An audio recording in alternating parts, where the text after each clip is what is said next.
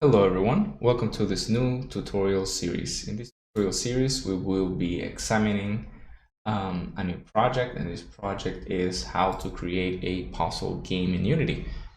During this tutorial series, we will go over the intro and basic info, which is installing the tools that we will require for this project.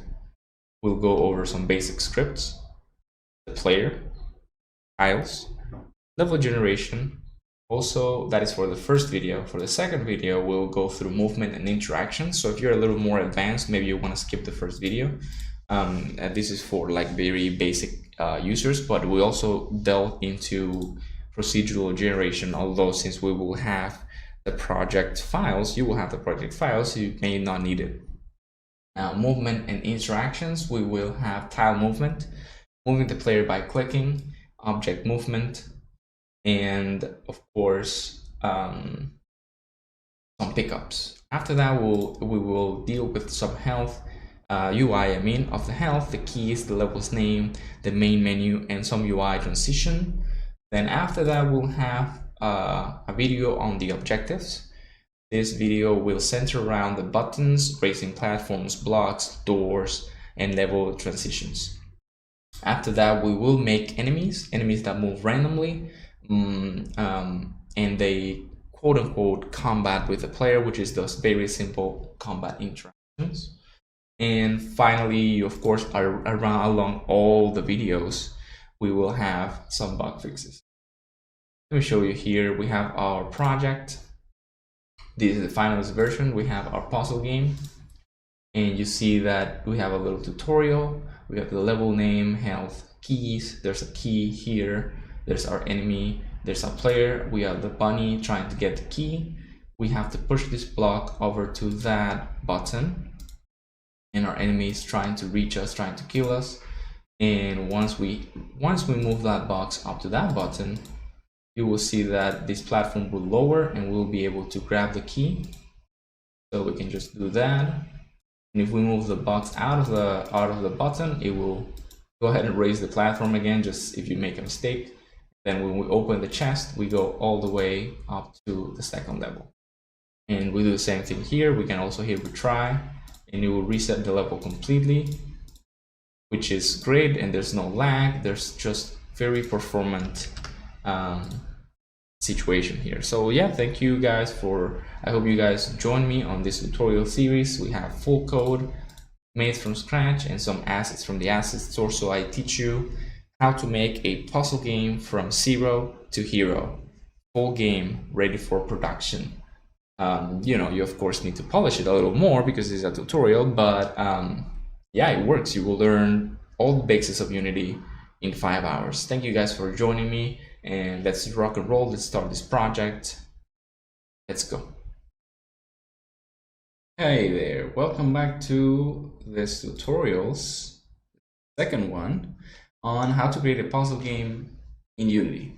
So in the first one, we created this beautiful tile level generator. And we can see that if you remember in the previous one, this one was the wrong color, and that was because I had a little tile like this.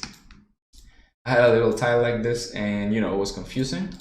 So now since I removed it, it's showing that this one's occupied. You can see it here, occupied, and these ones are not because the color is different. Okay, so now for this tutorial though, we will be talking about how to make to my player controller, and then I need on my player manager the player prefab. So I'm going to have a public player controller player prefab, right? And so with my player prefab, I'll just drag it here.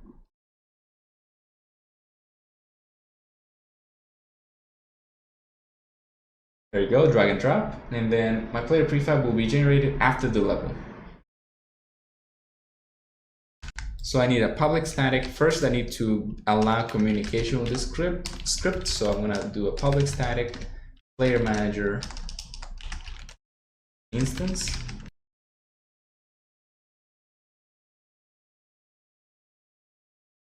In awake instance is equals to this. Then my tile manager, after it generates the level, after all this is complete, it will create that. It will tell to the player manager, hey player manager, I already generated the level, please spawn the player. So spawn player, and we're gonna send in the tile that's going to be spawning, where the players are going to be spawned. So it's gonna be tiles, current level tiles, and we're gonna spawn it at 0, 0. Click on spawn player, this. There you go.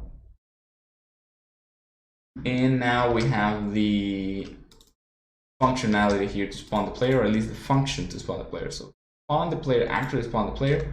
We will just do something very simple. It's just going to be public, rather player controller, player equals instantiate player prefab. We're going to spawn it at tile controller, or rather, I'm going to grab the position or the transform on the tile controller. So I'm going to call, say, transform tile equals tile controller dot transform. I'm going to grab the tile transform position and the tile. Well, the rotation doesn't matter much, but I will say quaternion dot identity, which just means your quote unquote your rotation. And with that, I will now go to the player controller. Well, there's a few things here.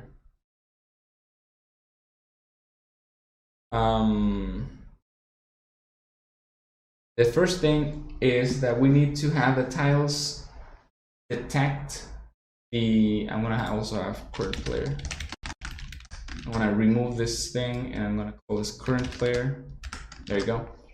And we have the tiles themselves have to listen to clicks. And there's a few ways to do that, but I will do it this time with on mouse down. So you just write here mouse down, there you go. And we will debug.log mouse down. And we will say plus the coordinates. Oh, you know what? I'm gonna say plus name, actually. Name of the object, because the name of the object for the tiles already contains coordinates. So we're gonna click play, I'm gonna just click. You see that it says mouse down and it says the tile where I am standing only. So it's only one tile. So the tiles are listening correctly to the clicks. You will see that it's complaining about the tile controller. What? Oh, I haven't set my map. Whoops. Okay, so you see that I instantiate the tile and I locate it and all that stuff. I do all these things, but I don't fill up this thing. So current level tiles equals, current level tiles ij equals tile. So I need to fill that up. Of course, it's manual. You see that I'm setting it as new here, but then I'm not. Whoops. Right. Now I also want, I will do this right now. So I also want a public void destroy level, and we'll say for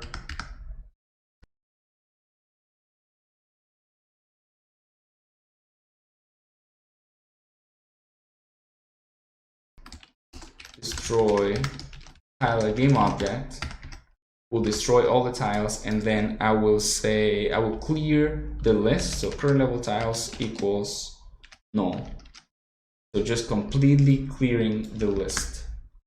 I'll put that below here. That's not going to be used yet, but whenever we're going to change levels, We of course need to destroy the previous level, and then if current level tiles is still null, so if it's already destroyed, I just don't do anything. So that's important. And also my player should be spawned now correctly. There you go. So you see that our boy is spawned and he looks a little weird. And that is because the position is wrong. Remember how I said before that we have to move the thing up Y, some in the Y-axis for the player. It seems that that movement is 0.5, so that the player looks like he's standing on the tile. So we're gonna go ahead and go to spawn player, and we'll grab the position. We're gonna change this to vector3 tile position. Just grab the position like this, and then say tile position dot y plus, we're gonna add 0.5.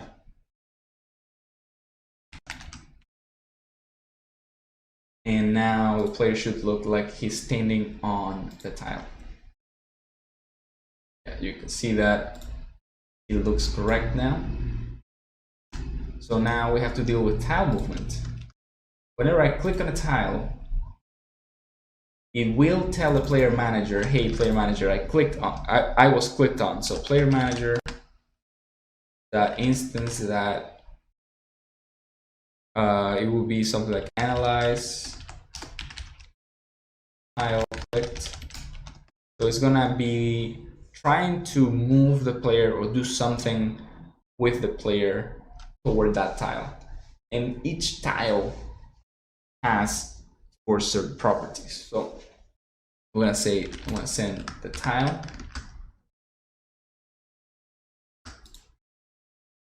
There you go. So most tiles are actually not occupied. Even if they have something on them, they're not occupied. The only things that actually occupy tiles is the this is wrong. The only things that occupy tiles are blockers. So an objective that is not solved blocks a tile. So at the start, this tile should be blocked. So if game object objective well, this one, yeah. So basically, what I'm trying to say is the solvers, which is like a box or a button. No. Objectives is the door. I always forget. So objectives is the door. Objectives is occupied by the door, or not even that. No. So a door doesn't occupy a space. It just doesn't open. But if it is open, then I will be transported if I touch the door, because it's a collision-based event. So a door, an objective, doesn't do the thing. So this is not occupied. What is occupied is the solver.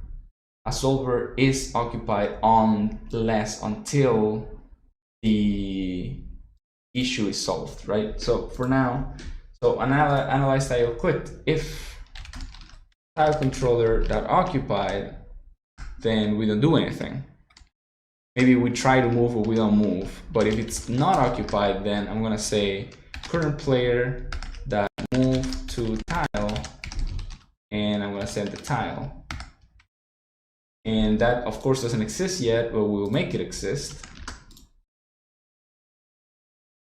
So we're gonna grab a vector3 target position equals a new, or rather tile controller that transform that position. Target position dot y, as always, we increase by 0.5f so that it's above. Oh yeah, well it's important to note that the player should know its current tile location. Public tile color, rather vector2 coordinates, my current player coordinates. And so I can't move if it's more than one tile. I have to move one tile at a time. I also need a public bool moving. So the player will only move to a tile if it can move, basically. So if tile controller that coordinates,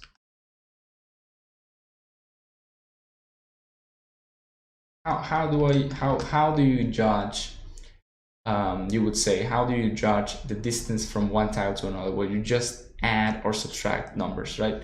So basically, I'm going to say if mathf.abs, so the absolute between tile controller that x, or rather that coordinates that x minus y coordinates that x is more than 1. So if we subtract the numbers and the numbers are more than 1, that means I'm in more distance in the x-axis than 1, or mathf.abs tile controller that coordinates the y minus coordinates the y more than y, and it's more than 1. Wait, my Visual Studio went crazy there. So if our distance is more than 1, then we cannot move. But if it's less than 1, moving is true. And we also need a private vector3 target position. And we already have that name here, so we'll just do this.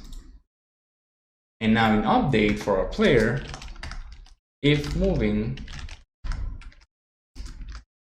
then we'll do transform that position equals vector3 that move towards. This is going to make it move slowly toward the target.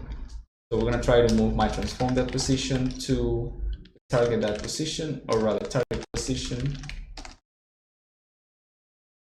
And we need a speed number, which we will set here. We'll have a public float speed, and we'll say speed times time that delta time. So what does this mean? What does time that delta time multiplying here mean? So basically, I'm making sure that if your computer is running the game slowly, so if it's going at 30 FPS, then you will move at half the rate. So you're not going to see some crazy fast movement. It's better that you do it this way. You can also do it without this, but you will probably run into some problems if the users have less, movement speed than computer speed than you expected. So if you're moving, then I'm just going to do that, and then basically I'm going to say after the movement or before the movement, if every frame before we move, we check the distance. So if vector3, that distance, so if the distance from the player to the target, so say transform that position to target position, this should go in moving.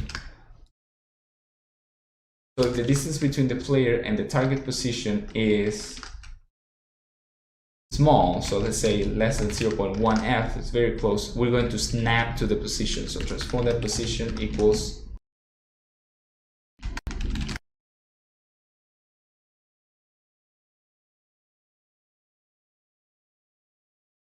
so we're going to say transform position equals that, and then moving is false, else otherwise we'll do this.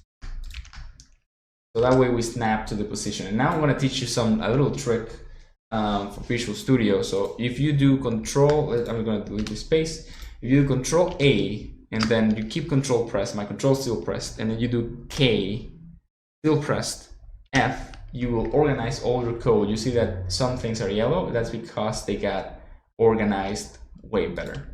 So you can do that. I do that all the time to make my code not look bad. It looks better. All right, so let's attempt to move our player.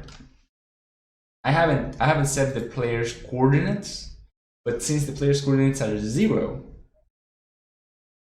it should be fine. It's not. So you see that I'm clicking and nothing's happening. So let's check out why that is going on. Coordinates. let's check the player's coordinates here. Should be 0, 0, yep. So it says moving, he's trying to move, but the speed is 0. Yeah, so there you go, that's the problem. So I forgot to set speed, the player's speed. I was like, that's odd, should be fine. So you saw that he moved way too fast with 5 as a speed, so I'm just gonna set it to 1, and he's gonna move slowly. But as you can see, he's not rotating his view to that of the target. So we will go ahead and say transform that rotation equals a quaternion that look at, or look rotation, I guess. So the forward is it says direction to look in, so we need a direction, right? And this should go below here. We need a direction to look at, and the directions are new vector 3, which is look direction, or wait, it's also the move direction, right? So a new vector 3, which is the target position minus transform that position. I'm not too sure. I think it's the other way around, but it's worth to try. So this will be look direction, and it says upwards. Upwards is transform that up, which is like where the player's up vector is, so that it will rotate around the player's axis. Let's go ahead and play. There you go. So that works.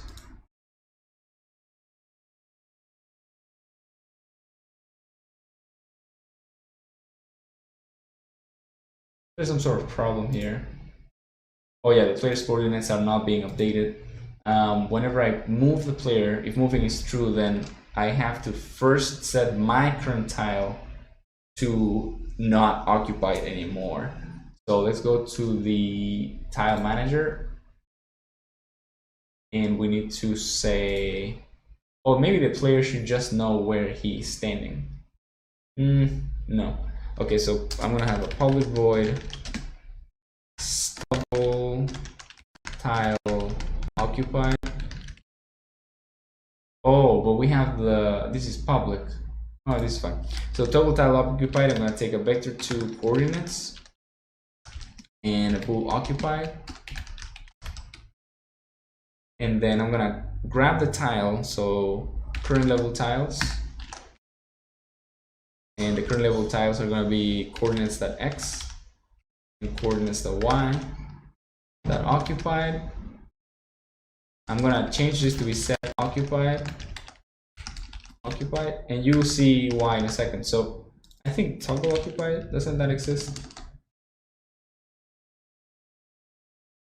Yeah, no, toggle occupied. There. Okay, so we're gonna build. Why is this doing this? This use expression body for methods. No, I don't want to use whatever. So let's just go to the tile itself, because the tile manager. Yeah, the tile itself. Oh, it exists. So why is it not letting me? Oh, because it's private. So I'm gonna set it to public. I was like, what?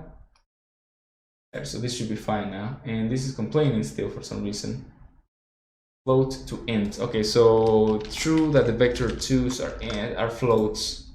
So we just have to do int, and it will do its thing. Now the player manager, or the player controller, will say, hey, I moved from this tile to this tile. Please set that tile to not occupied. So we'll go ahead and say tile manager that instance that occupied whatever coordinates and false. And then finally I will change the player's coordinates to be those of this tile over here. So I'm gonna say coordinates equals tile controller, not that controller. And now in theory we should see the player's coordinates updating. Here we have 0, 0, 1, 0, 2, 0, 3, 0, 4, 0, and so on and so forth. And we can move diagonally, apparently, which is fine. And we will see what's going on, why the colors are not changing. I'm going to click on the tile, and it says it's not occupied. Okay, so toggle tiles occupied. Oh yeah, of course. So I have to do that twice. So now I have to do tile manager, or rather I just do tile controller, that toggle occupied, because this tile is occupied now by me, by the player.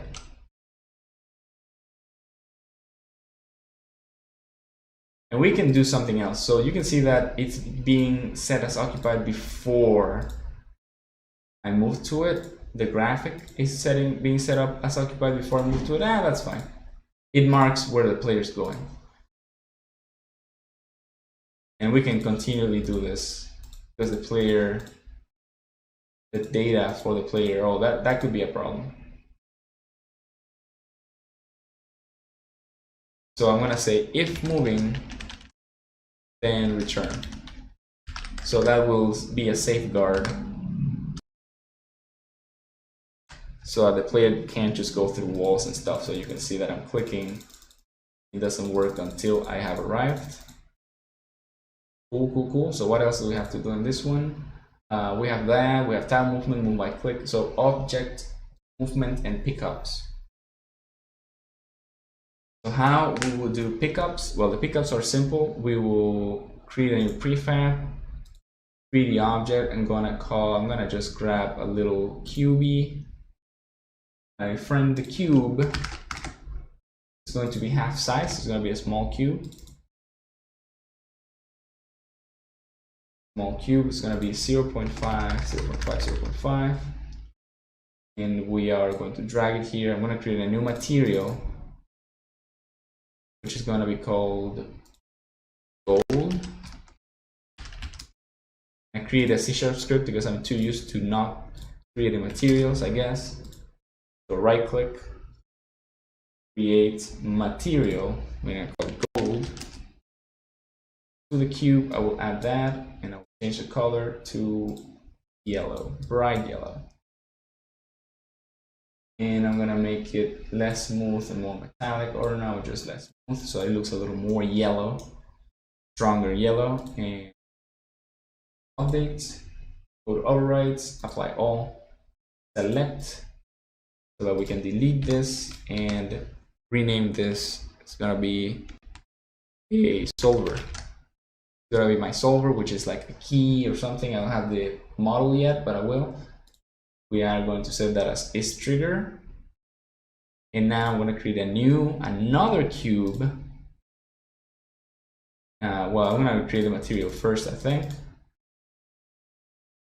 I'm going to call it metal. I'm going to create another cube. Or I will create, cubes. And this will have the metal.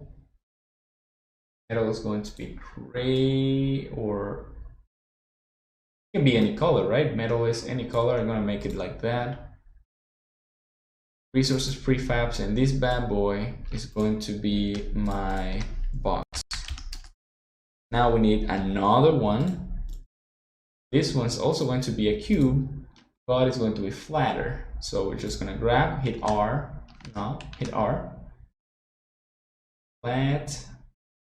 It's going to be my button, so it's going to be interactable.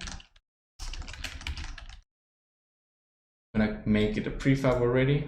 Delete it from here. I'm just going to do it in a certain way, different way. I'm going to create a new material again, and it's going to be my button. And we need to add it to my prefab, so I can just do that. Materials. You can see that you can say that was ironic, and it kind of was. I'm gonna make it red. I'm gonna make it actually like a little bit less thick. Let's make it 0.66 in both X and Z. Looks good. I think it looks good. So we override and we delete. the transform. And now we have prefabs for everything. So now we need scripts. And for the controllers, I'm gonna get a pickup controller.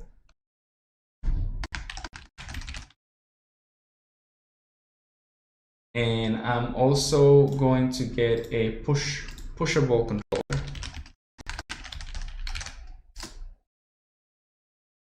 There we go. It's gonna take a little bit for Unity to realize it. And now we also need a button, or rather, it's like a pressure pad controller. And now our good friends, the prefabs, need some of those. So the solver, this is the key, is a pickup. So it needs a pickup controller. The interactable is should be a trigger. Yes. Button's a trigger. So interactable is a interactable controller. What did I call it? Pressure pad controller. There you go. And the box is a pushable controller. So I'm gonna go ahead to my level manager. What you see here, an interactable prefab, solver prefab, solver tool prefab. The objective prefab is the door. Actually, I have the door. This doesn't make much sense. But yeah. Also, each level will have a count of objectives. I forgot about that. So each level needs one more thing. The level needs an objective number. So it will be objectives. And the amount of objectives, objective count. The amount of objectives means you have to clear all the tasks. So we have to count all the tasks in here to make it so that the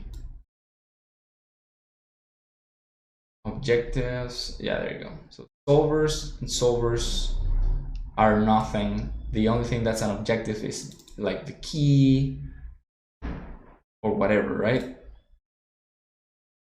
So maybe there's 3 keys and 2 enemies. So say objective count equals objectives tag length, so count, added to the enemies that, oh, well, maybe not, I guess, I don't know. Maybe I should just set it correctly. I will set it manually, I think. Yeah, I will set it manually out here. So say I have one enemy, and this enemy is going to be a 3-3, right? And I have one interactable, and the interactable is a 4-4. I don't know, yeah. The exit at 7-7. The objectives are the keys. I need to write that down. I'm gonna write that down. I keep forgetting, so I'm gonna just add it here. Objectives are keys. Solvers are solver tools are boxes. What's the other thing? Interactables. Interactables are buttons. Exits are exits. So it's good to write down your stuff. So what are solvers? So if the objectives have the keys and the enemies, probably solver tools are the boxes, then the solvers, wouldn't the solvers be the buttons? So interactables, I think, is redundant. So an interactable is a solver, because maybe you have a button that you push a box onto. That's the solver, the button, and the solver tool is the box, and the objective is the key, because you want to reach the key to open the door. the exit is the exit. So I think it's because I added the word exits that I'm confused. So I'm gonna delete interactables and I'm gonna make it solver. So solvers are buttons, or rather, solvers are interactables. Things in the world that you can interact with to solve a problem. So we're just keeping this node over here. And so I'm gonna go ahead and delete the interactables thing. And we'll go ahead and delete that for now, at least. Well, you know what? It doesn't hurt. So I'm gonna just leave it in, but I will not use it for now. So solver, prefab, solver, interactable, prefab, interactable. So there you go. So this is an objective. And we also need a new prefab, which is our door. So the door, of course, has to be tall but flat. Normal height, like this, is door, exit. This is my exit prefab. Important. So interactable is now a solver. And this is solver tool. Better. Now I can have peace of mind. So interactable prefab doesn't exist, but solver prefab does exist. Objective prefab, then the exit, and we also need an exit controller. There you go. So we're gonna go ahead and see pickup controller, pressure pad, which is the solver. Yeah, that's good. Oops, control. Our resources prefabs again. The exit needs its thing. Exit controller. Objective. Good. Pickup controller. So pressure bar controller. Solver tool. Pushable controller. There you go. So yeah. We needed way more setup. So now there's a lot of little stuff to do, right? So the objective, what is the objective? The objective is just a pickup, right? So the pickup controller is going to do onTrigger enter if other that compare tag. So we're going to check if the other thing, that whatever touch it is the player. We will tell the level manager, hey, I got a pickup, someone picked me up. So level manager that instance that no. Oh, you see that my level manager is not an instance yet. So we're going to do that. Public static level manager instance. In awake, we set the instance to this. Okay, and we also need a public level current level. So when we generate the level, we will, before that, of course, say current level equals levels 0.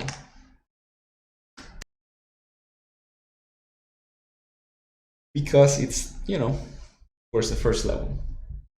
So now level has to keep track of, the level manager has to keep track of the currently completed objectives. So I'm going to have a public int completed objectives. And I will do a little public void here. Objective completed, and we'll say completed objectives plus, and then if my number of completed objectives is more or equals to the current level's objective count, then we'll say level finish. So that way we will complete our level later. It's not going to happen now. There we go. So we go to our pickup controller, level manager instance that completed objective. Oh no. Objective complete. Completed. There you go. And then we destroy this object. So destroy game object. There you go. So now the pickup controller, or rather the tile manager has to generate the pickups. And we will go ahead and say this here, where we generate the level itself. We need an objective, right? So as we said, interactables doesn't exist, but we need an objectives. Objective prefab, that's correct. This I don't think 1 is the right number here. I think it's 0.5 because of the height. Height is more or less the same for every object, including the player. Height 1. So if the level objectives has the coordinates, then cool. Now remember, in my level manager, I added one objective. I'm gonna place it at 2, 2. I also added a solver. No, I didn't. I think I added an enemy, right? Yeah. I don't know why I did this. Well, I know. I also need an enemy manager. That's for later though. Enemy manager. But I will do the, you know, a small amount of setup. This one video apparently is about setup. So I'm gonna have a public enemy manager instance. And in awake, of course, instance equals this. And there's something really important here, that my enemy manager, that I need an enemy prefab, enemy controller, enemy prefab. There you go. And so I will have a little public void is create or generate enemy, and this will need the coordinates, of course, or rather I'm gonna just get a vector 3 position.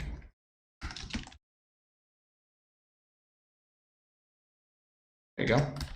And for now this doesn't do anything, so add enemy generation. But my tile manager will say if level.enemies that contains coordinates, then we will say enemy manager that generate instance. Didn't I do this? Oh yeah, it needs the word static, public static. So instance that generate enemy, and we'll send the position, and the position is this position. Just adjust it, right? So I will go ahead and say vector 3 enemy position equals tile that transform that position, and we will add the classic 0.5f, and we generate the enemy at enemy position. And of course it needs to be added with y, because it's in the y-axis. We want the enemy to be above. And now the only thing I did was generate the solver, the objective, the key. Let's see how that looks. Something is not set to a reference.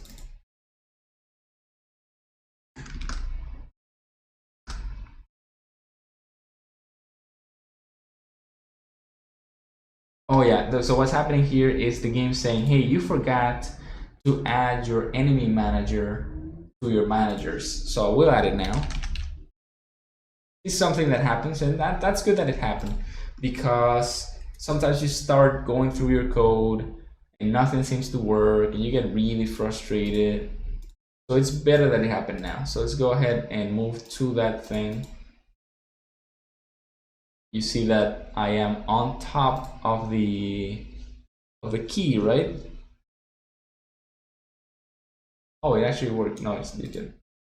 Keys here, objective clone, and it didn't. Nothing happened, and that's because my player doesn't have a collider, and it doesn't have a rigid body. So you need to have, for some collision, for collisions in general, you need to have a collider and a rigid body. So I'm going to go ahead and resources, prefabs, and I'm going to add a box collider to my player. It's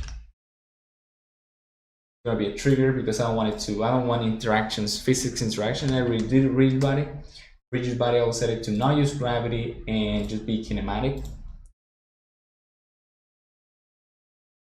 Oh, there's something occupied. Oh, that's where the enemy is supposed to be, I think. It still didn't work. Why? Player has a trigger. Oh, my player's tag is not player for sure. Yeah, I have to tag my player as player. Now we go again. So this sort of errors are very common. Still doesn't work. Oh, so, okay, there you go. So it did work. It says level finished because I grabbed the objective. So I'm just gonna not algorithm code for level finish. There you go. And now we try again. Oh, where's the thing? It didn't generate.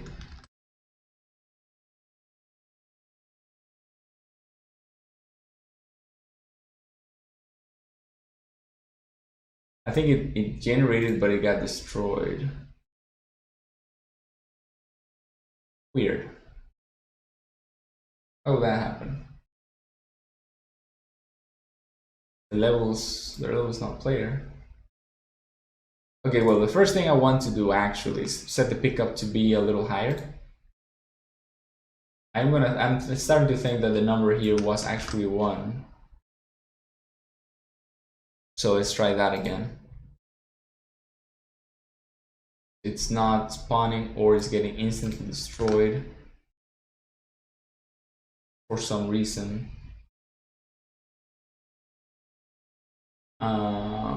Right, so I guess we have to say something like, well, I'm gonna go to a pickup controller, which is the guy, right? And I'm gonna say debug.log destroyed,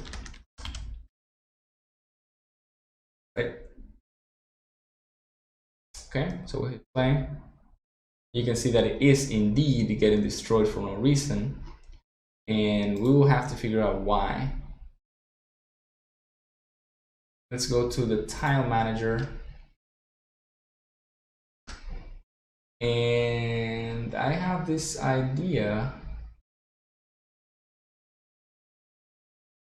that it probably is colliding with the player, but it shouldn't be.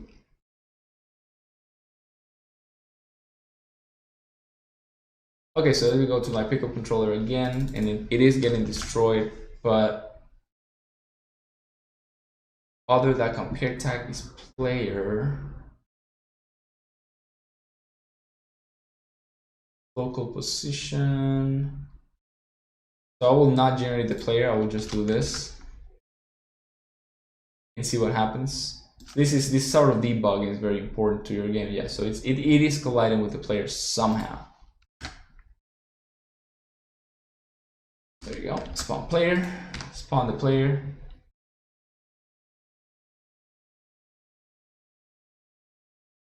Okay, so this is spawning the player correctly. So I don't understand how this can be colliding. So maybe the collider is too large or something. Let's check out.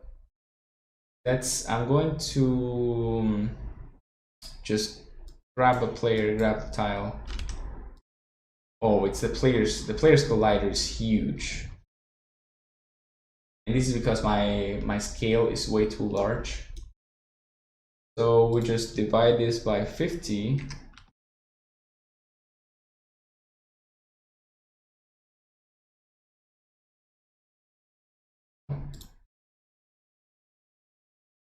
Because that's the player's scale, right?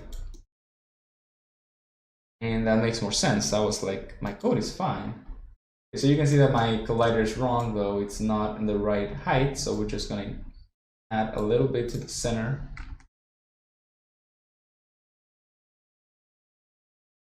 This is absolutely not the best practice I'm doing here, but that's because the model's a little off.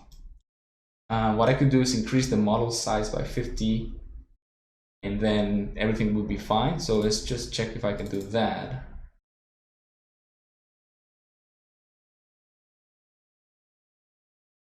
Yeah, the problem is that it breaks. The model breaks if I do that. So I will not do that. Go get my player and check that the box collider is fine, and it is fine. I'm gonna go override, apply. I'm gonna leave that, and now we can see that the objective itself is floating a little above the thing, and we can go ahead and grab it. Go. Now the level is finished. The level think it's finished. Objective completed, and it is trying to finish, but it cannot finish yet. So for this tutorial, we still need to do object movement. Let's see if I can do that. So the way an object moves is by judging where the player is and then moving in the opposite direction. And for that, of course, we need a new script. It's gonna be called direction rather. And the direction will be, it's gonna be an enumerator. It's gonna enumerate the directions in which anything can move, and it's of course it shouldn't be 8, but it is 8 directions. So it will be north. I'm gonna limit the player's movement to be east, west, south. So I'm gonna limit the player's movement direction to only be in 4 directions probably, but we'll see. Okay, so the way the pushing is going to work, let me go to my pushing script.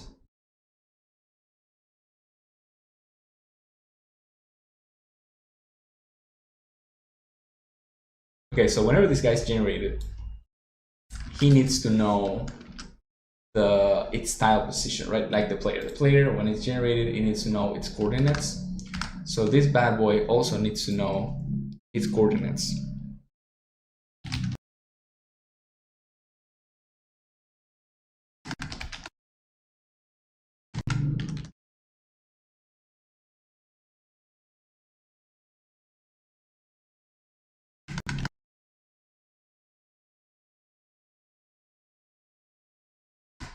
Okay, so whoops, I deleted everything.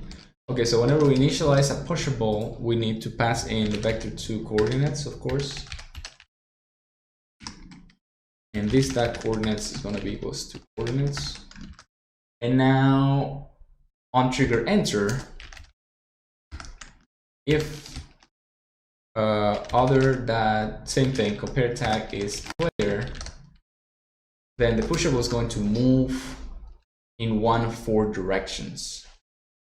And we will get the player's previous coordinates at the moment of entering the trigger, although I don't think that's possible. Wait. Play controller. Well, we don't even need that. What we need to know is the direction where the player is hitting me from. So what I'm going to do is I'm going to create a new utility here. It's going to be called public static direction utility.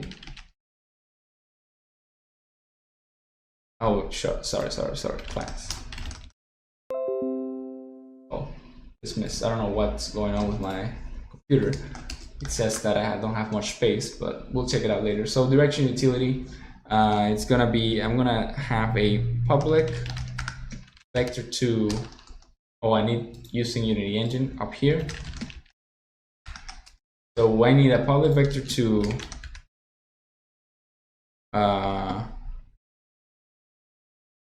movement, or rather pushing coordinate result, and we need the vector2 original player coordinate, vector2 pushable coordinate, right? And so this will return, I would need a vector2 result. That's a new vector2, of course, and we will return that. And so we need to subtract we subtract the original player coordinate from the pushable coordinate. So basically, I'm going to show you right now. I'm going to move this over here. So basically, if we have a 3x3 grid and our pushable is here, and our player pushes from here, and this is, this is, say this is 0, 0, this is 0, 1, this one is 1, 1, because this is 0, actually this is 0, 1, this is 1, 0. So if our player pushes from below, the resulting object, the thing, is 2, 1. If our player pushes from here, it will be 1, 2. If our player pushes from here, it will be this one, 0, 1, right? 0. So basically what we have to do is we subtract this one minus the player's 1 if it comes from the left. We just add it. So so we add, in this one we add, in this one we add, in this one we subtract. So it will be something like, if, or rather, so if original player coordinates dot x is more than pushable coordinate dot x, then we just do pushable coordinate, or rather result. Oh well, the result is a function of the pushable coordinate. So if the original coordinate that x, or the player's position, is more than the pushable position, then that means we're pushing to the left. So result that x minus equals, or rather minus minus, if original player coordinate dot y is more than pushable coordinate dot y, then we're pushing down, which means result that y minus minus. Of course, there's a simpler way to do this, but I think this is way easier for a tutorial. So if the player's coordinate is lesser than the pushable coordinate dot y, then result that y plus plus, because it's going up, and if the player's coordinate dot x is less than pushable coordinate dot x, then we just do result dot x plus plus. But there's a thing here. So this is only if I had access to, what's it complaining? Cannot declare instance members. Oh yeah, this has to be static. That's what they mean. Has to be static. So there's one more thing here. So this is if I have access to this. But what if I don't have access to this and I have access to the player's position, right? So I will have another one of these. This is going to be a vector 3 contact position, and I will rename here. So the contact position, I need another one, which is my vector 3. This is going to be the pushable position. So this is going to compare where they touch and the position instead of the coordinates. So I'm just going to add that here, and it will still work. It should still work at least. And now the pushable controller, I will do my new coordinates. It's going to be equals to direction utility that pushable coordinate result, and we're going to take in the other that transform that position, which is the contact position, my position, which is transform that position, and my coordinates. And that way we'll get the new coordinates, and I will just do transform that position equals the right position, which is finding the tile in the tile manager. So tile manager, that instance, that tiles, current level tiles, in my coordinates.x, coordinates.y. And of course, this doesn't directly work because I need to set it as an int.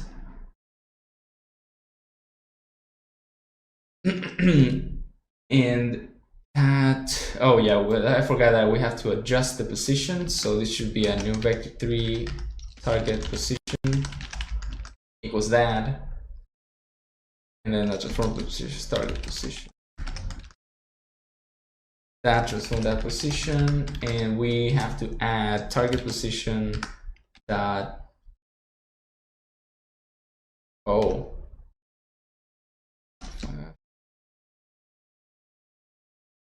not just that, I have to oh, I have to set my parent now. But we'll see that later. We will see that later. Let's see if this works. I have this feeling that it won't work directly. It's, you know, most things don't work in the first try. So my level now needs a solver. Here, I'm gonna have a solver tool, which is going to be in 1.1 play. And it didn't really generate the solver tool apparently. Objective. Let's see.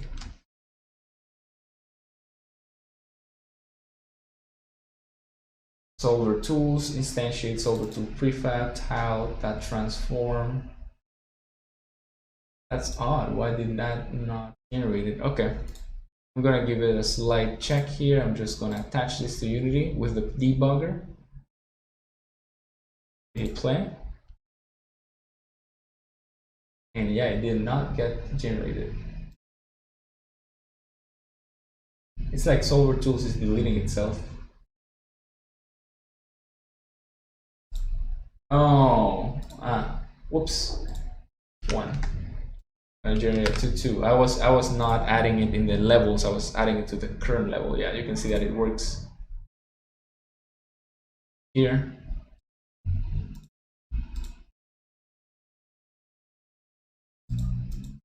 Okay. Okay, so that was a problem. That's a little error there. We will check it out in the next tutorial. But for now, I will stop this one. We have added pickups and a bunch of scripts. We need a bunch of scripts to make this work. So we have fixed this thing, and of course tile movement, move by clip, pickups, all sorts of things. So the next one, we're gonna continue with object movement, and we're gonna move to UI. Let's go. Hello everyone. Let's get started with this tutorial series on how to create a puzzle game in Unity. So this is going to be a puzzle game. In this tutorial, I will explain the basics. We're going to install the tools that we will be needing. I will be downloading some stuff from the asset store. I will be setting up the initial scripts, and also I will explain exactly what we are about to perform. So let's first talk about the basic structure of the tutorial. So in this first video, we're going to cover some of the intro and basic information about the player, the tiles, the player manager, the score manager, and other very basic things. After that, we will talk about movement and interactions, tile movement, movement by click, object movement, and pickups. Then after that, we'll talk about the UI, how to create a good UI in Unity, health, keys, level name, main menu, and UI transitions from one UI screen to the other. After that, we'll talk about the objectives, which are buttons, racing platforms, blocks, doors, and level transitions. Then we'll talk about the enemies. And finally, we'll talk about some extras. It's important to note that this structure is very flexible, so I might be editing it as I go. I have a plan, and I've done this before, of course, but maybe along the way I'll have new ideas, or I'll change my ideas. So, you know, you never know. So now I'm going to show you, I'm going to create a new whiteboard, show you guys what the game is about. So I'm going to draw a little square here. Well, that's not a good square, but whatever. So we're gonna have a grid of tiles. Say it is this 5 by 3, right? So we have 5 tiles on this side. It could be 5 by 5. I don't even know. I think I'll do 5 by 5, but let's just imagine it's 5 by 3 for the purposes of this explanation. And we'll have our players sit, say, here at the start of the match. This is our player. And after that, we'll have placed some objects. So say I have a box here, I have a key here, and I have a door here, but this door over here is locked. So let's just draw a little jail cell around it. And our purpose in this game is to go with the player and move him like this, have the key, and then go back and get in here, right? But of course there will be obstacles. So we cannot get the key that easily. We may have to push this block up here to a button. So let's see, there's a button here. That button requires that we push the block into it. With that button pushed, we will be able to reach the key. Something is blocking it here. I don't know what. Probably a difference in height. And we will solve that problem, height problem, with this box being pushed into this button.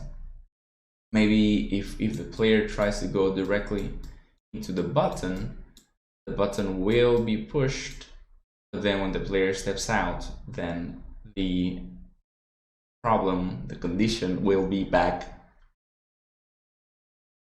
to be a problem. So with that being said, let's go install Unity. So you have to go to unity.com, click get started. Here you will see the options. You have Plus, Pro, Enterprise, but we're gonna go all the way to individual, sorry, and we will pick up either student or personal.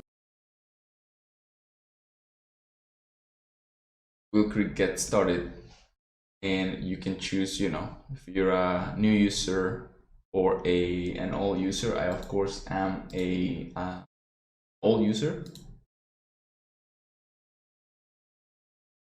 Let's see, it says by downloading Unity we have all the conditions, so please do not use Unity for free if you have raised more than $1,000. Click this, we will get the Unity Hub setup. I will cancel the download because I already have it. So you will click and you will install the Unity Hub. After that, I'm going to click on Unity Hub. Unity Hub is going to present you with a bunch of options. One of them, the Installs tab. You want to go to Installs. And here in Installs, you will add, and you will add the latest Unity version. As of today, this latest Unity version is Unity 2019.3.13 F1. I'm going to use 0.7 because it's the same thing. The minor versions, this number doesn't change much. This version, this one also doesn't change much, but it's a major update. Minor, this is major, and then the year defines the Unity version that we're on. So as long as we're in 2019, 2020, even 2018, this tutorial will work for you. Like you can have an old version 1 year from the past, or a newer version 1 year in the future, and this tutorial will still work, and probably even after that it will work. So you will add your installation. Go to project, hit new, and then here we'll pick 3D, and we'll call this puzzle game. Puzzle game tutorial. There you go. So we're gonna go ahead and click create. Now we have to wait a little bit. Unity is going to do some mumbo jumbo. There you go. Okay, so Unity is going to work on their stuff. While Unity is working, we will go ahead and do something else that we need to do. And this is going and downloading Visual Studio. I'm going to go ahead and type in Visual Studio, right? And we will get the website for Visual Studio on the top result. Click on download. And you will see that there will be several choices, and Unity is already done almost. There will be several choices. We have community, professional, and enterprise. We're going to download community.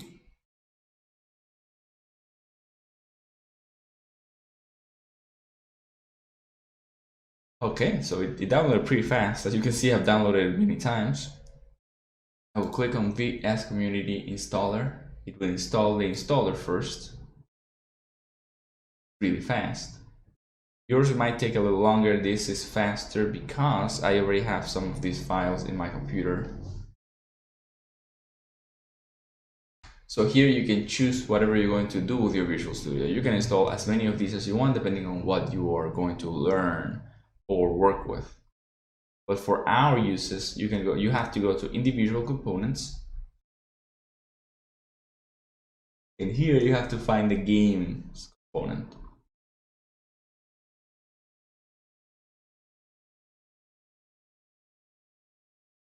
There you are, games and graphics. Android IDE support, blah, blah, blah. But what we want, you could install the editor from here, but we don't want this. We want the Visual Studio tools for Unity. You need the Visual Studio tools for Unity. It will install the framework, the two frameworks that Unity uses, the Visual Studio tools for Unity, and well, you don't care about this, honestly. So you can actually uninstall this, but yeah, just oh, I think it's required. These are the requirements. But yeah, that is what we need, the Visual Studio tool for Unity. And with that installed, but you can even update stuff. Okay. With that installed, we will go back to Unity. So here in Unity's main window, you will see that we get this empty, this is the wrong version. I have the wrong version of the editor. I made a mistake when I was creating my new project. You'll see that here I had to pick the newest version.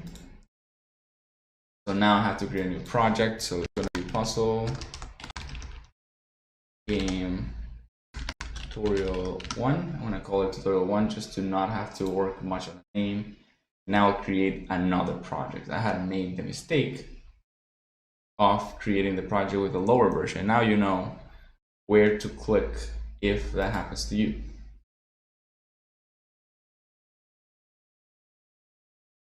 So as I was saying, we need to have a player, we need to have a tile manager, we need to have individual tiles with tile controllers, we need to have pickups. I'm going to make all these basic scripts. Right now we're going to set up all the basic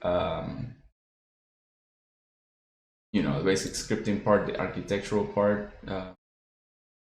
Let me just go to my other whiteboard. Right, it doesn't want to open.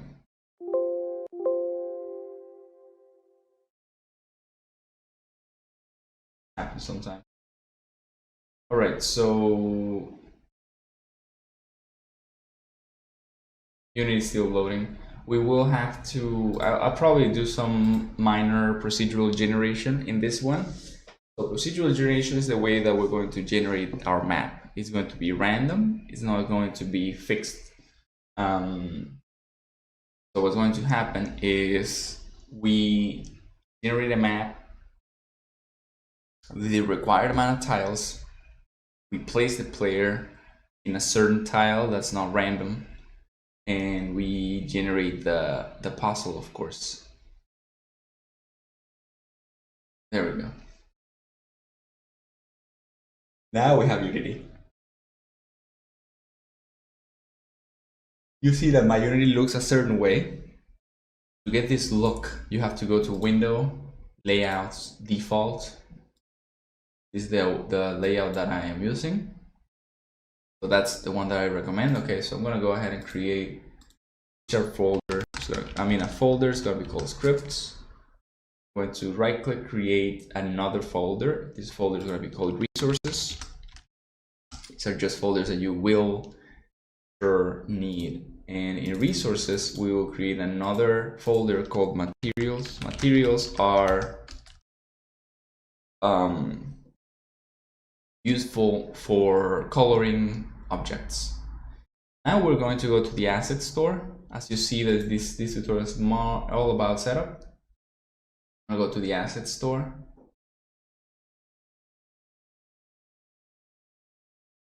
The asset store, we will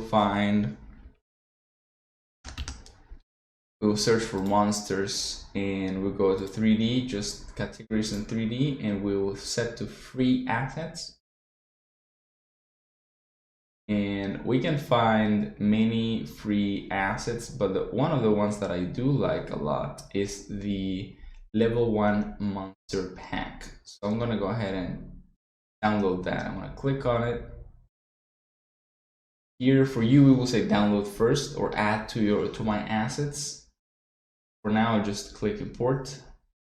You will see that we have a bunch of stuff. Are the models that we're going to be importing for the package. And with this package, we will be able to create some monsters, but that's for later. That's just going to be later. I just want to grab this rabbit as my playable character. So we're gonna go ahead in the scene and we're gonna create a cube. Create a cube in the scene. You right click, 3D object, cube. Right there, you see that it's 0, 0, 0, which is the origin, of course. That is our cube. And you'll see that the cube is a little sad. The colors, it's not even white.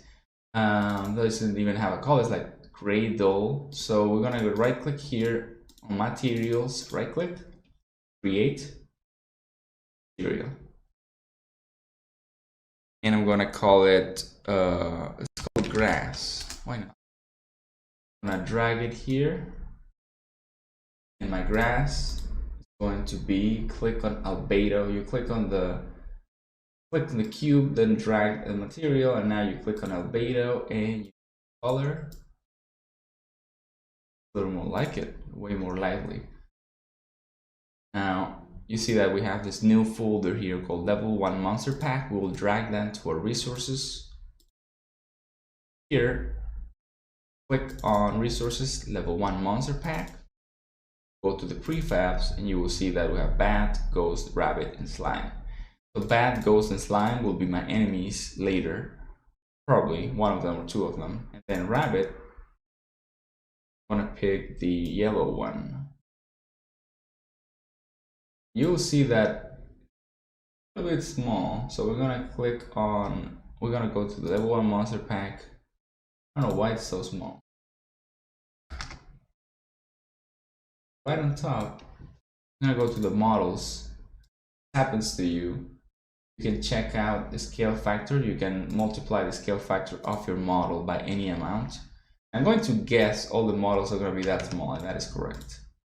If I scale it to 10, still not enough. And it looks a little weird. I'm not even going to play with this. Maybe I can just multiply it 100. Seems a little bit too large. So I'm just scaling up the object by a certain amount. Okay, so to do that, you go to your object, in this case, rabbit yellow, and you click on it. Go to your right, the inspector, and you scale it by 50, 50, 50. This is just in case you don't know much about Unity. I will go deeper. This tutorial is for intermediate people, but I like setting up in case you guys don't know. I will make sure that this is clear. So you will see that I will go to resources again, and I will create a new folder called prefabs. And I'm going to drag that rabbit yellow in, and I will ask me if I want to make it a regional or prefab variant. I need an original prefab. I will close this, and I will call this guy player searcher. Now I'm going to go to my scripts folder. As I said, on my whiteboard, I have to set up these scripts. So I'm going to create a folder called controllers. And I right now need a player controller. I need a player controller, I need a player manager.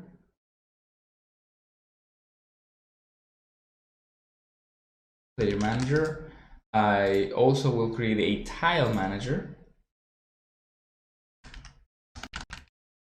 Well, you know what, this is wrong because this should be in the managers folder. So let's go ahead and create a new folder called managers and create the 3 managers.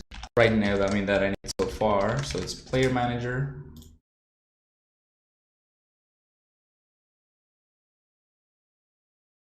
tile manager, and finally I also need my good friend score manager. We need to know the scores. You know what? I also may want to create a level manager. Now I'm going to go to my scripts, my controllers, and I'll create the tile controller.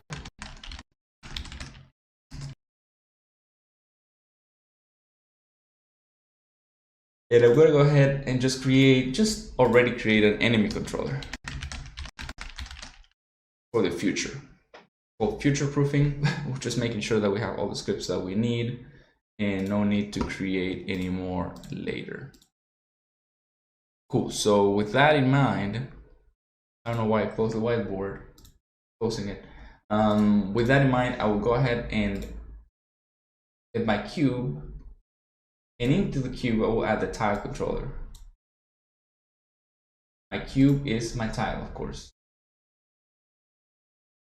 I'm going to rename it to tile, and I will go ahead and go to my resources prefabs and generate a new prefab with my tile. I will delete the tile from here, and I will right click, and I'm going to create an empty object. Call this object managers, and I will drag and drop all my managers here. So I have the level manager, the player manager, the score manager, the time manager, and I'm going to add one more. It's going to be the UI manager. So this guy will take care of the user interface, but you know, later. Okay. So what do we need to do right now? Well, the first thing that I want to do is I want to generate the level. So to generate a level, I'm going to go to my tile manager. And the tile manager needs to be accessible from anywhere in the project.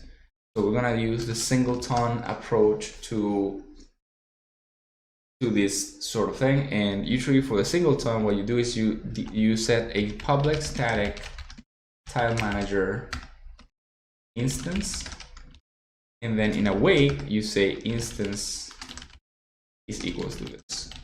By doing this, you allow other scripts to access your functions on this script. That's going to be very useful in the future. You will see why. But for now, we're just going to say public void. We're going to have a public void called generate level. And generating the level is going to require certain parameters. Each level should have a certain amount of tiles, certain amount of objectives, and a certain amount of like blockings to those objectives, or rather unblockers probably. So I'm gonna generate a level with an int height, int width, int. We're gonna need an amount of objectives. Well, let's assume each objective has one blocking thing. So I'm gonna make this as simple as I can, because of course the scope of the tutorial has to be very small, but I will teach you the basics so that after I am done generating this, you're able to imitate and create your own, right? So there's a few ways to do this. I can also give the objectives. Let's say I say this. So for example, I already know where I want my objectives, which is usually the better way. So I can do public void generate level. So I can do int height,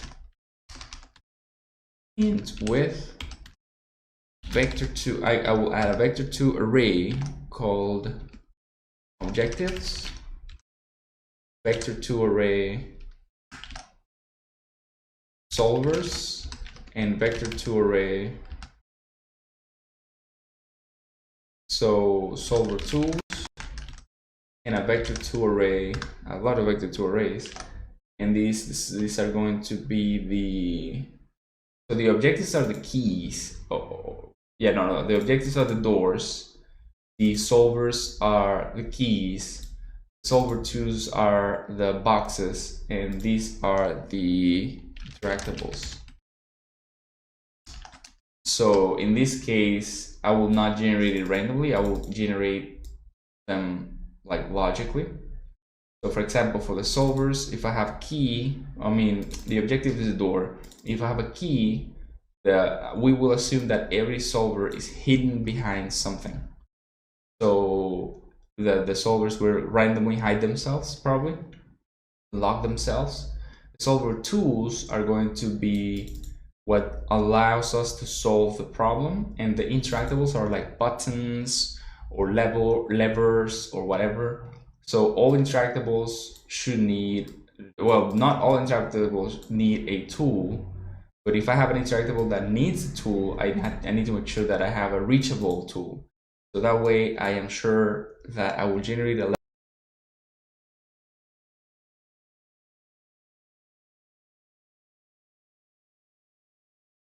solvable, and the players will be very frustrated. So this one, which is only the objectives, would have to randomly generate all these 4 objects, and that's hard. It's very complex. That's a procedural generation nightmare. Sometimes even the obstacles are not randomly generated, but we will do this way. I think this is fine. Okay, so to generate a level, we will say I will also have a public tile controller tile prefab, which is the cube that you just saw, and we'll have a public tile controller or list tile controllers, which is going to be my current level tiles.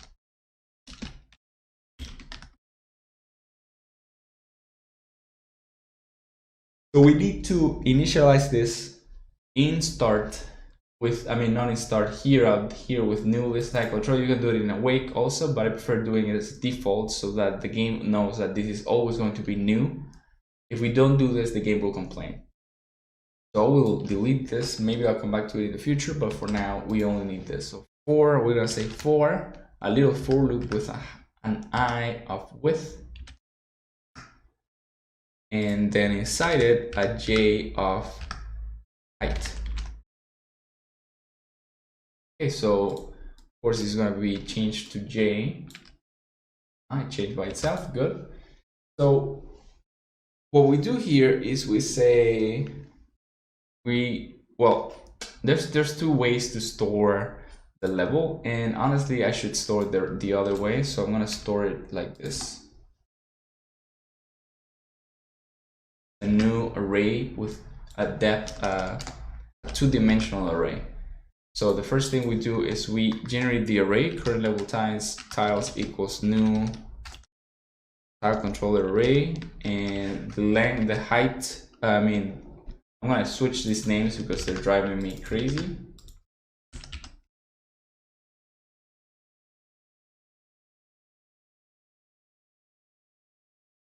There. So we have a tile controller array which will fit in the x-axis our width and the y-axis our height. So here we will generate a new tile. So tile controller tile equals instantiate. We're going to instantiate the tile prefab, and we're going to also, we need a public transform level parent so that we can locate all our tiles as children of the level parent. Now that we have our tile, it's instantiated, so it generated as a new tile. We will move it where we want it, right? So tile that transform the local position, this is very important, it's local position, equals a new vector 3, and the position is I, 0, J. So that means they're all going to be in the same horizontal axis. So this is bound to change, but we will set that in the tile controller in a second, right? Okay, so I'm going to do this. I'm going to arrange my code, and I will teach you how to arrange your code in the future when there's more code to arrange. Okay, so now that we have all the tiles generated, we need to check if the tiles are objectives, solvers, solver tools, or interactables. So if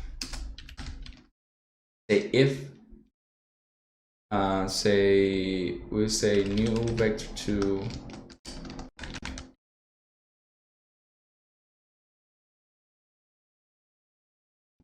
if the new vector 2 ij equals objectives.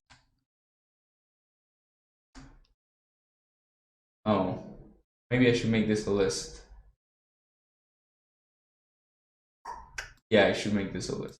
Yeah, I'm gonna make these guys lists of vector 2s. I'll show you why. So we'll say if objectives that contains a new vector 2 ij, we can use this very useful thing. So if there's an objective in this tile, then do something. But with the arrays, we cannot do that easily. So we'll just change this to list vector 2.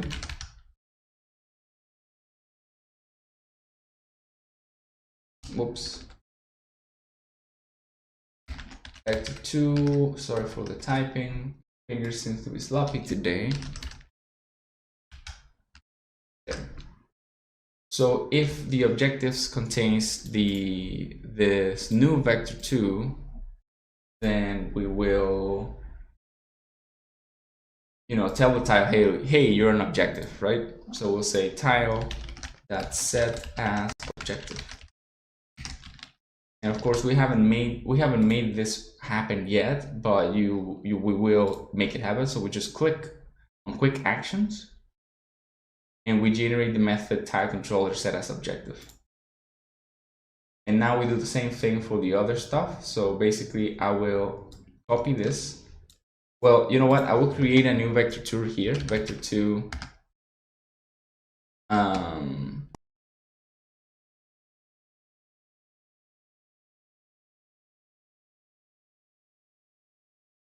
To repeat this new thing all the time.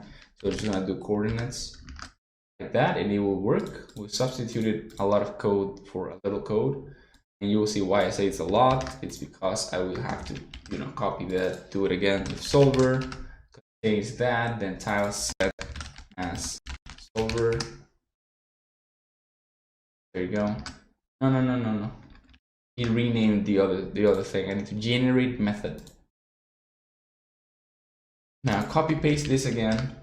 We have to be careful with the copy paste because we made mistakes. So now solver tools, change coordinates. So set as solver tools, and that is just so that it generates the box for now. And finally, we'll do the interactables, like the buttons and such things. So interactables that contains coordinates, set as interactable. Of course, our game is going to be really simple because, you know, it makes sense that it's simple. But yeah, honestly, I could generate the stuff here probably. We'll see. So what I was thinking before is that we can set the tiles themselves as solvers, but maybe not. Set as objective, set as solver. Yeah, so what I'm thinking is we could, instead of doing that, we could, yeah, we need to keep a list here of objects. So for example, if we want to set this as objective, we just generate the key on top of this tile. But I think this still can work.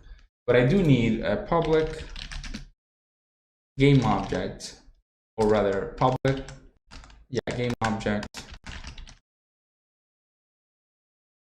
We're gonna call this the interactable prefab. We also need the key, we're gonna call it solver prefab, solver tool prefab. We're gonna have a prefab for each thing. Solver tool prefab and the objective prefab. And we also need the exit prefab. I think the exit cannot be randomly generated, so I'm gonna create a new vector2 here. Exit, so that we know that the player should generate at a certain position every time, but the other stuff shouldn't be. So as I said, interactable prefab, solver prefab. So if the tile is an objective, we will generate an objective, right? So we're gonna say objective, or rather game object.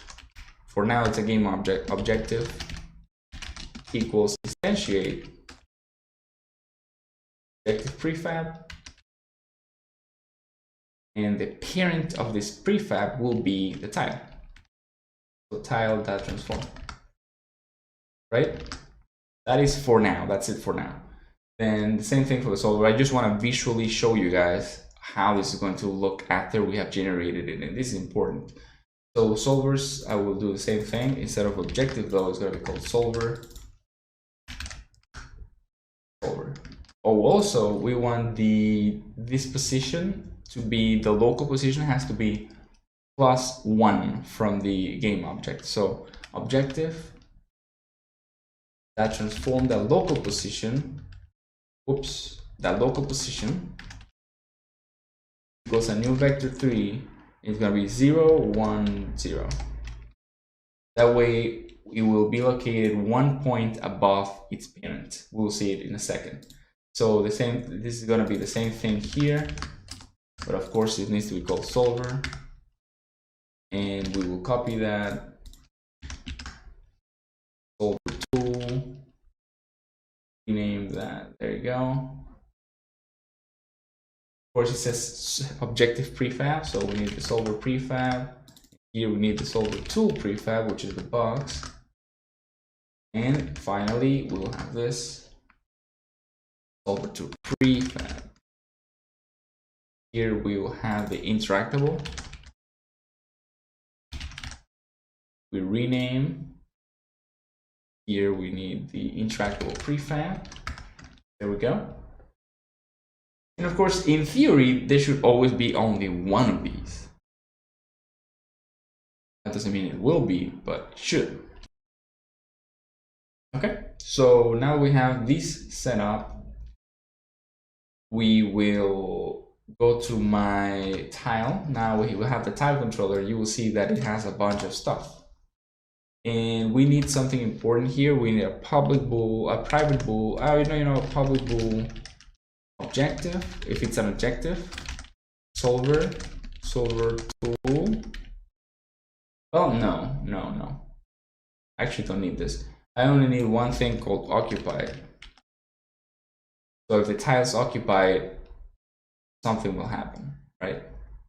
Basically. If it's unoccupied, something different will happen. And we also need a public vector 2, which will be our coordinates. The tile needs to be aware of its coordinates, and we will have a public void initialize. And this initialization is going to take in a vector 2 coordinates. And you will see that I had thought that this was a good idea, but I don't think it's a good idea anymore. So I'm just going to do a bool occupied, and we will figure it out later. But yeah, I'm just going to take a bool occupied. Instead of having all these things, I'll have one little bool that will do the stuff, right? So we go. Remove that.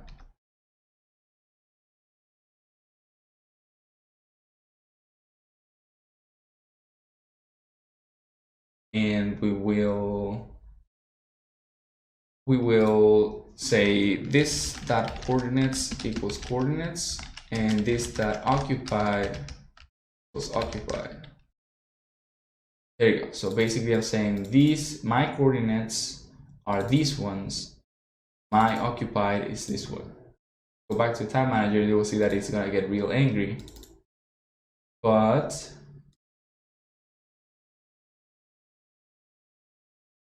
no. Okay, so I'm gonna delete that. In the end, at the end here, I will say tile that coordinates. No, right. The initialize. Put in the coordinates, and for the occupied, I will take one of all of these. I will say I'm just gonna teach you that if you do this, objectives that contains coordinates, or so if the objective contains coordinates, or solver that contains coordinates, or the tools contain the coordinates, or the interactables contains the coordinates, then that bool will be true. Otherwise, it will be false because it's not occupied, right? But there's another thing. There's a special tile. There's a special tile which is the player tile. But before doing that, so you see that we have this bunch of confusing things, and someone who looks at the code will not understand why these things are so weird. So we're gonna go ahead and cut this code. I'm gonna grab it, Control X, and I'm gonna create out here. I'm gonna create a new bool, and this bool is gonna be called occupied, and we just paste all that stuff. And now someone who doesn't know the code will look at this and say, oh, he means it's occupied, right? But occupied has another constraint, right? And that is, say, if, or rather, occupied has another constraint. Let's say coordinates, or rather coordinates equals player. So we need the player prefab here also, because whenever it's the 0 tile, I will create the player. No, not really. I will create the player in the player manager. But you know what I meant. Okay, cool. So coordinates vector to 0, then that is going to happen. The level generation has to happen before the player generation. But We'll see that later. Okay, so let's just wait till Unity compiles. There's one more thing I have to add. I'm going to go to start and I'm going to generate a fake level. And for now, the level is only going to have 5 width, 5 height.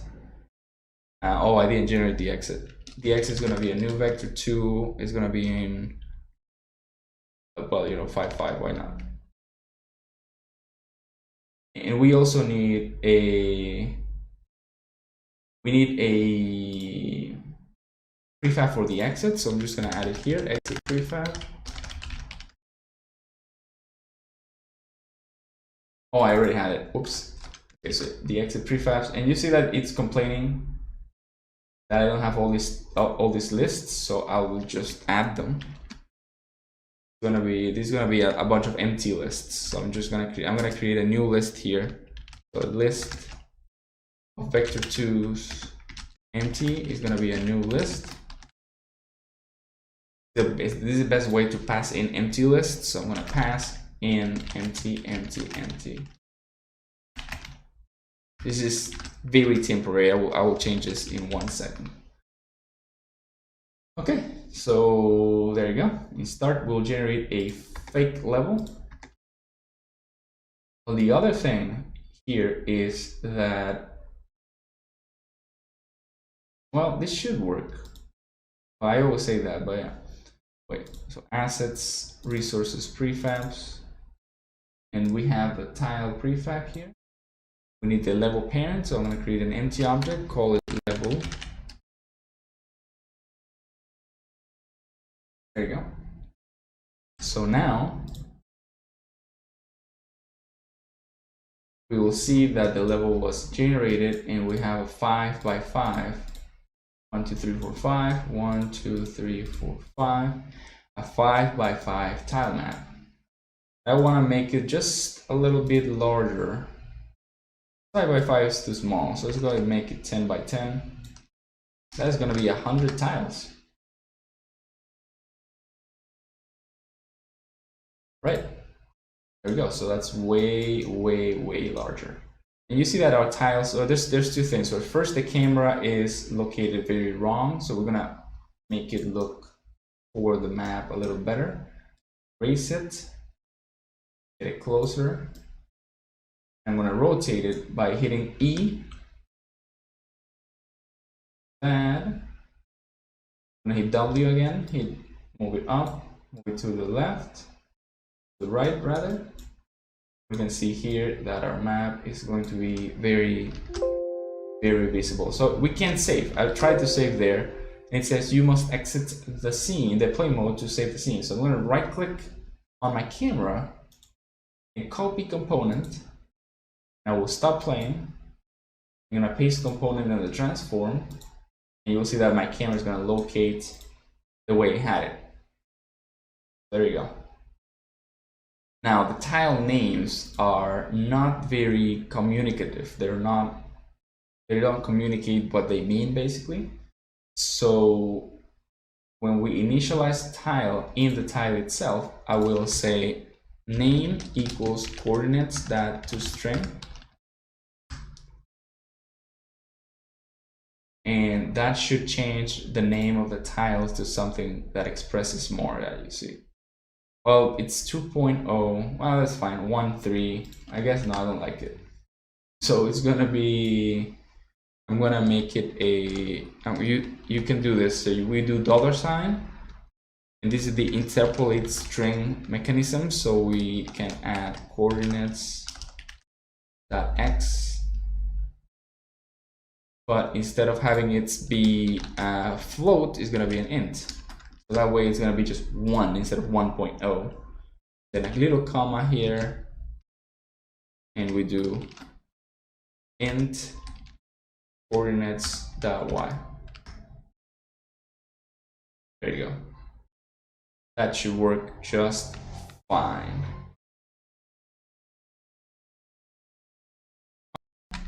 So I'm going to actually add the word tile here.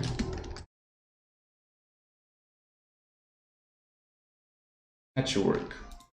Now let's wait until Unity stops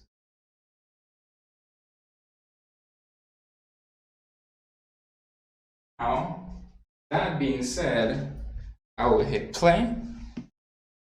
Sorry, I had to get up for a second. There you go. So you'll see that the names of the tiles now say tile 01, 01, 02, 03, so on and so forth, and we can check it here. I can click on this and check that my tiles are correct. It's the X is 2 because it's the third row, and then this is the 8th one on the third row from our angle to the end of the screen. So now what about the other stuff, right? You may ask yourself, what about Ramon? What about the buttons? What about the keys? What about all these things that we need for the game? Well, I'm going to get a cube out here, one of my prefabs, a tile, just a little tile, and I will generate those things, right? Also, I didn't notice this, but the level also needs. So, well, no, before we do the other stuff, the first thing we need to do is group these into something called a level. So I'm going to go ahead and create a new script in the abstracts folder. And we're going to have a new script called level. And this level will contain all that data. Instead of having all this stuff be just, whatever, we'll have all this as actual data on an organized script. So we're gonna go ahead and do that, and we're gonna have a public int width height. We're gonna have a public list of vector2s, and this list is going to be I'm gonna give them the same name I gave them here, of course, which is objectives, solvers, solver tools, and interactables. So objectives, solvers, solver tools, and interactables. Then we're going to have a public vector2, which is going to be the exit. But I'm going to add one more here, and that's going to be the enemy positions. I'm going to call them enemies. So that should be fine for my level, I think. So we just click on the level, click here, and it says generate constructor. Click, and we'll see that it already has all these selected. So I'm going to hit OK. And we will have our setup here. But there's another thing. I could make it so that my level only needs int height and width. This is in case you want to do empty levels for testing, or you want to do generation, like completely random generation. So I'm going to create a new constructor. I'm going to deselect all, and I'm going to only allow width and height. And the way that I will deal with this is I need to have all the lists be new. So objectives equals a new list, solvers equals a new list, solver tools equals a new list, same for interactables, and enemies. Of course, the exits base value is a new vector2. We could also do that for these ones, but I haven't liked that much. Okay, so go to the tile, we'll go to the tile manager, and instead of taking all this data, this will take a level. So you'll see that everything's going to complain, of course. So I'm just gonna do this. Oh, you know what? This is true. I'm gonna make the exits base value a new vector2 5 5.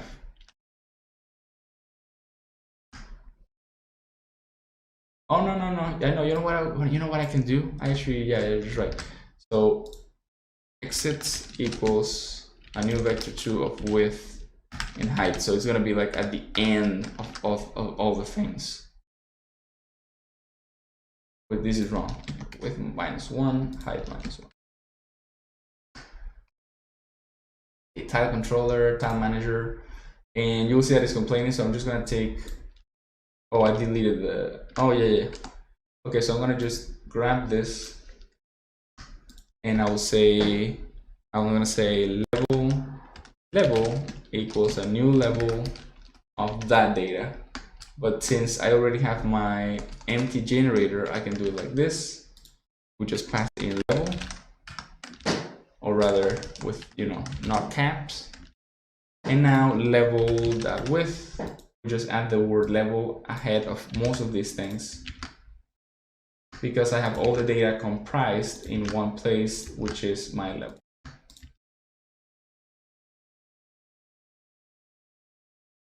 I can probably solve this. I will solve this in a more efficient way later, but for now we're fine. Okay, so this way everything looks better. This generated thing doesn't look like crap.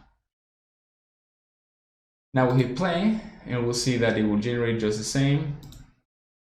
There's an important thing though. Level manager is in the wrong place. There's an important thing though. I need to move my generate level to my level manager. My level manager is going to hold a public list of levels. And on start, my level manager is going to tell the tile manager, hey, tile manager, generate level, please. Instance that generate levels, and of course the first one, which is level 0. And this is going to allow me to create my levels in the Unity editor. I'm going to remove this. I don't want the tile manager to say to itself generate level. I want someone else to instruct tile manager, and you will see that the levels. So you see that it's a public list, right? But it's not here. And that happens because my level is not serializable. So I have to add these words here, system.serializable. And that way Unity can make it appear here. That works. And I'm gonna say only one level, and this level is gonna be 10 by 10, as I said before. None of these are going to have anything. It's gonna be a new list, and the exit will be 10. All right, let's make the exit 7, 7. So here we'll be able to play around and create our own. I'm gonna make 1 or 2 levels just to show you, and you will see that it worked correctly. So now I will drag and drop one of my tiles to the scene in 0, 0, 0, and this tile is going to, well, I don't need to drag it there. So if the tile is occupied here, it will basically darken the color, maybe, or change it to red. Yeah. So say mark as occupied. For now, it's just gonna be changed to red. So if, of course, if it's occupied. Oh no, you know what? I'm gonna set it to toggle occupied. If the tile is occupied, I have to pass in. I don't know how to pass in. So if occupied, so the first thing is we have to revert the occupation. So occupied equals not occupied.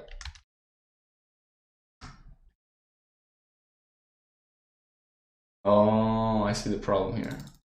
Toggle occupied, bool occupied. So occupy, this dot occupied equals occupied. Of course, what we'll do is we will change this to pass in occupied, and we will change the color of the material. To do that, we need a private renderer. We're gonna call it or rather tile renderer. In a way, we find the renderer by doing get component. There we go, and we will change the color. So I will have two colors up here. I'm gonna have private, or you know what, it's gonna be public color, occupied color, and vacant color. So renderer, we're gonna grab the renderer, or rather I call it tile renderer, that mesh, or rather material, that color equals, it's occupied, it's the occupied color, otherwise it's the vacant color. And you will see here that we can set the colors. The occupied color will be dark green with a full alpha, and on the vacant color I'm gonna paste the same color, and I'm gonna make it a little clearer, so way like this. Now hit play, and you will see that they're gonna be all the same except this one.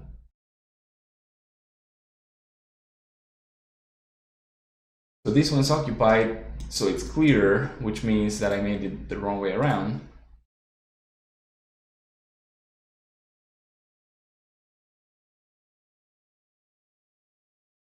What? What will that happen? Right.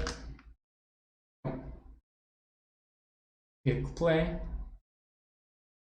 And now it's still wrong. Well, we'll check it out later. This is going to be for the next tutorial. So in this tutorial, we made a bunch of stuff for the intro.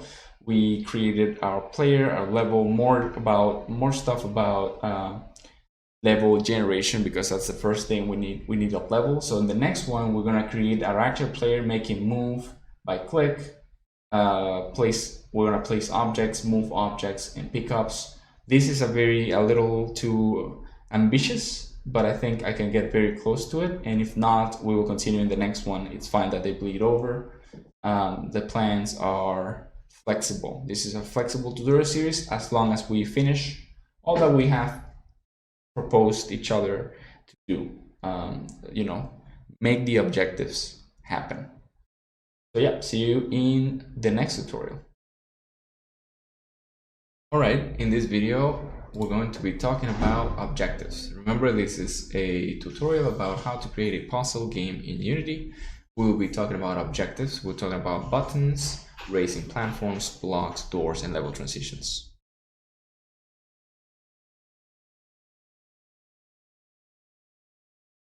Okay, so remember, we have our stuff set up like this. We have our level, and we don't have health, we don't have keys. I'm gonna add some health and some keys just for funsies. Actually, yeah, just to see how the UI works, right? You see that we have our level and our transitions, and everything works fine. Of course, our player doesn't have any keys. And so how are we going to make it so that the player can't move to a location where there's an objective? So the way we do that is by setting the objective, this should be objectives. So we already have that. So that way we cannot move to the place, right? So it is set up like this. It's just blackened or darkened. So to signify that it's occupied, right? And we cannot move there. But why is that bad? So that's bad because it doesn't look for the player like it actually means anything. So we're going to say that if the level, if it's an objective, right? If this tile is an objective, we will increase the tile's position. So we'll say tile that transform that local position equals a new vector 3, and the tile will be raised over the rest of the tiles, right? So like that. We'll go ahead and we'll click play to see how that looks. It just should look like a tile being raised, and you will see that I made a mistake. Classic. So I made it 0, 1, 0, and should be I1J, so that it remains at the spot that it deserves. And so that way our player will be like, okay, cool, so I can't grab this key because it's raised, right? So, oh wow, I cannot grab this. Wow, it sucks. It clips a little, but that's fine. And we'll see that we have this cube here still. Okay, so how to like make it so that whenever our player is rewarded for something, like basically that when our player solves a problem, we allow them access to the tile. It's actually quite easy. What we'll do is we'll have our so we're gonna have our button. So our pushable controller right now only, I'm gonna remove this casts. So our pushable controller right now, it basically just moves, but there's a reason for it. So we have our buttons, which are the solvers. They are pressure pads. So they don't have any interaction yet, but we will have an on-trigger enter and a special thing, which is the on-trigger exit. And we need a new tag, and the new tag is going to be, I'm gonna tag, and this is going to be called solver tool. And so whenever a solver tool enters our pressure pad, so it's going to be a public pull pressed, right? Whenever our solver tool enters our pressure, oh yeah, we also need a private vector3, and that vector3 is the original scale. So on awake, we'll say original scale equals from the local scale, right? And on trigger enter, if the other object's tag is solver tool, so basically any solver tool can press our pads, which is our buttons, or like our world buttons, because of course the UI also has buttons, but yeah, I'm talking too much. Basically we'll say original, or rather transform the local scale. I'm gonna divide it by 2. That way the button will be looking smaller, but that's, as you probably can guess, that's wrong. I have to do a vector3 adjusted scale equals transform the local scale, and I should only flatten the button vertically. So I'm gonna do adjusted scale divided by 2, the y-axis. And then I will say transform that local scale equals adjusted scale, of course, right? Now for the trigger exit, I will do the same, but the other way around. I will say transform that local scale is my original scale, and that way our button will look pressed. And we will say public will press to true, press is true. And then press. And now we'll talk to the level manager, or I mean, we have to talk to the tile manager, and we'll say tile manager, and our tile manager knows which tile is an objective or not, right? So we'll go ahead and say, we're gonna go ahead and say we have the, where is it? Oh, it doesn't know. Oh no, it does know. Okay, this is the current level. Okay, so we'll say public void set objective reachable, right? And we'll say level, or rather level manager, current level, instance, current level equals I'm sorry, no, we need a type controller. Objective equals that. Well, we probably want to have a new function called random objective, and that will give us a tile in the objectives, which can be any tile in the objectives. And this will be a little very small amount of messy, but it doesn't really matter much. So we'll go ahead and say, well, you know what, we need to do, actually we need to set a differentiation. If the objective is, I'm gonna do bool reachable. So we'll say we'll have a random objective with the bool reachable. So if we want a reachable, an objective that's that objective reachable. Oh, yeah, okay. So if we want an objective that's already reachable, I mean that's currently unreachable. Yes, yeah. So set objective to reachable, right? So if we want to set it to true, then of course we need to grab an objective that's not reachable yet and then change it, right? So I'm gonna go ahead and so basically we say for each tile controller tile, or rather, oh yeah, of course this is not these coordinates.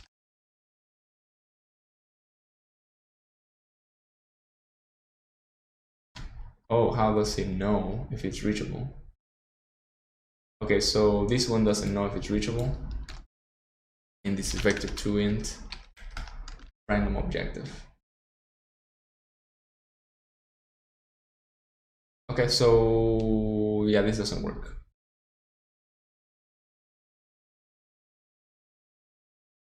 Yeah, of course, this doesn't work because we need to have our objectives be assigned to reachable or not, and our tile controllers actually don't have that. Oh yeah, they do. Occupied. Yeah, the only tiles that are occupied are those occupied by objectives. So we will grab the objective anyways. So just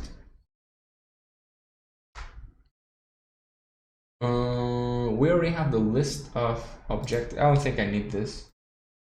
Yeah, I don't need this. A tile controller can take care of that. So we just need the list of objectives.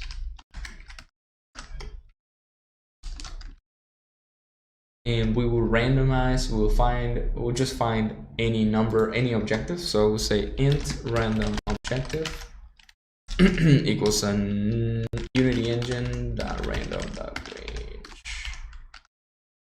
level manager, 0 to level manager dot level manager, oh my god, current level dot objectives dot count, so the amount of objectives we have.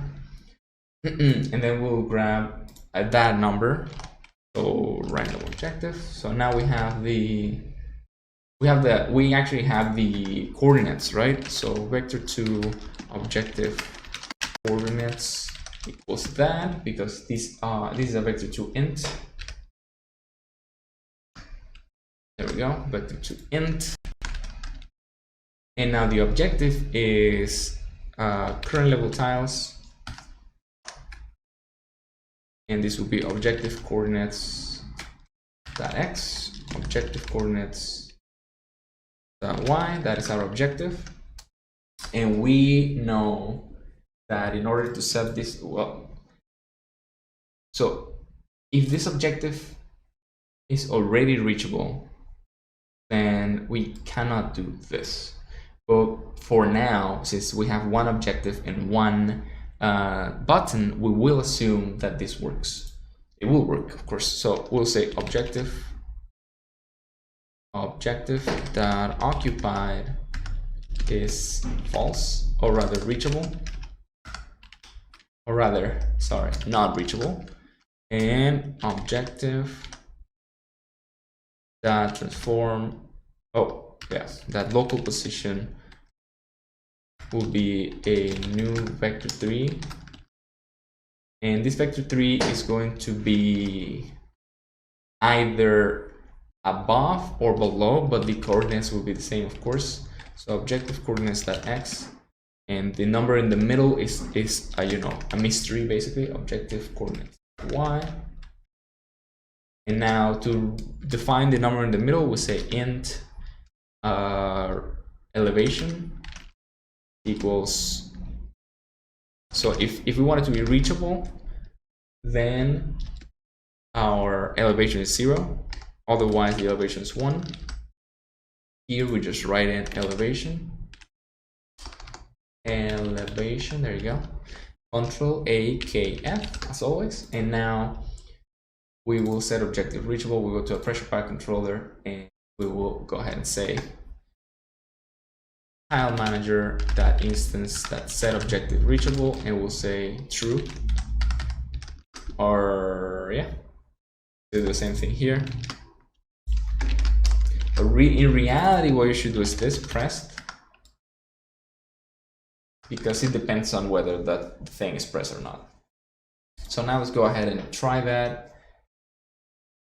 I need to go to my assets, resources, prefabs, and to my solver tool. I will tag it solver tool. That way the pressure pad will recognize the solver tool. And you see here that I can actually not push my solver tool to the right because I forgot that, you know, I forgot that the level has to make sense. So we'll just go ahead into my solver tool and make it so that it's in 6. So it's to the right of the solver. We're gonna move there.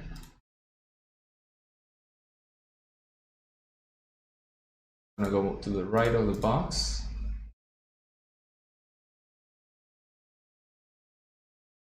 My collider still bothers me, I think, but that's fine. So I think it was pressed or not. See the colliders? Yeah, the colliders didn't collide actually. And that's a problem. So my solver's vertical collision needs to be larger. So we will do that right now. We're gonna go to my solver, and they didn't collide because my size in Y was not correct. So I'm just a little larger the y-axis, and that way I'm like 99% sure they will collide correctly. So hit play again, and let's try it. I'm just gonna go ahead and do this. Oh, I moved it. Whoops. And you see that okay, that actually works. My collision like the player's collision has to be a little smaller. Okay, so there you go. And still didn't collide. Whoops. So let me see the scene. I think they did collide. Oh, yeah, they did collide.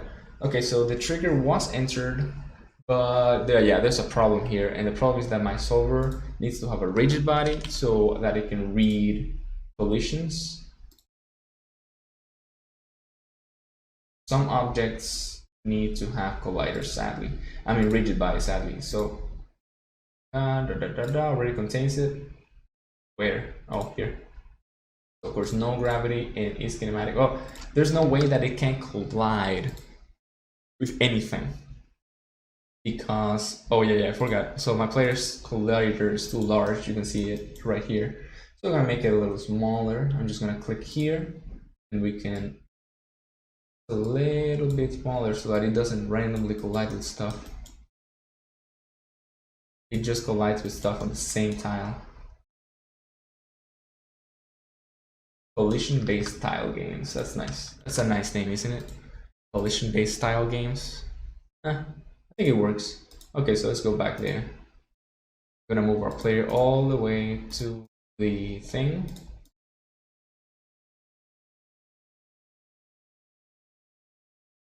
And you'll see that it actually worked now. And if I move the thing out, it will go and raise it again. And that looks so good, honestly.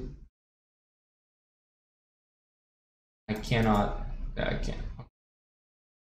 Whoops, I moved it the wrong way. Need to be careful. There you go. And there you go. So it absolutely works, but I can't grab it because it's still occupied. Oh, I can't grab it. Oh, it wasn't occupied. Wait. So yeah, what's happening is, I forgot about that.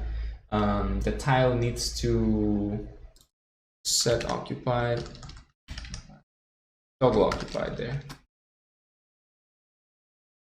So yeah, so that it actually, yeah, but it changes colors. So if it doesn't change colors, then how can I make it work? Go again. So I hit again, test it again. Want to see the color change, and then we'll check out the exit. We'll make the exit work, which brings a whole slew of new things basically. Okay, there you go. So you can see that I can actually go in, and now I can't.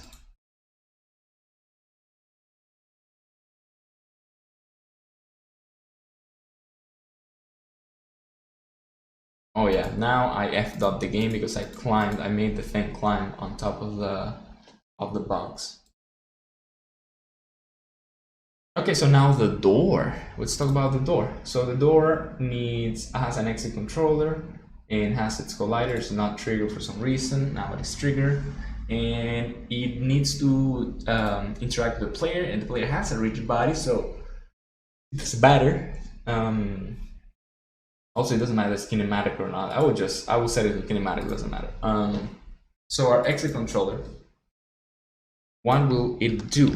Our exit controller will tell the level manager, hey, the player entered an exit. Is he allowed to go out? Or just basically will just tell, hey, the player entered an exit. And then the level manager will judge whether the player should go out of the level or not. So on trigger enter, we'll say if, same thing, if other compare tag player. You can make a lot of games with this same basic structure. This is what I'm teaching you here.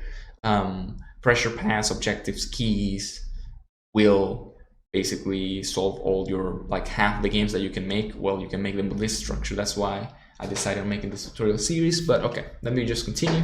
If other compare type player, I will say level manager, that instance that we will see if I didn't write a function for this, did I? Objective completed. No, I will say exit entered. Or rather, I will say on exit enter. So when you say on something, it's an event. So I'm telling the level manager, hey, a player, this is an event. A player entered the exit, which is, it sounds funny if I have to think about it. But yeah, there you go. So objective completed. Yeah, that's not true. We don't want to. I don't want to close the level when the objectives are completed. Want to close the level when the player enters the exit. So yeah, we're just on exit entered. We'll say this here. So if the player has completed all the objectives, then you can finish the level. And finishing the level means we destroy this level and we generate the new level. So we'll say, so we need an int of the current level, which I don't have. Private int current level index, and it should be 0 at the start of the game. Current level blah blah blah, and then when we complete it, so we'll say if current level index plus 1 is less than levels.count, then we can create the other level. Otherwise, we'll do something different, right? So we need in the UI manager, we need a new thing, or rather the gameplay manager. In the gameplay manager, we need a thing called, where is it? Let me open my gameplay manager. Sorry, gameplay UI controller. So by gameplay UI controller, we need a new thing. And this new thing is being called public. So it's gonna be a public game object. It's gonna be game finished UI, and we're gonna have a new function that's gonna be called public void game finish. And this game finished UI is gonna be a very simple UI, but for now, game finished UI.setActive is true. That's it. And we need a new button, which is basically going to be replicating the same function as this button. So it's going to be my game finished main menu button. Just this is fine. Okay, so I'm going to replicate this game finished menu. And now, who will direct the level manager to generate the first level? Well, it will be this bad boy. So whenever the gameplay UI controller is enabled, it will tell him, it will be like, hey level manager, I'm enabled, please go ahead and generate a level. So I'm gonna tell the level manager instance that level. Oh, it doesn't have, well, you see how that's how it works. So my level manager, you see that, okay, start, this is wrong, this is not gonna happen on start. I'm gonna have a new function called public void start level, and then int level. So that is in case you decide to make a level select screen. So current level is level, set level name level, and level index equals level. Basically that's it, just level everywhere, and then levels level. So that way, well, actually we could just do current level here and here, just to not repeat set level name, current level dot level name. So to just not repeat this thing anymore. Cool. We will go back and start the level. Current levels is level, current level index is level. Cool. And now in my gameplay UI manager, when it gets activated, I will say start level, and it's going to be level 0 because I don't have level selection yet. So when this happens, now I go to my generate level function, and I will make sure that there's no level generated. So I'm going to say destroy level. We'll destroy the current level, but before, yeah, there you go. So we have to check that the current level type is not null, and we'll destroy the level that already exists. So the other thing that I want to do actually is whenever I go back to the main menu, I want to destroy the level. So I will go to my main menu controller, which is not here, but we will find it. Open the main menu controller, and on enable also, we will tell the time manager, hey time manager, please destroy the level. Player's not playing anymore, doesn't want to play with you anymore. So yeah, thanks. You see my gameplay UI is active, and that's fine. When we hit, oh yeah, for sure. I forgot about these things. So we're gonna go ahead and create empty. That's gonna be my game finished UI, and we need a button for it, which will be just, you know, a UI button text mesh pro. There you go. So now we have the main, or rather game finished UI main menu. There. Game finished UI. We're just gonna make sure that this all looks at least presentable. There you go, game finished UI. Oh, also when we enable the gameplay UI controller, the game finished main menu UI has to be disabled. We have to make sure that this is disabled just because, you know, we want the game to be well organized. So game finished UI, click here and we make it larger. we will create a panel, get it on top. The panel will be yellow, and it will be completely, there you go, and we will have a text, victory text. It will say you have beat the game. There you go. I'm gonna make it black is fine. Make it way larger.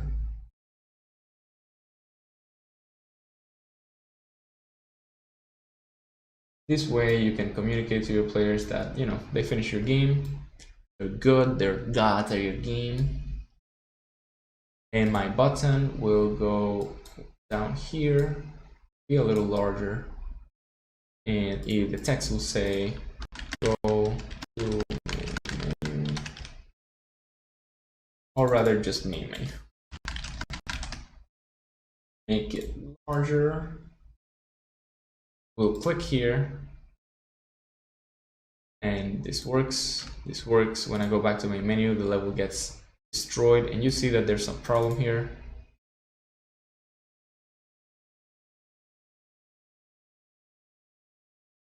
Oh, on enable happens too soon. So what we'll do is,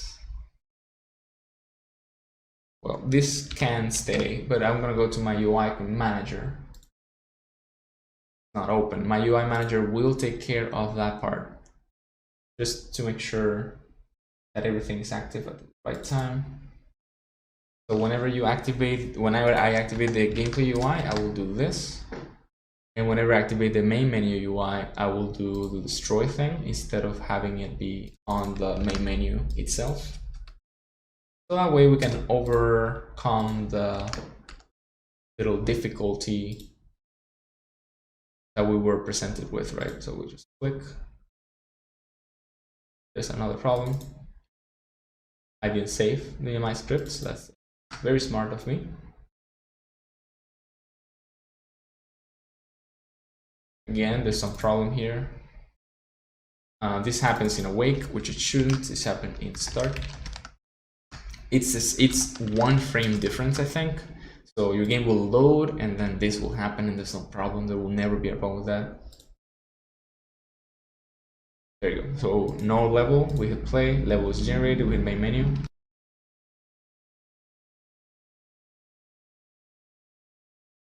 You see the problem that the enemies and the player are not correctly destroyed. So I'm going to go ahead and destroy the player. So I'm going to go ahead and tell the player manager that instance that destroy player, and I'm going to tell the enemy manager that instance to destroy the enemies.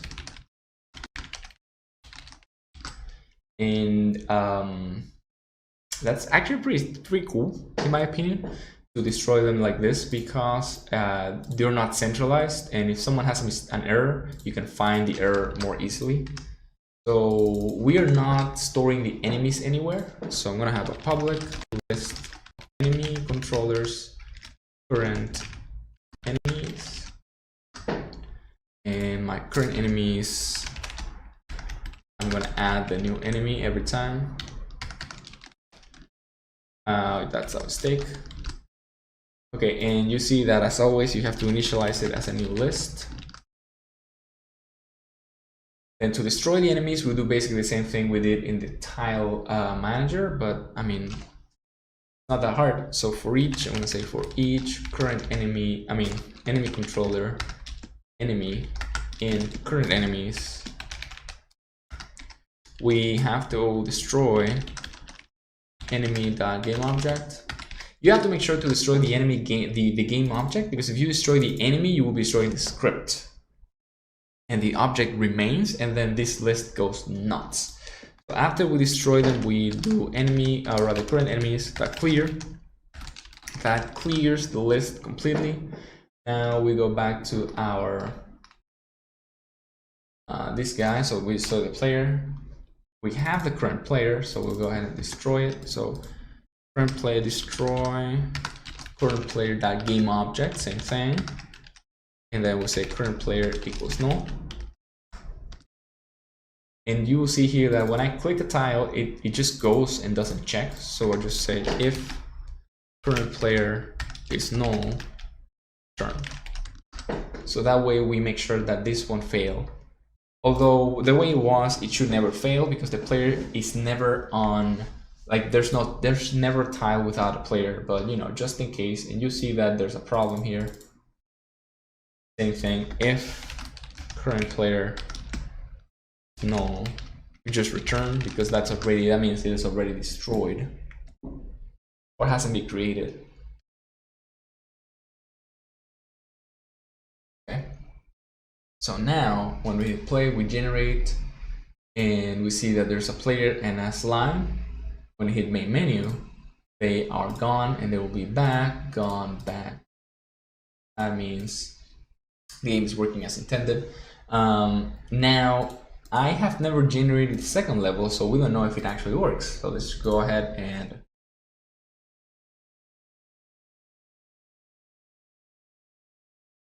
do this. Now we grab the key, and you will see does the key number increase? I doubt it yet. It doesn't increase. So I'm gonna actually do something cute with that before this tutorial ends. See what happens. Nothing. So why does nothing happen? Well, we'll have to find out, right? Let's go ahead and check if first we check if the prefab has a collider. It has a collider, and I think it's the right collider. Yep. Key. A well-sized collider, it's the size of the door, which means that it works. So on exit entered, completed objectives, we need to check if the level manager's objective count for this level is correct, and it's not. It should be 1. Now let's see for the level 2, there's only also one objective here, so just set it to 1.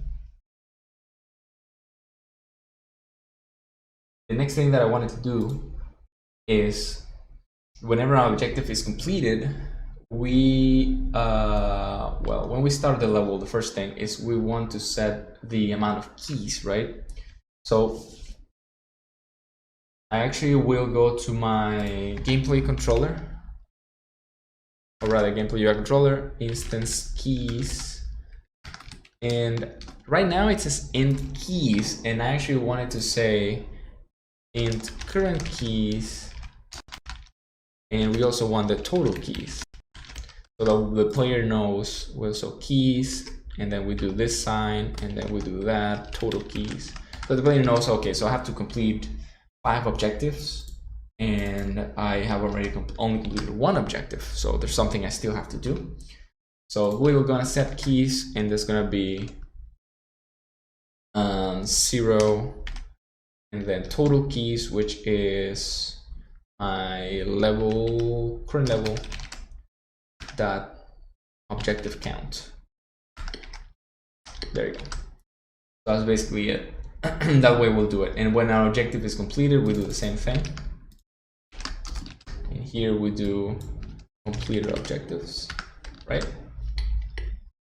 Oh yeah, what happened there wasn't that it wasn't working, it was the fact that the level finish doesn't do anything. So when the level finish happens, we will do tile manager dot instance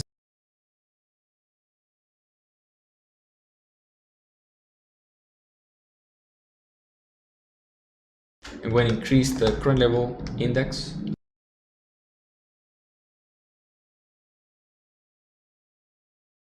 and now we'll do start level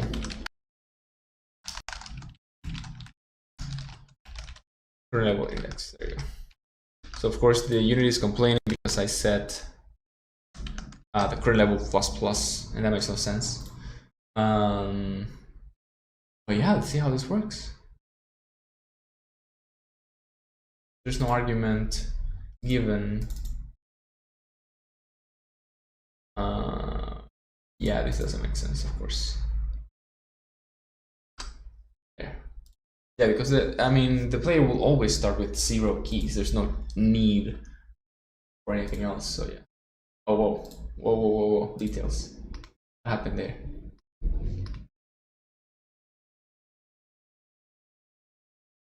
Okay, yeah, so this will be current keys.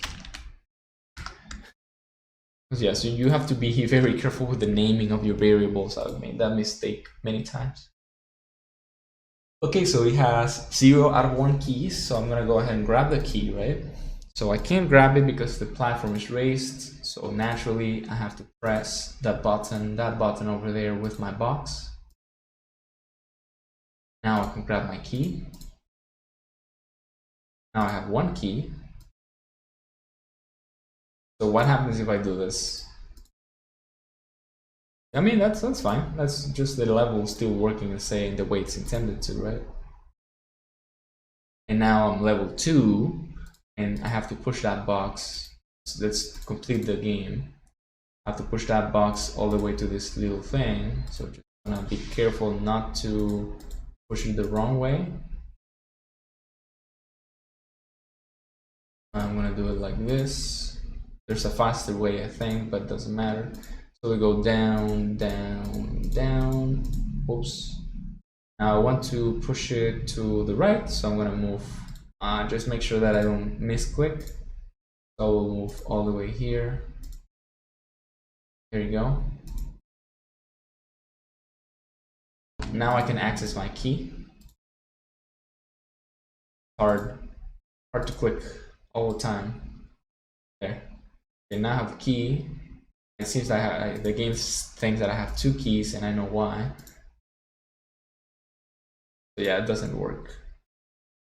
So wait.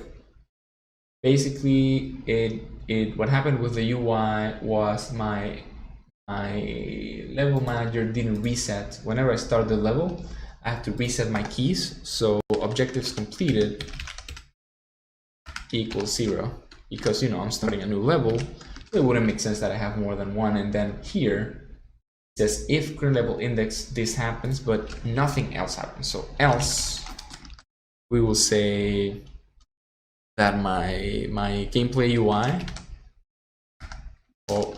gameplay UI controller, that instance that game finished or whatever, yeah, game finished. So we will set the screen to work basically. So I'm gonna go play through the game again. Oh no, wait, there's one more thing that I want to do before playing the game again, and that is the retry button. So in my gameplay UI controller, I'm going to add a new button called the retry button. And what the retry button will do is it will, of course, restart the same level. So I'm going to go ahead and say here retry.onClay.addListener. And the right way to do this is to set a new function. Or well, whatever. I'll do it level manager that instance that retry level. The level manager is the guy responsible for levels, so we should have them do the retry level code. So here we will tell the tile manager that instance to destroy the level, and then we will tell ourselves to start level, and the level will be current level index. So that way we will restart the same level if we make any mistakes. That is very important for this kind of game because players are used to making mistakes. And of course, there's a problem because I forgot to add the button.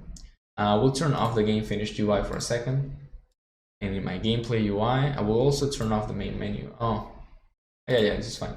So gameplay UI, button text mesh pro, retry. And we'll go ahead and do this, retry. And we have to say, I want to set the colors the same as this. So I'm going to copy component. I'm going to paste them here. And I want to set the same size. Copy component. There you go. So my text is should be the same size too. So I'm just going to right click and copy component also for this. I could have copied the button now that I think about it. So I'm going to paste component values and now rename it to retry. And I will move it up with W or T, depending on your preferences. You just move it up. There, that's my retry button, and now we'll assign it here. There we go. And we play, and now I'll move here and I will hit retry, and you will see that everything will go back to normal, and the enemies, they are switching, but that doesn't matter. Okay, so I'm gonna go back and play through the game. So the first thing we need to try is remember that the keys feature was slightly broken. There you go. And now I'll grab my key without deactivating the thing. I just deactivated it by mistake. And as you can see, my collider may be too large. Oh, I think the box is too large. Okay, so now we're in the level 2.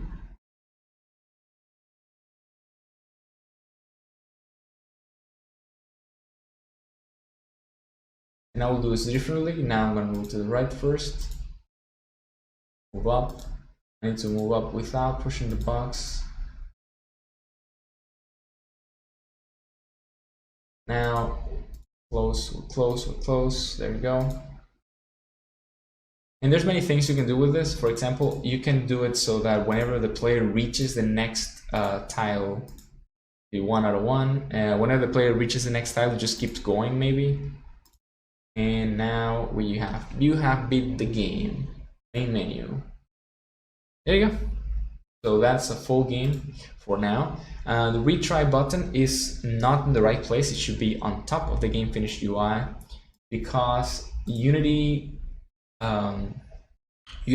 orders the UI, or renders, this is the right word, the UI in order depending on the hierarchy. So if the buttons are in the bottom, like below this, it will generate, render them on top of this, and we don't want that. We want it to be there. You have beat the game. Okay, so let's check our plan. So we have buttons, racing platforms, block doors, and level transitions. But what about we add animations to the player? So what we want to do is we want to have the player animate when it moves, when they're moving, when they're idle. So we got to check what we downloaded. Most assets that you download have animations. So I will go to my models and go to the rabbit, and you will see here, you can see all the models, but the rabbit is my player for now. That's what I care about. So we have mesh, rig, mesh, and then we have rabbit attack up here. You can see it. Rabbit damage, rabbit die, rabbit idle, and rabbit move. So these are the animations for the rabbit. So what we're going to do is we're going to go to our prefab of the rabbit, and I'm going to double click it, and you will see here that it has an animator, but it doesn't have an animator controller. So we will create an animator controller. So we're going to go to resources, new folder, create a folder called animations, and on our prefabs I'll go to this guy, and we're going to go to our window, and we're gonna do, where is it, animation. We will create the animator parameter here. We're gonna drag it down here, and now I'm gonna also open the animation window down here. There you go. It says no animatable object selected. When I select it, it will be like, to begin animating playing character, create an animation clip. I already have the animation clips, but when you do this, it will bring you here, and we can go to animations, and we can create any name. It's fine, but the important part is that our controller will get a new controller. It was generated automatically here, right next to the animation. And we will see this window. This window is the animator window. So we can adjust any animations we want in here. So the first thing is we see that we have any state, entry, and new animation. So whenever you enter the game, or the player, whatever, you will get this animation. This animation has to be the idle animation. And how do I get an idle animation? Well, we click on motion, new animation, it says. Well, no, that's not true. We click on this and we go to our rabbit idle. So now our rabbit will get idle whenever it's not doing anything. Well, not yet, because it needs to do something, right? So we're gonna create a state empty, and we're gonna call this state walk, or rather move. I'm gonna put it right here, and we will add an animation to it. Click rabbit move. Now, whenever the rabbit moves, it will do an animation. But how do we set it to do that? So I'm gonna go to parameters. There's no parameters. So a parameter is a way to control the animator so that it plays an animation whenever we want it to play an animation. Excuse me, I was drinking a little water. So we're gonna click on plus bool moving. We're gonna call it moving.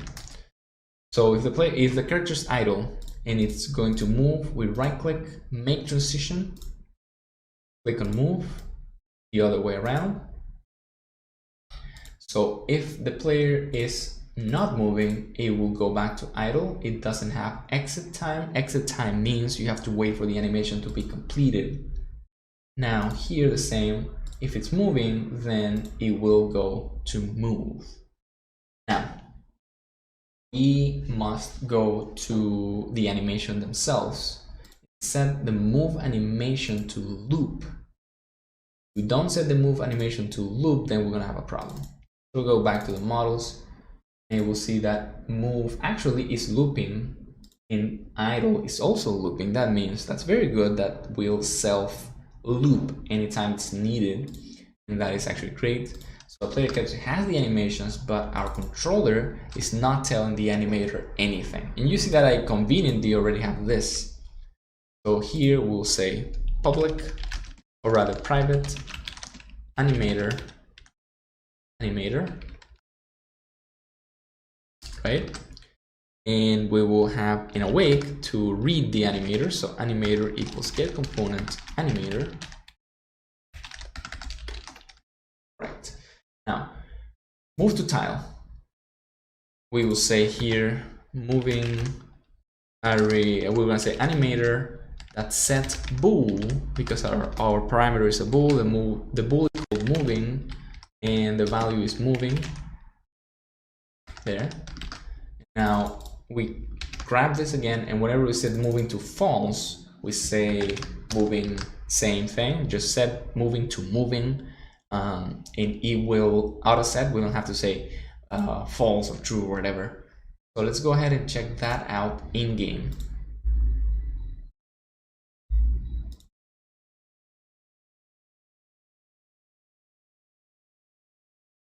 So you will see our player. There you are.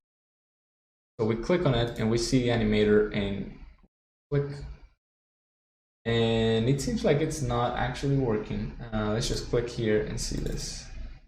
So you see that the problem is that the prefab doesn't have the animator assigned apparently. You see that our bad boy is, oh my god, he looks so nice. He's just breathing, he's just standing there all cool. So I'm gonna move and he's gonna be like hopping. And every time he moves one tile, he jumps once, and that's pretty cool. So now we're gonna go back to my prefabs and see what's happening. In fact, the prefab doesn't have the controller. So now we do that. Now our controller has been properly assigned. Let's go check that out.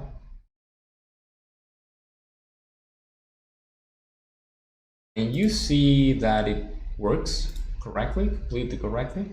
And there's something interesting here. So you see that this thing has apply root motion activated. And you may think, you know, it didn't change anything. It doesn't change anything. We're going to check that out again. Yeah, it doesn't seem to change anything. But when there's certain animations that have speed, they have movement speed. So whenever you have root motion on, play, I'm gonna click on my character. Whenever you have root motion on, they move your player. You see that my player is actually that cube, it's not the rabbit. The rabbit is just a visual representation of what my player is like. And conveniently, the hopping animation doesn't go up enough so that he could reach that box. But yeah, the player character should not be able to, like the animations, sometimes you want them to move the player, but many times you don't, and that is like completely normal and fine. So again, I'm going to reduce the hitbox of my character because it's way too large still. I will click here and I will reduce it a lot because I want it to be like basically in the middle, the character not all around it, because if it's all around it, sometimes it will collide imprecisely. I don't want imprecisions. All right, like, yeah, I mean, every game's imprecise, but I want it to minimize the imprecisions of the collision. So let's go back. The most important thing that I want to try with them, with the with the new hitbox, is going around the box and not pushing it. There you go. So I can go around the box without any fear of my character pushing the box when I don't want it to be pushed. But now when I enter it, it will get pushed correctly. There we go. Now everything seems to work just fine. Also, it should be easier for me to click around the player now that the hitbox is smaller. Yeah, indeed, I can easily, or way more easily, click on the tiles on top of the player with the camera change and the new hitbox, the new reduced hitbox. That was, oh, well, that still happened, but it doesn't happen all the time, so it's an improvement. Oh, it does happen all the time. Oops. So this guy's hitbox is still too large. Whoa, it's insane. Just go ahead and grab the sides of the hitbox and just center that hitbox real well. Way more centered, that's way thinner.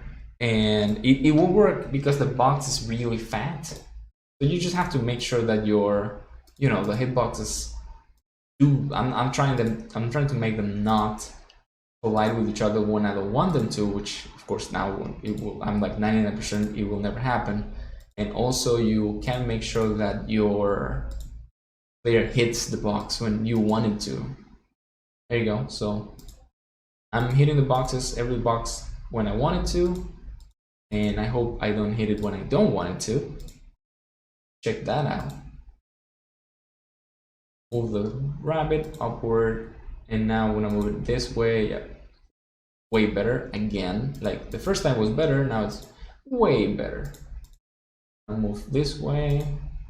We can move that box up, go down. There you go. Okay, so we're close to the key, almost there. There you go. So we have 1 out of 1 keys, and we will enter. You have beat the game. We'll go back to main menu, and we can start over.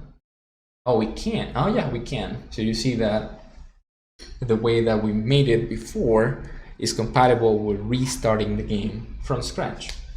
So yeah, let's go. I'm gonna do a little recap. So in this tutorial, I closed my whiteboard for no reason, as always. In this tutorial, we did the objectives. We dealt with buttons, racing platforms, blocks, doors, and level transitions. We also added adjustments to the player's hitbox, very important, and player animations. We dealt with the animations, and we activated the animations as they should be activated. Also, we added the retry button so that it lets players retry the whole level if they, for example, if you push the box all the way to, let's say, I'm gonna push it all the way to the right.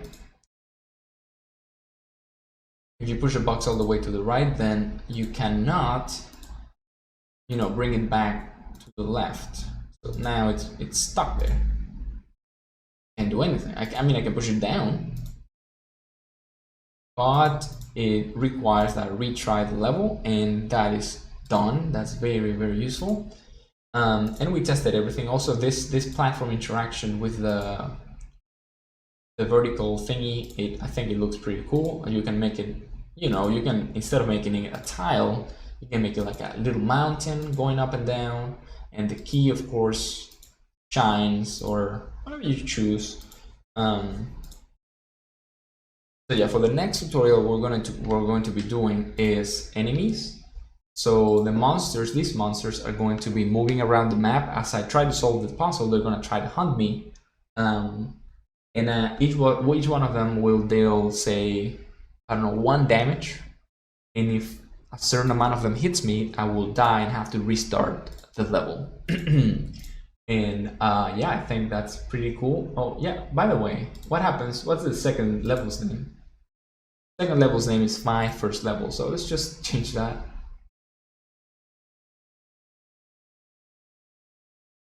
Call it my second level. I know, very, very clever names, right? Just check that it's changing correctly. So let's go back to the level real quick. It's gonna take 1 minute. So yeah, with this sort of game, you can set basically any amount of levels, and you will be able to full clear easily. And you can make, you can make things a little faster. I'm just making them slow because I think it's cool. Yeah, it says my second level, so it's correctly set up. So yeah, thank you guys for watching, and I will see you in the next tutorial. And next tutorial again is going to be monster animations, placements, movement, and combat. So I'll see you soon. Hello, welcome back to how to create a puzzle game tutorials in Unity. So we've already gone through the intro and basic info. We have made the basic scripts, player, the tiles, and the level generation. We have tile movement, we move by clicking, we have object movement, and we have basic pickups. Now we will go ahead and create some user interface. We will add health to our player, keys, which could be translated to objectives, but I'm going to call them keys, level name, main menu, and UI transition. Now these will be brought in from here. So I'm gonna do this stuff, and then I will complete a couple things here before, so we can move on to the next one, which is the objectives, and then the enemies. All right, so let's go to Unity. And in Unity, in order to create any user interface, you have to create a canvas. So for a canvas, you have to right click, go to UI, and you could just create a canvas, but I'm going to create a text first. When you create any UI element for the first time, Unity automatically adds a canvas. I'm gonna go ahead and create text, and I'm going to get this prompt saying that I have to import TextMesh Pro Essentials. So TextMesh Pro is a better text editor for Unity. You will see how it works. A better text element, not editor.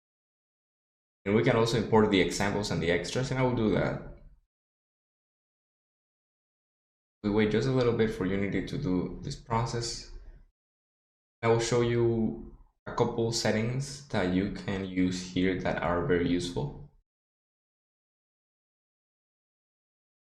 Once it's done importing, of course. All right, so I'm going to double click on this, and it will bring me to the text. You see that it's a weird spot, so I just click 2D, and now we have full control of the camera. You can see that my screen is a little weird in regards to the aspect ratio, so I'm going to click on game. You'll see that it comes back to a better aspect ratio, but the better way to do this actually in here is 16:9, which is the aspect ratio for 1080p. I'll go back to the scene and we'll have the right aspect ratio. Before doing anything else in the canvas, we must click on canvas. Then here in the canvas scaler, click on where it says constant pixel size and make it scale with screen size. It will help our project shows inside. So just set it to be base resolution, reference resolution of 1080p, 1920 by 1080, and then we just make 5.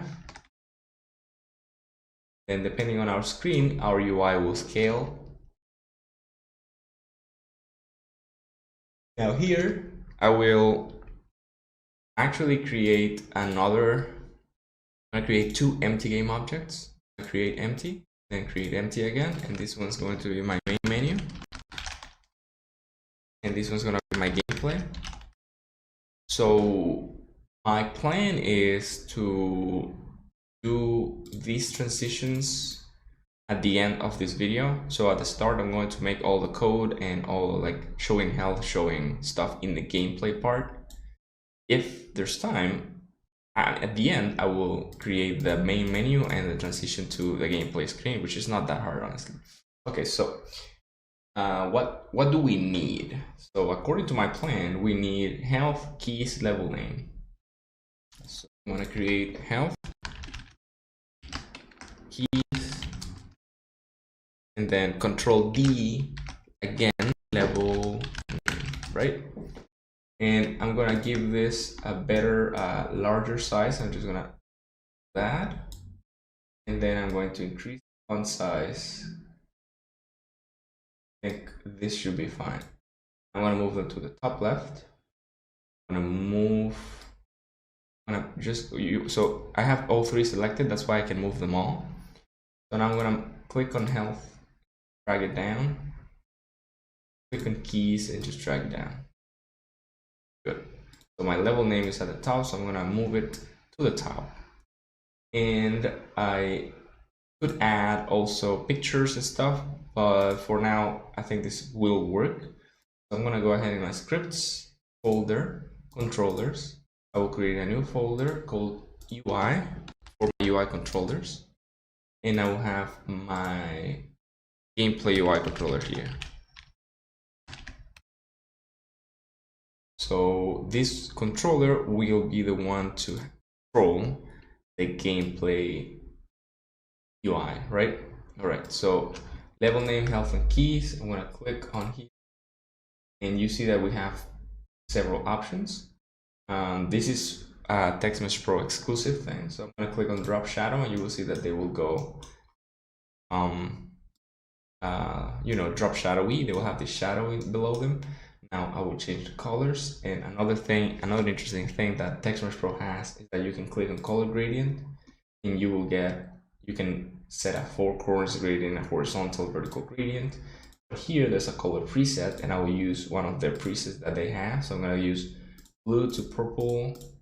Blue to purple is gonna be my keys, and then for my health, I will also grab blue to purple, but I will change the colors to more reddish. Oh, I can't because I will change them all. So in here, I will remove the blue to purple, and I will just add some red on top and the bottom right.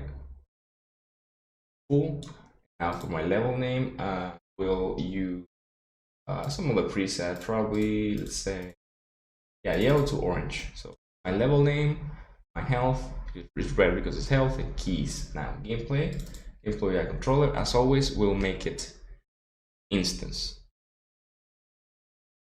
So, as always, we'll start with the whole public static thing.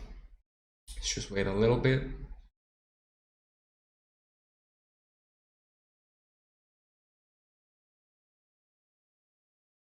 All right. So now the first thing is doing a public static gameplay UI controller instance.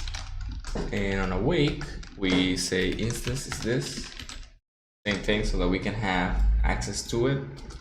And we need to do using TextMesh Pro. So using TMP, it's the name TM Pro. And up here, we need a public text, or rather, it's called text UUI something. So I just search for it, text, and we find it there, TextMesh Pro UUI. This is TextMesh Pro Unity graphic user interface. Remember that? So we need health, level name, and keys. And this is in the wrong order, so I'm just gonna order it. This is not necessary, but I like to order in my variables. So we will have a public void set level name, and we need the name, right? String level name. So we will say this that level name that text equals level, and we add the level name. I'm going to show you a couple ways to interact with the text feature. So the first important thing is you have to do the name of the text element dot like period text. If you do that, you will have access to changing the text. So for the level name, I do it that way. So what about polyvoid set health, and we need string health, or rather we need an int health, right? So for the health, I will do this dot health equals, I'm gonna do it a different way. So string dot format, and the way string format works is you add whatever you want in between the, you know, quotes, quotation marks, in something like health, and then you add a 0 for the first element, and then you add in health here, and you'll see that it's going to complain because health is not a string, so I have to do dot to string. There you go. It's still complaining for some reason.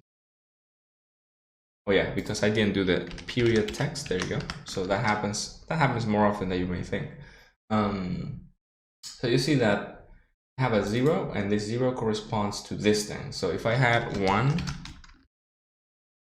then you see that it's going to complain. It's going to say like there's nothing here. Then I just add it here. Whatever I add there as a second parameter will be this 1. And it can be anything. It can be multiplication, it can be a vector 3, it can be just text, whatever, and it will just be parsed into this thing. And that will help you format things. So now let's go for the third one. Set the keys, and we'll say this dot keys dot text equals, I'm going to use a $sign. This is the interpolation method. This is my favorite. And I will do keys, and then you just do a little curly braces, and you say key. And you don't even need to say toString, because the game, or rather Unity, already changes this to whatever you need, which is a string. So yeah, this is quite useful. It is beautiful. Really like this. But it's not to say that these are bad, but this one's beautiful. This was my favorite. So I'm gonna delete this, and we already have our gameplay UI controller. But there's one more thing. I need a main menu button so that my gameplay UI can like stop the game and bring me back to the main menu. So I'm gonna add a public button. But you see that there's no button, like it's white, it should be green. And that's because I'm not using Unity Engine.ui, which is the user interface API, that's what it's called. So I'm gonna add a main menu, the buttons for the main menu. And so buttons need to be assigned functionality, and there's several ways to assign functionality to your buttons. So I'm gonna go ahead and I'm gonna create the button and also talk about the functionality. So to create the button, I right click on gameplay,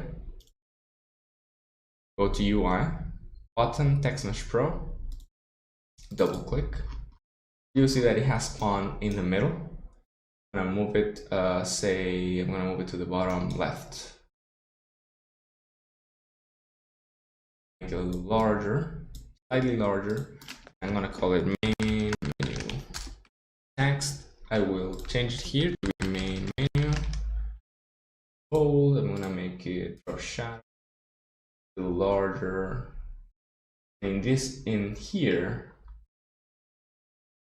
the button itself, you can change the sprite, you can change the color to whatever you want. So if I want to make my button black, white, then it will look like that, and that's fine.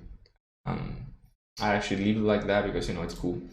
And you can change many properties of the button here, but the most important one is the functionality of the button. So if you do unclick, you click plus here.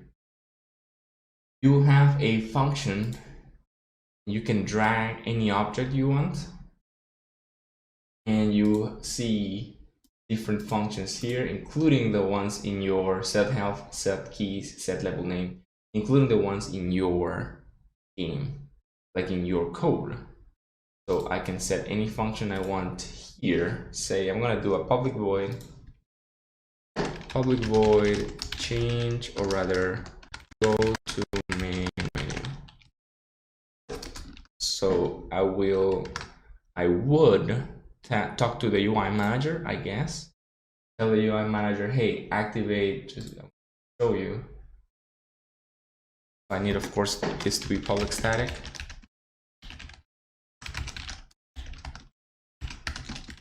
Okay, so instance is this, and read that, and we'll do something like public void activate main menu, and a public void activate gameplay UI. It's a UI here. Cool. And we of course need a public game object game menu and gameplay UI. And then we'll say in here we will just say main menu UI that set active is true. Gameplay UI that set active is false. The opposite here, we'll say gameplay UI that set active is true. And main menu UI that set active is false. This is just testing, of course. Okay, so in our gameplay UI controller, when we do go to main menu, we will say UI manager that instance that main menu activate main menu, and that will activate the main menu, right? So after we have that, we just drag and drop the objects here. And now in our button, we could add the function here. So we have gameplay, we just dragged it here. Click here, go to gameplay UI controller, which is our script. And we can do go to main menu. And when we click this, we will go to the main menu. That's it, right? And main menu has nothing yet, but I will add a button. We will need a, I will do that. Okay, so button will be larger, middle, and we will play. This is just an example for you guys. This is not, gonna be a very scientific main menu. So play button. Okay, so I will create my main menu UI controller right now. I'm gonna do the transitions already. This is the basic level of the transitions though, because the game doesn't stop when you go to the main menu. So that's part 2 basically. Here, main menu UI controller, public menu UI controller, instance, wait, instance. As you can see, I didn't type in the word static, and that's my bad. So just public static. Cool. Then the point is that I want to have a public void. Also, for the buttons to see your functions, they have to be public. Go to gameplay, and we will say UI manager that instance that activate gameplay UI. So again, we could, and this is the wrong way to do it, just FYI, we could just click here and drag my main menu UI controller and do go to gameplay. So this time when I do one or the other,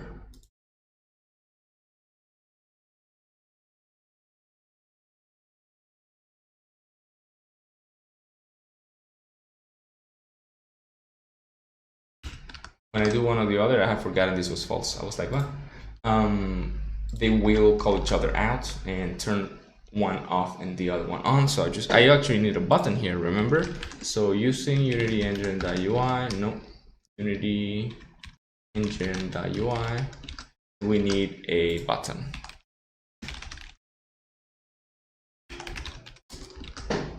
Okay, so why is this bad? So whenever you call a function in Unity or in your game, you can, let me go to any function, so say move to tile, right? So I right click, I click find all references, and you will see that I can see who calls the tile, who calls the process. Analyze tile clicked, calls move to tile. So now if I right click here, this guy, all mouse down. So whenever I click, I analyze the tile.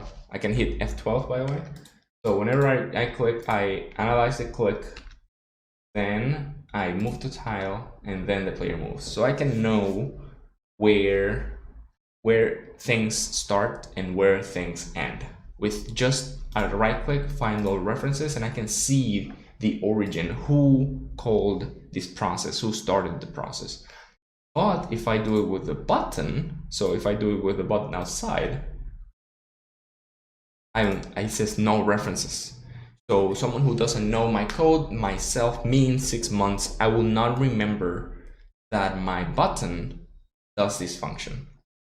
So in order to fix that, we need to have a set of buttons here, or no. So you cannot set up the buttons in awake because the instances are set in awake. If you set up the buttons in awake, then you will not be able to do the whole that instance thing. So I'm just gonna set it in start, which comes after awake. In the process of Unity, it's awake, then start. Then we will do main menu, that onClick, that add listener, and I will teach you right now how to use a lambda expression. So in lambda expression is something that looks like this. So it may be daunting, but the function is this. So from here to here, you are designing a function, right? And this means the function returns void. So this is basically saying private void listener for the button.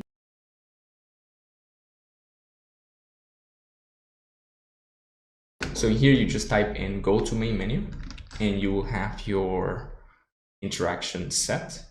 But usually you want to do it in a separate function. So I'm just going to type in set up buttons, which is my new function. I want to click here, generate method, hot,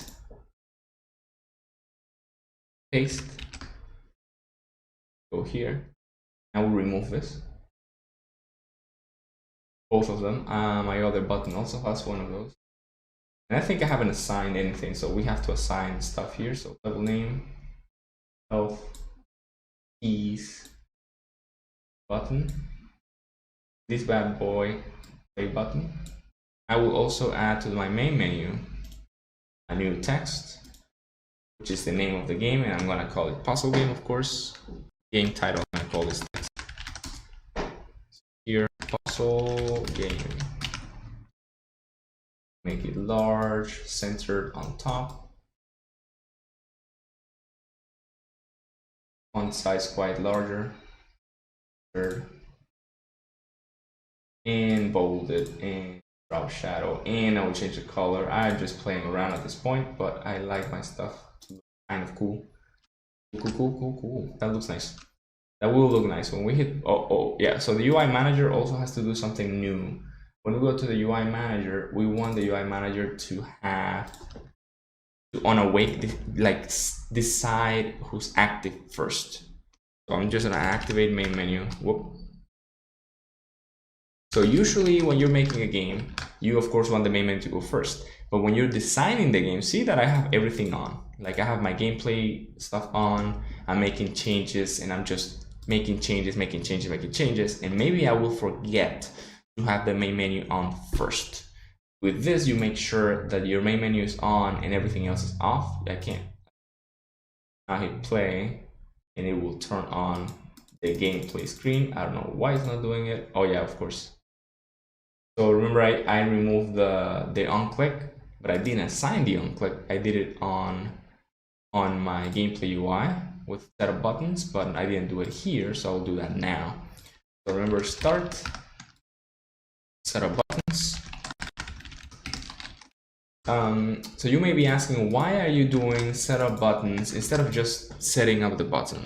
There's only one button, right? Well, if you want to work on a game, you have to prepare for basically scaling your game. Why is this not working?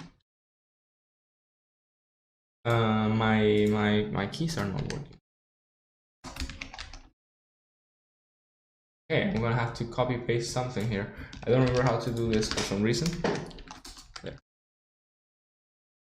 Now parentheses that, and then we'll do go to gameplay. So you have to prepare for having your game grow. So if I do set up buttons, I already will have the interaction set for having a bunch of buttons. But if I did one button, then it will all be a mess in the start function. And the start function is to call other functions. Start is like, okay, do the start stuff in other places. It's better. So with this, we are able to do the go to gameplay thing. So the other thing we need to do is we need to, when we're in the main menu, we need to block interactions. So you can see that I can still play the game here, like my player plays normally. So I will block interactions. You would just do main menu, right click, UI, panel. And this panel, you have to place it on top so that it doesn't block the main menu, it blocks everything behind it, and we just scroll. Well, you see that main menu is this little square here, so I'm going to scroll the main menu up to the size of the screen.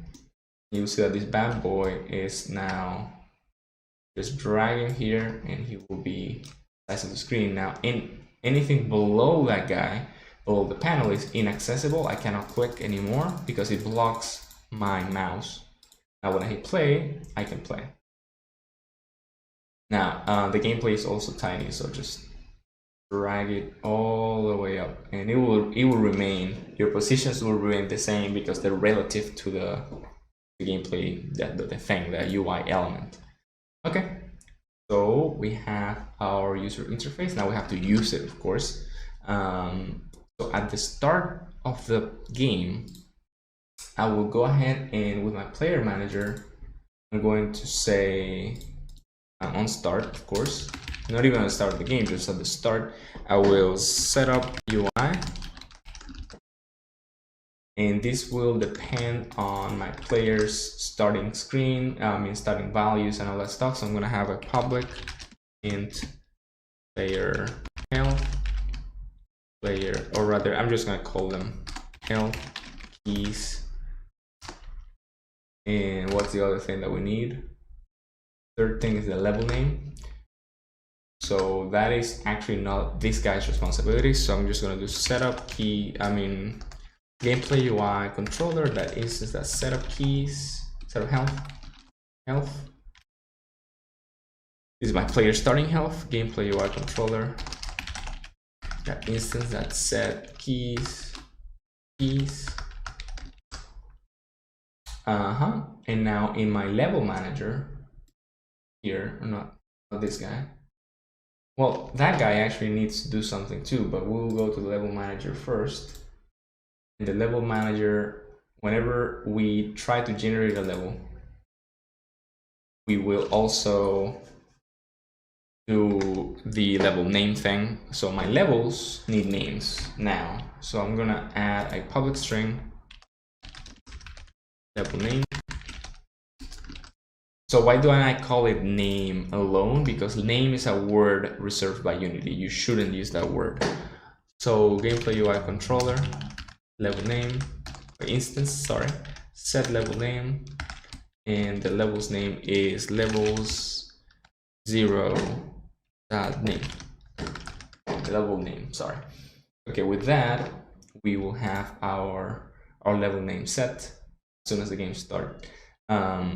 Of course, this is not ideal, but it's because, you know, I'm not making a full release game. Just you'll see in a second here. Oh, I haven't added the name to the level, so we'll go ahead to level manager and add the level name down here. It's going to be called my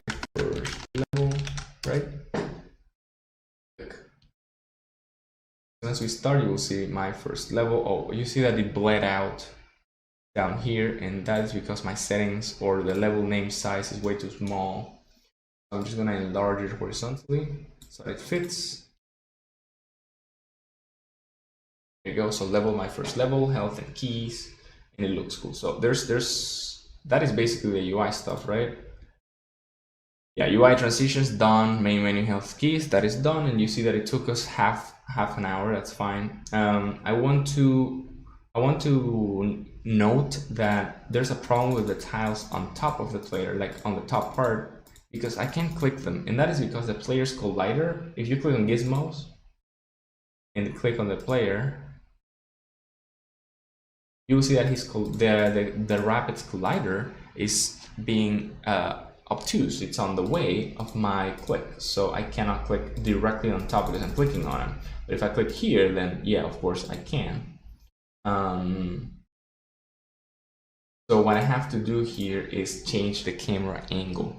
So we're gonna go ahead to the main camera, click it, and we're gonna change the angle and the viewport basically here. So the first thing is I'm going to make it a little more buff, a little more to the right, and we're gonna rotate the y-axis slightly.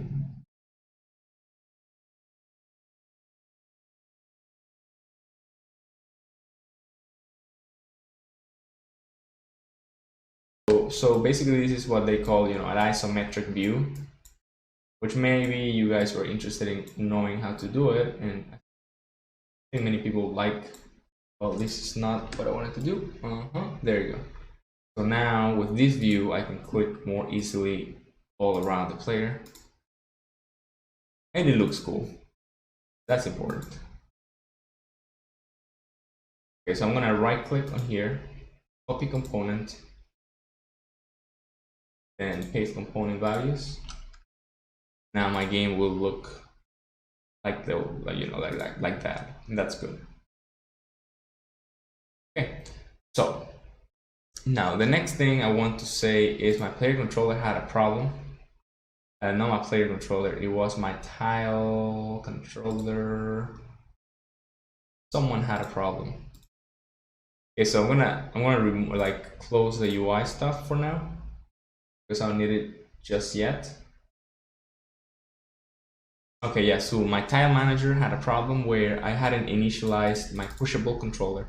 So the pushable controller didn't know its current tile. So now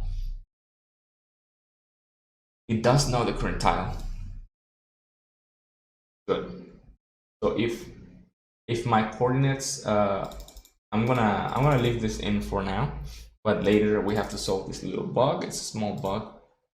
And also I am generating my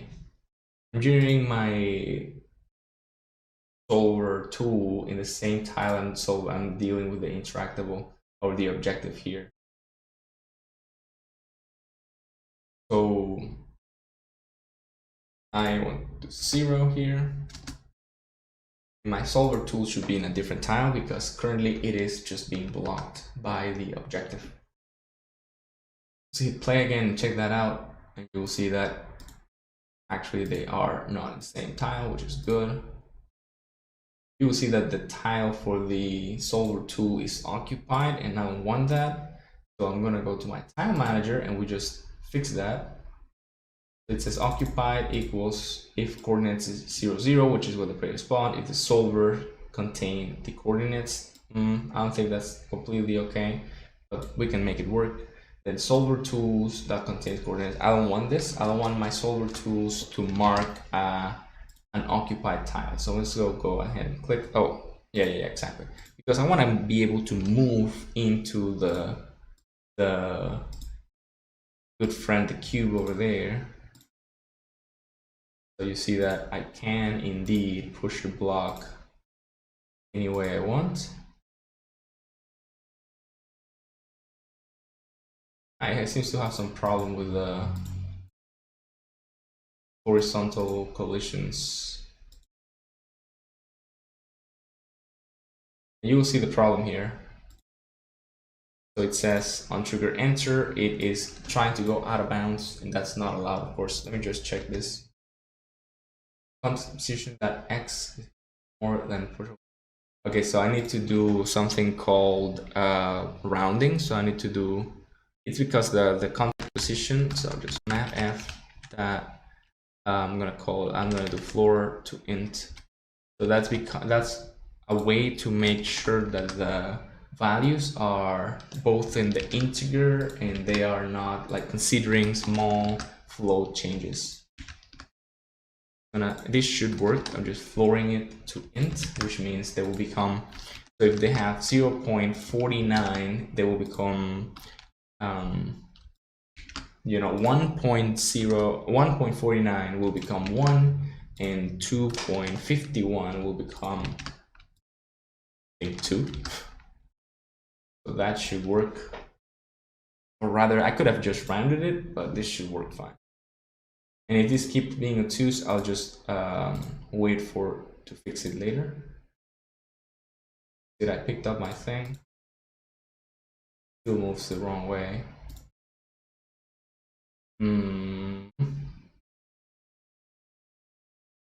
Okay, let's just check all the things right now. That's not priority.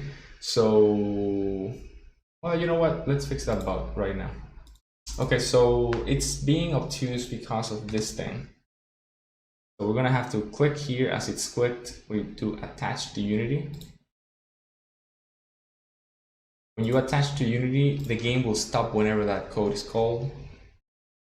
It will show you the code in Visual Studio. That's part of the Visual Studio to Unity tools. So I'm gonna go ahead and click here, there, and you'll see that instantly as it clicked, as it collided, it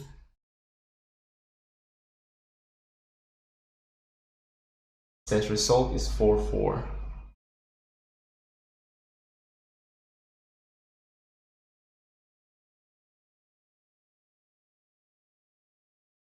Okay, so the problem I think is that I am checking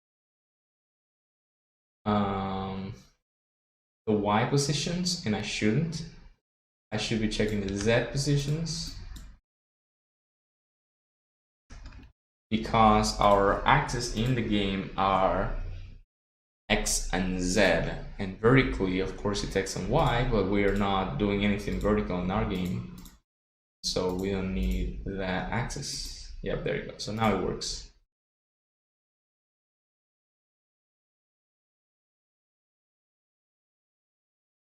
Okay. So you will see here that in the next collision, it's going to be like, oh, what do I do? It's going to go crazy. So we're going to go ahead and double click here. And the way to fix this, I'm going to fix this right now. The way to fix this is I don't want my coordinates to be set immediately. I want to first check if they're valid. So this is called validation. So we'll just do a vector2 potential coordinates equals this. So this thing here, I'm gonna cut and paste. And of course we need to check if it's legal, right? So potential coordinates. If it's legal, then we go ahead as planned. If it's not legal, then we cannot move in that direction. So what I'm going to do is, if it's not legal, I'm going to move it backward, right? Well, I'm going to try to move it backward. So we'll say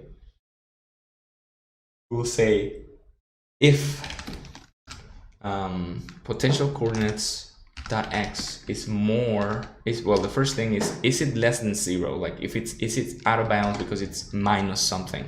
So if it's less than 0, or potential coordinates y is less than 0, then that's invalid, right? So we just do, well, we'll continue. The second way that it can be invalid is, or if potential coordinates dot x is more than tile manager.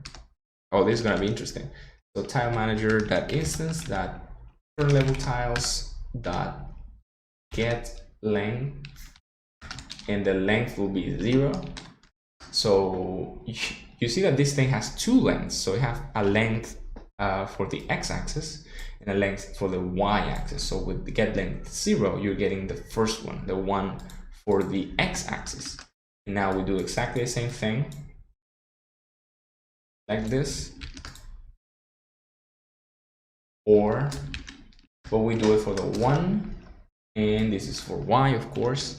So if potential coordinates are invalid for some reason, we can just return. That's it. So doing that means that we will not, also I need to remove this debug as we don't need it anymore. So it will try to move, but if it's invalid, if the move order, the move instruction is invalid, then it will fail. So let's go ahead and try that. I'm going to move it to the left first. Our rabbit is moving. Then now we do that. That's interesting.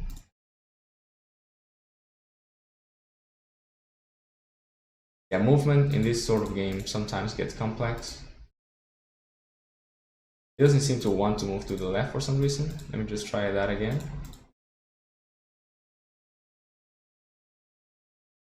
Yeah, there's some problem in my calculation. Okay, so now it will try to move and it will not move.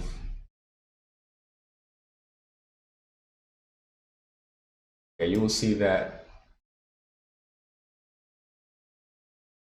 it says style manager int coordinates at x.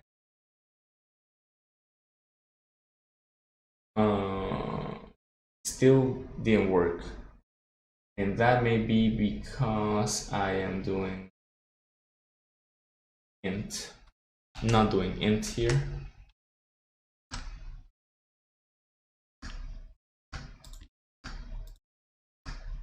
And also it's not moving to the left, so let's check out why.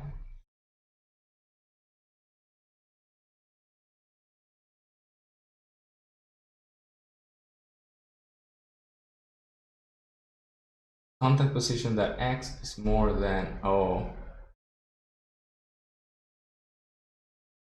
I think it may be because they're being equals. I'm like 99% sure that they are equals, and that's why. There's a point of no comparison, and that's the equals point. But that can also be a problem, so let's just check it out. Movement is always a problem. This is part of important stuff that we had to do. Yeah, it doesn't seem to move. We'll see. We'll have to attach to Unity again.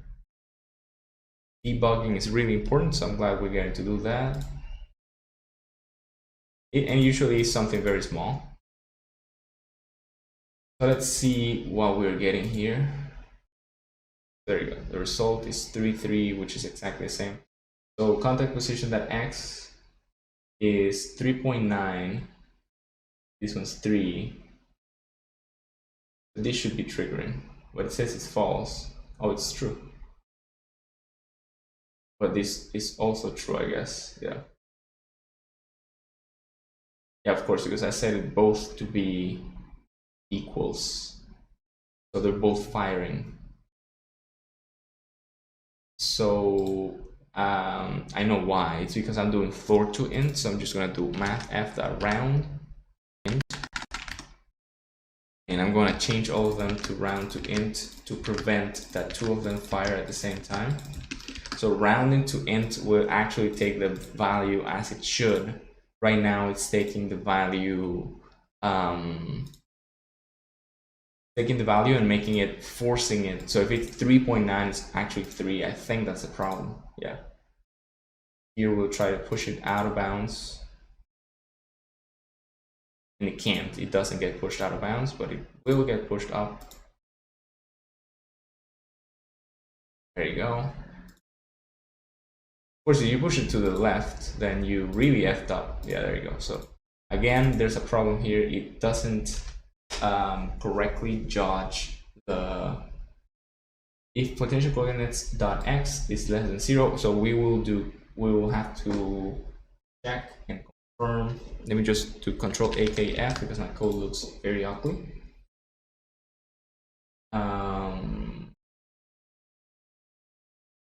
Okay, so yeah, I know what's up. So the length, you cannot judge against the length, because if you have 10 elements in an array, you have to be -1, do -1 here, -1 here, because your array contains, say your array is 10, 10, but your array actually goes from 0 to 9. So this number cannot be these numbers, right? Actually, well, the real smart way to do this, I'm doing it, you have to do that. So if it's more or equals to the length, then you have a problem. Okay, so that's basically going to work.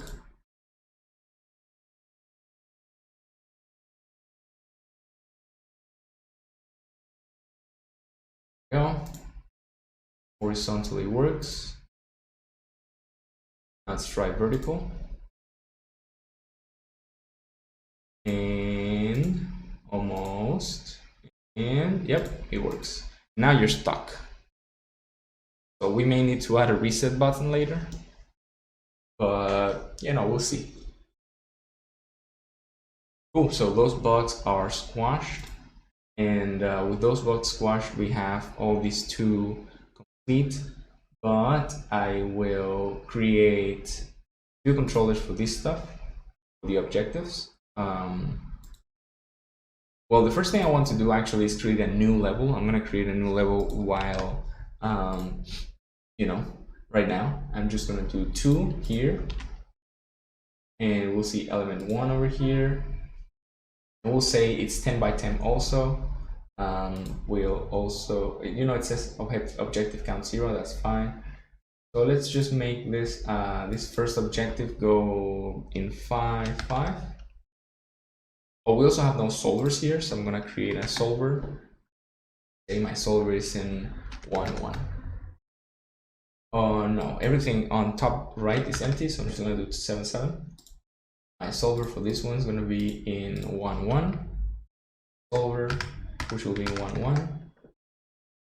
And my solver tool this time will be in 8, 8, which is like the top right of the level. Interactables, I think interactables don't exist. Enemies. This enemy will be 5, 5. Well, you know what? We can make the enemy prefabs already. So let's go make the enemy prefabs. This is just me saving time for later. Go ahead and resources, level 1 monsters. We will set this to 3D again, and I will double click where it says level. There you go. And I will grab prefabs. So we have ghost, slime, bat. So I'm gonna summon a bat. Double click on it. And I want to create a cube to compare sizes with the bat so that I'm sure that the bat is not too small or too large. And of course, we saw on my rabbit, the bat is too small. Now it's too large. Oh, I don't know if this is... Okay, so they have to both be the cube and the bat. Yes, I thought they should be in the same position. And yeah, 50, 50, 50 seems like a good size for my bat. And I'll create a second enemy, which will be a slime, red slime. Again, 50, 50, 50, because that's the size that the asset seems to work with. There you go. And I'm going to go to my resources prefabs. I was going to create a, this is fine. Okay, so I'm gonna drag and drop my enemies down here. And I will delete them from the scene. I will go to my managers and this, and you see that I don't have this enemy prefab enemy controller. So I'm gonna do, instead of enemy prefab, I'm gonna say bat prefab and slime prefab. There you go. And I can't add them because I forgot or I haven't added the enemy controllers to them. So I'm just gonna click and controller here. There you go. And now when I go to my enemy manager, I can absolutely add my enemies. There you go. My enemies will not have functionality yet, but I do want to work on them because it's wise to do that kind of thing, right? I'm going to enter the enemy prefab and I'm going to add a collider, a box collider, of course. And it will be like huge like last time. So this just has to be divided by 50. 50. Whoops. Okay. And you'll see that the box is a little bit too down below, so I'm gonna move it up by moving the center up just a smidge, actually 0.01. There you go, exactly what I need. And this, I'm gonna copy component, and this is already saved. Also, it has to be a trigger. Copy component, and where this line red is, I will double click. Will paste component as new. See that it will have its collider correctly set up. That's actually very nice looking. Now we'll make sure that my enemy manager is able to generate an enemy. So it says add enemy generation. I set it to be vector 3 position. This has to be vector 2 coordinates. And my enemy controller should know its coordinates. Vector 2 coordinates. And as you know, I have to do a public void initialize with the coordinates so that my enemy is able to absorb information. So vector 2 coordinates is that coordinates equals coordinates. There you go. Control AKF. Remember that, and your code will look pretty. So go to the enemy manager again. Where is it? There you are. In it, but it's always on the left. And when we generate enemy, we're gonna do enemy controller, new enemy. We can call it enemy or whatever you want, but I like this word. So instantiate. So I want to instantiate one of the prefabs, right? And I could do it. I could have them separated like this, or I can have them in one array. I'm gonna have one array. And I'm going to call it enemy controllers, or rather I'm going to call it enemy prefabs. And I'm going to do a random int random enemy equals unity engine dot random dot range, and we're going to take from 0 to enemy prefabs dot length. So why would you do it this way? So you do it this way so that if you add more enemies, you don't have to change the code. If I have 5 enemies, this will randomize 5 enemies, which is awesome. So random enemies, I would say enemy prefabs of a value of random. And the position for this will be the coordinate position, right? So we need a vector 3 position, or let's call it spawn point. And we'll say tile manager dot instance dot tiles, current level tiles, and it will be a coordinates x, coordinates y dot position, or transform that position, of course. And of course it's complaining because I don't know why. Oh yeah, of course, it's complaining because the coordinates are okay. So there's a fix for this actually. I don't have to do this all the time. So the coordinates are always going to be ints, and the way to work with that is doing vector 2 int. So that assumes that the coordinates are already ints forcibly, and they are ints. So I will start working with vector 2 int. So we have the position, and as always, we need the spawn points dot y plus 1. Now they can spawn point, and with the rotation quaternion dot identity, which just means my rotation, quote unquote. And you will see that this is actually going to complain. Unity is going to complain, and that's because I have to change everything to be vector 2 int now. So each tile controller is going to have a vector 2 int. Vector 2 int. Everything is going to be vector 2 int from now on, and that will help. You see tile.initialize because the tiles want to initialize with vector 2 int, but it's not. Now it is. That boy also needs to generate with vector 2 int to make things easier. Now there's another coordinates equals potential coordinates. This is vector 2 int. This guy has to return a vector 2 int. Now even the round to int pushable coordinate, this has to be vector 2 int. A bunch of vector 2 ints everywhere. potential coordinates equals, oh yeah, this is because I actually don't know why. Cannot implicitly convert, oh yeah, of course, this needs to say vector to int. A vector2 made of integers, there you go, easy. Okay, this doesn't need this conversion anymore. Oh, whoa, whoa, whoa. I comment here, I have to delete it because that's already checked. Now we click and we wait for Unity to complain. So this is a vector to int. Go. Few more here. Position. I need the coordinates. So we delete that and we just pass in the coordinates. Cool. I'm going to delete this comment because I already explained it. Okay, so now that we have full vector to int control, I think. Yeah, there you go. We will go to my enemy manager and add my controllers again.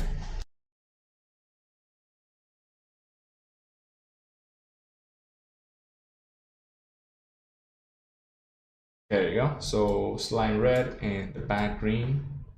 And you remember that in my first level, I have one enemy. 3-3. Go ahead and click that. The enemy is on top of the box. And let's say I don't want that. So I'm going to set my enemy to 3-5. So there you are. My enemy is on 3-5. And did I set both my enemies to triggers? Yes. Okay, that works. Now I want to make sure that the exit also gets generated. My level should have an exit in 7-7, but as you know, it doesn't actually spawn. Oh, it does spawn. But it didn't. Oh no, that's not an exit. It's a solver. My exit will be in 0-6. Oh yeah, wait. So my exit will be in 0-6. No, 0, or rather 6-0. We'll see how that works. So it doesn't, of course, it doesn't spawn because I don't have an exit generator of any kind. Let's just check what this guy tries to do. Nothing. Okay, so if level that exits contains equals coordinates. So if my exit is equals to the coordinate, we will. Oh, doesn't level have? Oh yeah, this is wrong. So this should be vector 2. This will delete everything I have already, but it doesn't matter. So I'm just going to do that. Just there. Also needs to be vector 2 ints. So whenever you do any of these changes, you have, I mean, I'm doing them early. I'm only a little bit into development. If this was a full game, I will be right on time. But if you do these changes late, it gets hard. Okay, so let me just check. I don't remember the numbers that I had, but oh, they weren't deleted. Oh yeah, they were deleted. You see that they just went to hell. So my objective is going to be in 3-3. Solver, I put in 4-4. Solver tools is going to be in 0-4. And my enemy is going to be in 5-1, or rather 1-5. And the exit will be in 7-7. So we'll hit play and see if that works. Yeah, they're of course they're differently organized, but they work. So if exit contains that thing, I will place an exit.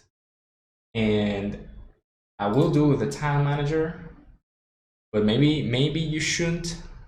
But yeah, we have the exit prefab here, so that's fine. If level that exit equals that, then what we'll do, game object exit equals, the game object exit equals a new instantiate exit prefab, and the parent is the tile, of course. Tile that transform, sorry. And the position exit, that local position, the local position for the exit, equals a new vector 3 0 1 0, and with that we'll have the exit instantiate itself, and you'll see that the numbers here also got a little confused. So let's say my objective in level 1 is going to be in 0 5. My solver in level 2, I'm sorry, is going to be in 6 3. Just any number works basically. 3 7. Have an enemy at 7 0, and the exit will be at 2 2. Okay, cool. So now I'll hit play for the first level. That doesn't count the other one, and you will see that my exit is right there. But I will want it to be looking that way, so I'll rotate it. Exit that transform that local Euler angles is new vector 3 0 90 0, so that it looks toward the camera, so that it appears looking toward the camera. Yeah, there you go. So that's better. All right, so with that we have set up the enemy's pawns, changed everything to vector 2 ends, which was necessary, and placed a door. Basically, I don't think I want the objective or the solver.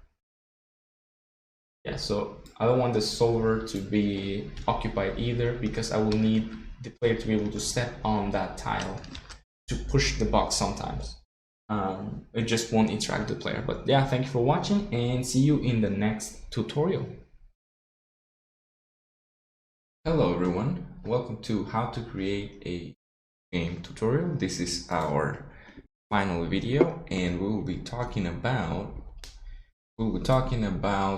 enemies. We're going to be talking about monsters, movement, and combat. So in our game we already have level generation, we have health, we have objectives, we have racing platforms, we have blocks that can be pushed, we have doors, and we also have level transitions, and the game ends. So we can see, I'm gonna hit play. As we can see, we already have our main menu. We can hit play, and we have our player character with animations, and they move and they can execute all kinds of, problem solving things, or rather actions. In this case, I'm going to push this block, and you will, as you remember, we can get this key. Then if we push the block back out, the thing will get blocked again, which is good. And now we can go to the door, and then we get the second level. But isn't that too easy? So in order to make that a little harder, we're going to go ahead and play around with enemies.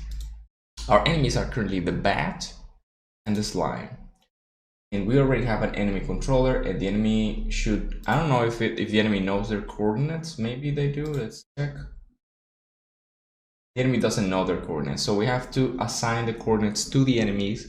We have to reduce the size of their collider, and we have to make sure that the collisions with the player are meaningful and that they move around randomly. So the first thing that we're going to do is we're going to go ahead into our enemy controller. We're going to double click it, and I'm going to check if we already have an initialize void. And if we don't, we do have an initialize void. So whenever the enemy is generated here, as we can see here, I'm not initializing the enemy, but I should, and I will. So new enemy dot initialize, and we're going to initialize with the passed in coordinates, and that way our enemy will know where it is. Now the next thing that we need to do is make sure that when the enemy collides with the player, so it's on trigger enter, when the enemy collides with the player will get hurt basically. So I'm gonna say if the other element or participant in our collision is the player, then we will say other.getComponent player controller,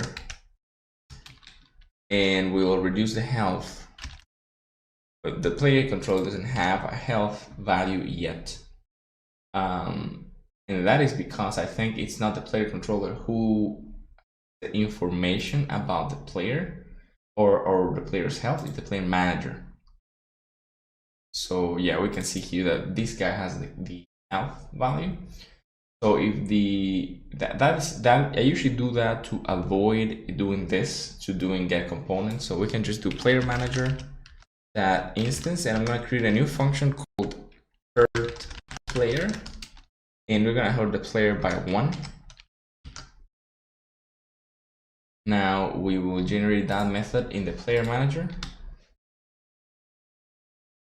and we will say health minus equals V. I changed the name V for damage. Now if health is less or equals to 0, then we make we say game over.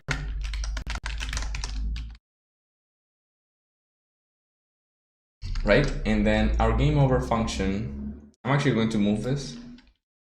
I'm going to move this function down here, below this.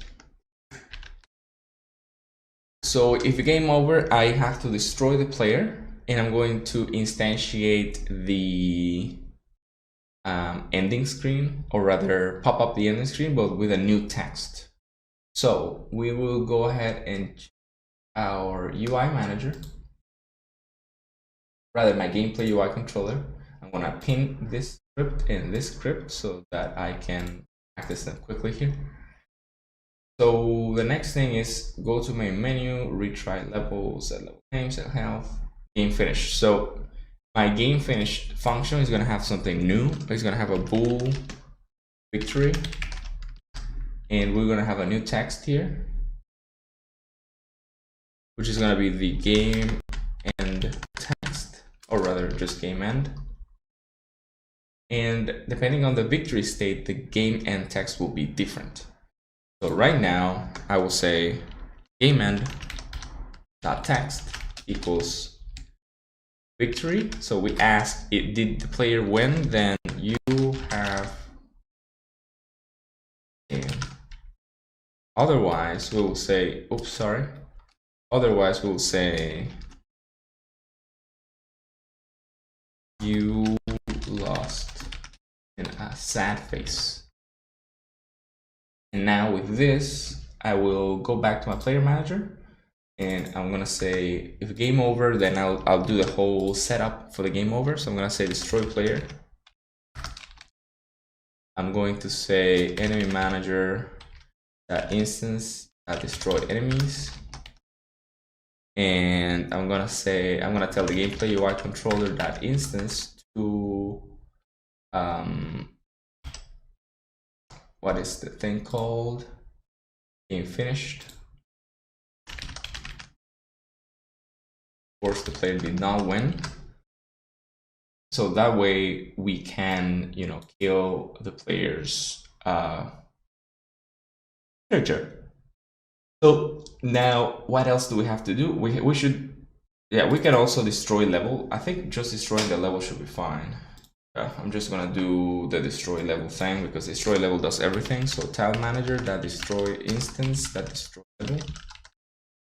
That way I'm sure that everything happens in the right order. You can see here that it destroys all the tiles, all the enemies, and the player. And then with game finish, I will do this. And also now I need to check, well, when we enter back in Unity should complain because I added something new to the game finished function. Wait a little. Yeah, you see that it's complaining. There's no argument given that corresponds to the required formal parameter victory. So this is if level finished. If it's the last level, then we did win, so we just pass in true. That means as you remember, the bool is about the victory. So if the player won, then we say, okay, you won. Cool. Right, so far we have done several important things, but not enough. We need to go back to my assets. I'm gonna go to my resources, prefabs, and I'm going to double click on my bat, and I'm going to make this thing collider smaller. The same thing I did with the player, so I just click here, and we reduce the size enough that the player will not collide with this thing. Will not collide with this thing randomly. Sometimes that happens when you click and you misclick. Okay, so that will be better, but not good enough. I'm gonna make it even smaller. This way, I'm sure that the player will collide with this. Well, I think the center should be a little lower just in case. There you go. Cool. Right, so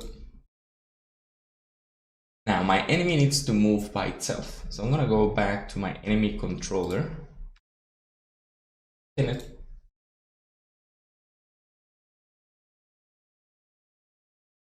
And we're going to see, we're gonna have a public float movement cooldown.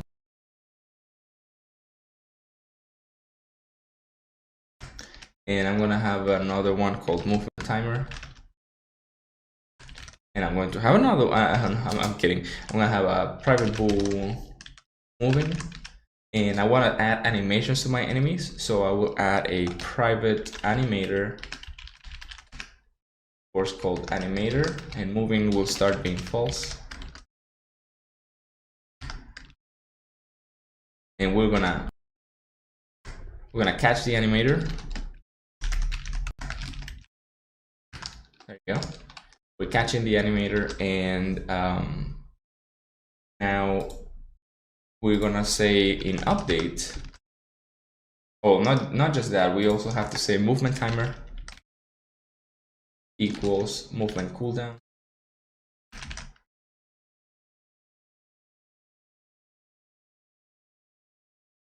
All right.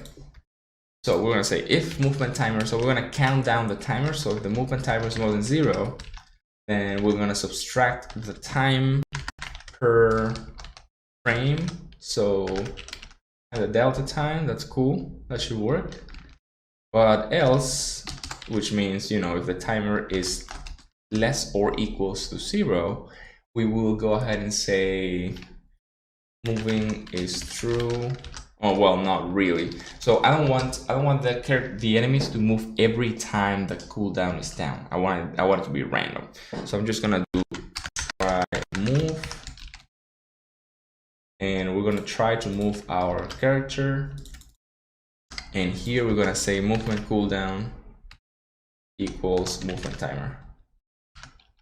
Or rather, the other way around. The timer should go back to being equals to the cooldown.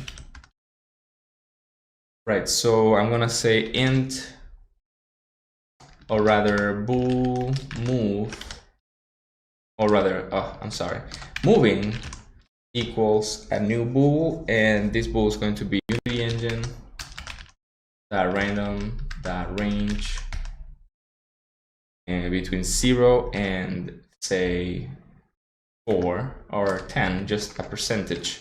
So if this randomizing, this movement randomization is more than 5, which means we have a 50% chance of not moving, a 40% chance of not moving. So basically we're saying if this random is more than 5, then move. Now we need another vector2. This is going to be private. It's going to be vector2 destination. And we will go ahead and grab a random tile around our coordinates. So how do we do that? Basically, we have to randomize an x and a y value. So I'm going to say int random x movement equals Unity engine random range from -1, which is to the left, to 2. So it's going to randomize from -1 to 2. So it could be -1, 0,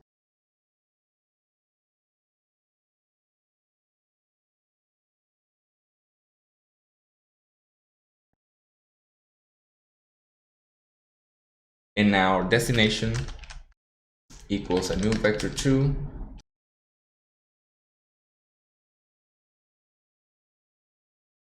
random x movement, random y movement, right?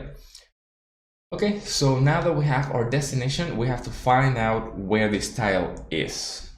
Well, actually, I want to change this to vector 3. So we're gonna say here vector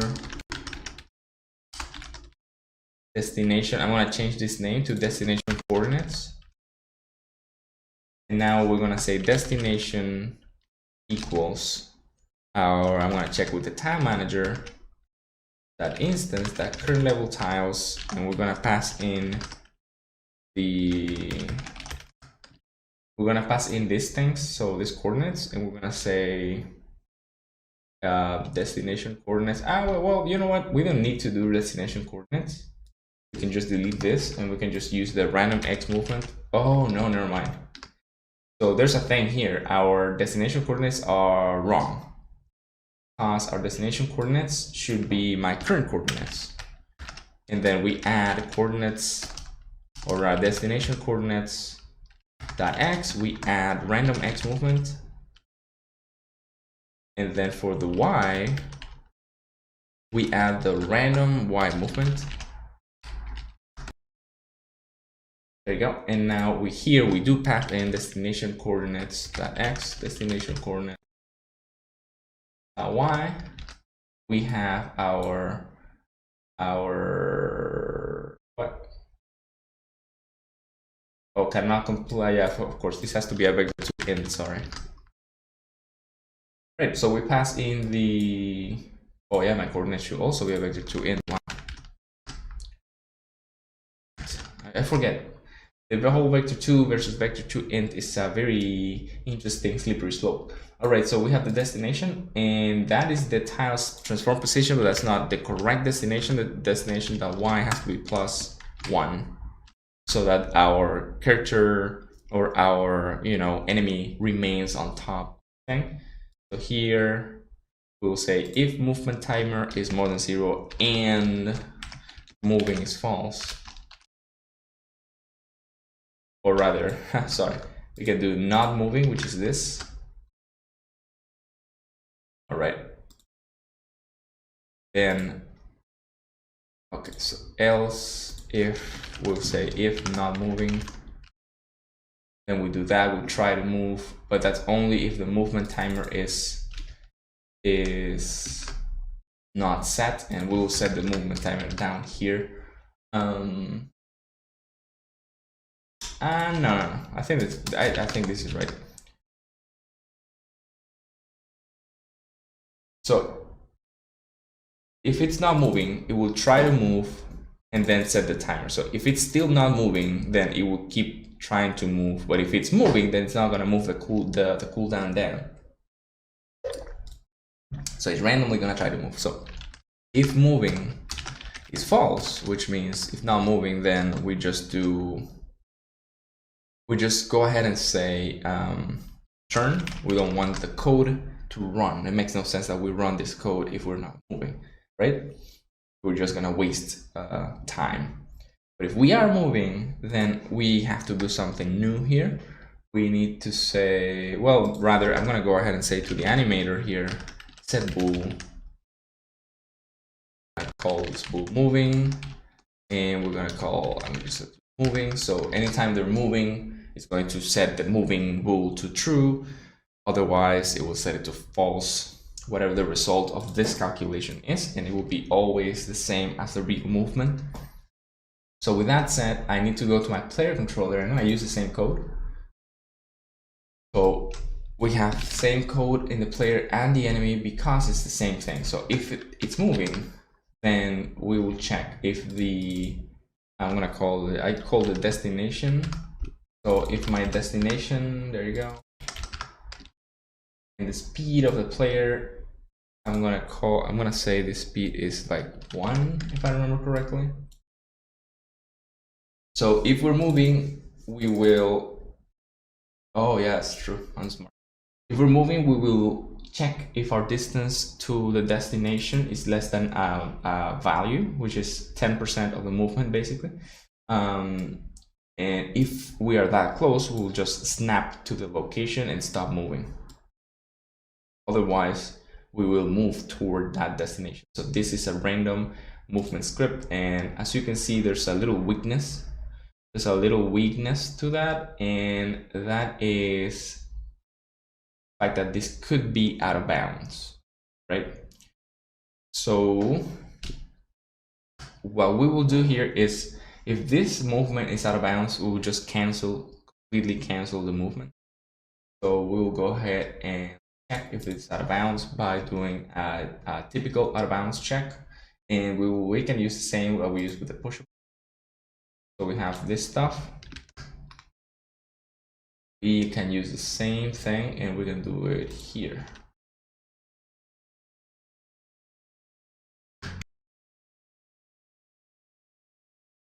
So we can change the name here to match this name just for kicks. So potential coordinates, and if it's out of bounds, we don't return immediately. We will say moving is false. And we set the animator to the bool correctly now, just to reflect that we didn't move. So basically the movement with this condition is going to be less often when the enemy is in the corner. But that's fine. Also, we need to check the player again, because the player has something interesting, and that is the look direction. So we're going to do the same thing for the enemy. We're going to rotate the enemy depending on where the target is, right? So we're going to grab this thing, and we're going to go back to our enemy controller, and that happens when we try to move. We move the tile. Here, if everything is correct, here we will say destination here, and then we will be able to rotate. You can reuse some parts of your code. The right way to do that actually is to create a function that can move anything. But for a small game like a puzzle game, it doesn't really matter, because you have a few entities only, like one enemy or two, and a player. So you can just do it this way. But if you're going to do more and more and more objects that move through the tiles, then maybe you want to have a global movement script. But that depends on the scope of your project, and for this project it is completely fine. So let's check how that looks. We're not sure so far. I'm going to check my player character. Yeah, the speed is 1. I hit play. You can see that my character is moving. Enemy is moving, and they're moving all the time because they have no cooldown. So if I set the cooldown to 3 seconds, they will stop, and you can see the countdown here. They're deciding, should I move? Should I move? No. There you go. Now I can move. I move now. I move now. And they're trying to move. Yeah, there you go. So you will see them moving around every so often. It's gotta be small movement increments. That's an interesting location to move to, honestly. Oh, it's floating. Why is 1? Oh, wow. He is absolutely floating.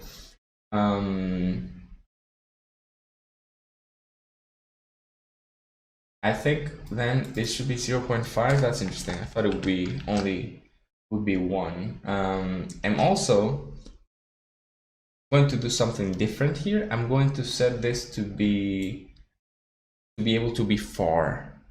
So basically, I'm going to say -3, 6, so that the -3 to 3 would make more sense. So that maybe they can move far. I'm not too sure. I'm gonna also change the collider and the cooldown for this guy. So movement cooldown is 3 seconds. We're gonna change the collider for this guy because it's real large. Go back and I misclicked. Whenever you misclick, whenever I misclick on one of those, it just makes me sad. So we have to make sure that the player will not collide with this randomly. Just wait, extend it. That's fine. Let's try that again. Let's check out how it moves. You click on it. So you see that it's actually moving correctly, and there's a problem. I'm not setting my coordinates. I'm actually surprised. Well, it's gonna be circling around this area instead of actually moving. And that is because after I chose the coordinates, I didn't set them. So I'm gonna have to set my coordinates equals potential coordinates. And that way our bat and our slime are gonna be able to move around anywhere. Now if I go there, they're gonna be moving around. So basically, if I'm playing the game, I need to be careful not to be on their way. I touch them, and we can go to my manager, player manager, and we'll see that the health is 4. It's correct, right? But then if I do this, I need to destroy my enemy. So enemy manager, the first thing is enemy manager, the instance that enemies, there you go, remove this. So we're gonna remove this from the list, and then I'm gonna destroy my game object, sacrifice basically. But I do gotta say that if an enemy dies, I want to spawn another enemy. So whenever you kill an enemy, you want to spawn a new one, right? So I'm gonna go ahead and say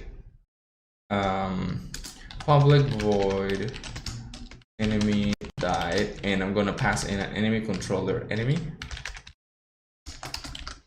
And then this thing that I did here, this should happen over there. No. I'm just gonna say enemy instance dot enemy death, enemy died this, and I'm gonna destroy my game object over there. So I'm gonna say destroy enemy dot game object. But before that, I will remove this enemy from my current enemies, of course, because it's dead. And finally, I will generate a new enemy.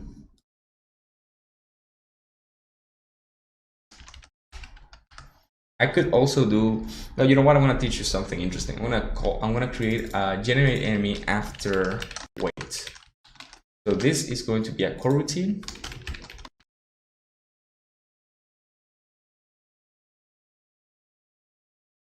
And we're gonna wait, say, 1 or 2 seconds. So we're gonna wait 2 seconds. And it's gonna be a private enumerator. Generate enemy after wait, and the int is gonna be called wait. Oh, it should be a float. So here we're gonna say yield return new wait for seconds, and wait. And now with this, after this, I will say generate enemy. And with that, we have created a quick generation after we wait. So you may ask yourself, why do I not do that for the movement, right? Well, that's because the movement happens many times and it has to do with other factors. So this one is a coroutine that fires once every who knows how much, and it's for sure it's always going to be the same amount of time. It's not going to have happen many times at the same time, so to speak. So it's generally better to do it this way. So what will the coordinates for my new enemy be? So I mean, it could be random. I could make it random. I could make it around a certain area. There's many ways to do this. But the way that I will do it is I'm going to spawn the enemy in the same spawn point as it was before. And if the player happens to be there, well, bad luck. So I'm going to hold a private vector2 int starting enemy point. And of course, if the game has several starting points, I will grab the last one, right? Say starting enemy point equals coordinates. So I'm gonna feed in the same thing once and over again, and that's fine. So the other way that you could do this is by holding a list of starting enemy points. So if you have 3 starting enemy points, you can just randomize between them. And the other way would be, as I said, just pick an area in the map. But that of course it's out of the scope of these tutorials, but it's something that with the skills that I have shown you, you should be able to do so far. So let's say whenever I kill an enemy, I'm gonna go ahead and do that. I'm gonna kill my enemy and I should die. Oh, I mean, I should not die, I should get some damage. And the enemy should respawn after a wait of 2 seconds. It hasn't moved. I think I might reduce the wait for movement because it's doing the whole, yeah, it's random, so sometimes it doesn't move. So 2 seconds later, it will respawn. There you go. I'm gonna make the wait just a little bit longer to give the players time to think, and I'm gonna go ahead and reduce the cooldown, the movement cooldown, to 2 seconds, which is 33% faster. 2, 2. Okay, so that is way faster. Every 2 seconds, the enemies are going to try to move. Now we got to go to our animator, and you see that there's no animator, and also we have the root motion thing activated. You have to deactivate it every time. So the way that we deal with this animation is going to be actually pretty interesting. We got to check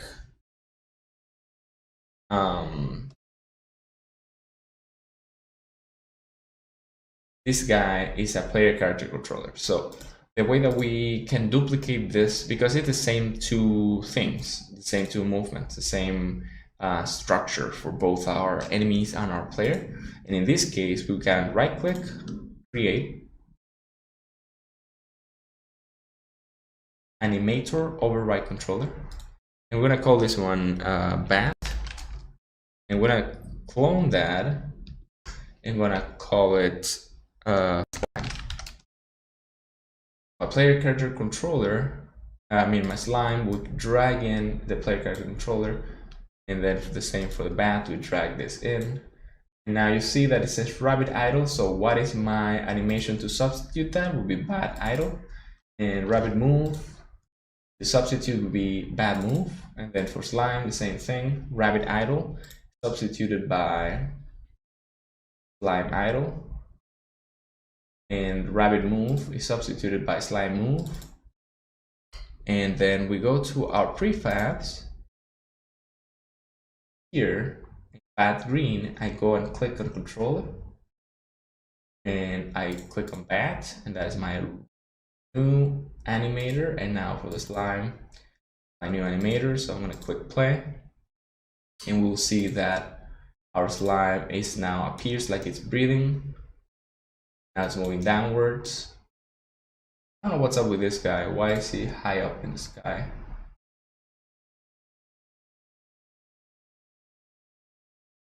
The y-axis seems to be 0.5. 0 for him.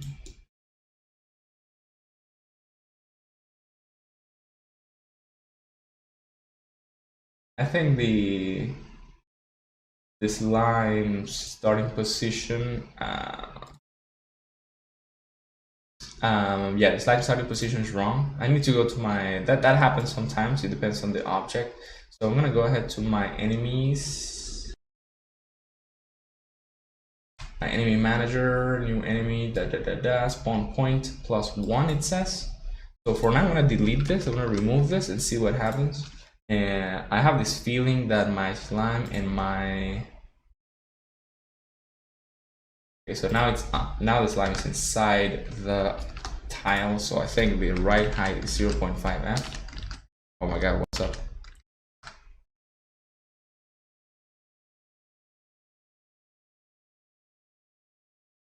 Okay, yeah, so this guy looks fine. He actually looks too high. his, I think it's the animation. Yeah, I think his idle animation makes him look like he's above. And you know what? That's fine. Yeah, because you see that the object is at the right height, but he is high up. And I think that's completely fine. As long as it collides with the player, that works correctly for me. And again, for the slime, it looks fine. Yeah, it's stuck to the ground.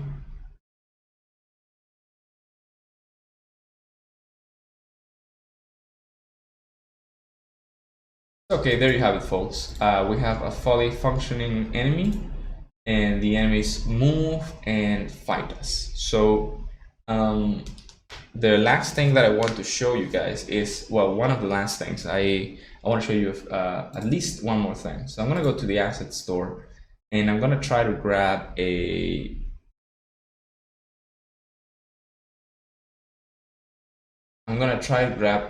grass texture.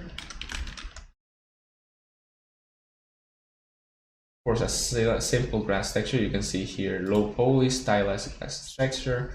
So we're gonna go ahead and download that. And there's a lot of free textures in the asset store.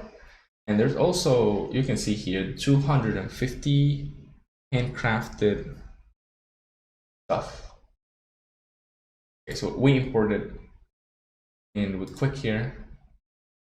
And I'm gonna go to my tile. Oh, really, I need to go to my stylized grass. You can see it here. So materials, scene, textures. So materials, we have two materials, right? So in order to use them, you have to drag this here. Now we have this, and we're gonna click here, and we're gonna say stylized grass.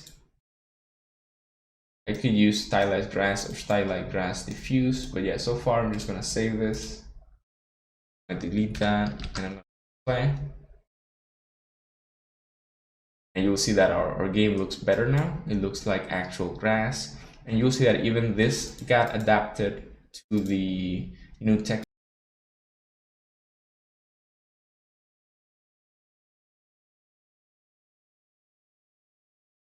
Because the albedo color changes are universal. You don't need to have a certain texture or anything to be able to fight. I want to fight that enemy. You will see that my health in the UI didn't update. That's because I'm not sending an update. I will send it soon. I will go ahead and change that. So we'll go to our player manager, and whenever the player gets hurt, we will say we'll send a signal to my gameplay UI controller, that instance, that set health text, and it will be health because it changed. So every time you change something, you just notify, hey, change my health value, please update yourself. So let's see how that works.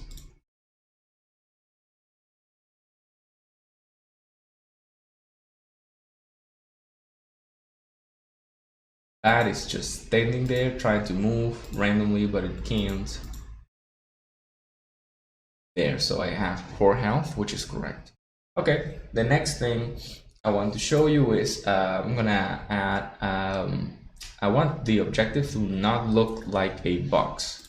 So I'm gonna try to find some low poly RPG items or whatever, and it should be free.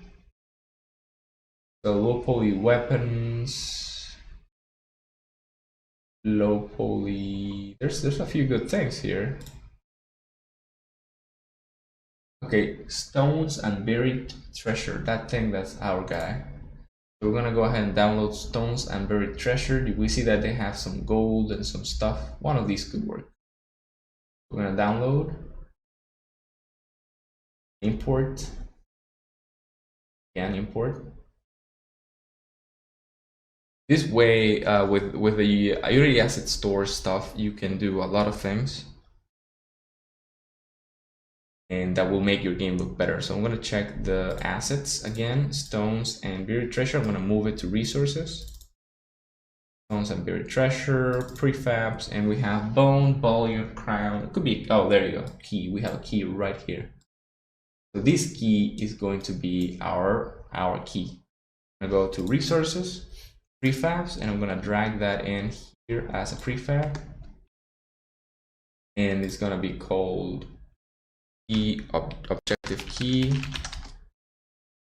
I'm gonna add an objective. Pickup controller, right? Yeah, pickup controller. So that it can be picked up the same way as this guy. And this guy has a box collider too. And we need to add a box collider here. Box collider. Set it to trigger. I'm gonna double click on my. I'm gonna delete this key from here. I'm gonna double click on my objective, and you can see that it looks good. But well, let's see how that looks. I'm gonna add it to my manager. So we go ahead and add it to my objective prefab. Then we click play, and we'll see that it looks good. It looks like a key, of course, because you know it's a key. So it looks like a key, but it's like just floating there, and it's horizontal. And I think I want it to be like vertical. So in order to do that, whenever you start, well, I'm gonna do two things. I want to make it rotate like this, or like this.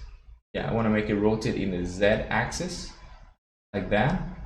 And I want it to be -50, -60, I think, on the X axis rotation. So I'm gonna go ahead into my pickup controller, and on start, could be on start, yeah, I guess. So on start, I'm gonna say transform that local Euler angles equals a new vector 3, and it's gonna be -60, 0, 0, so that it's at the rotation that I want it to be. And now on update, I wanna make it rotate.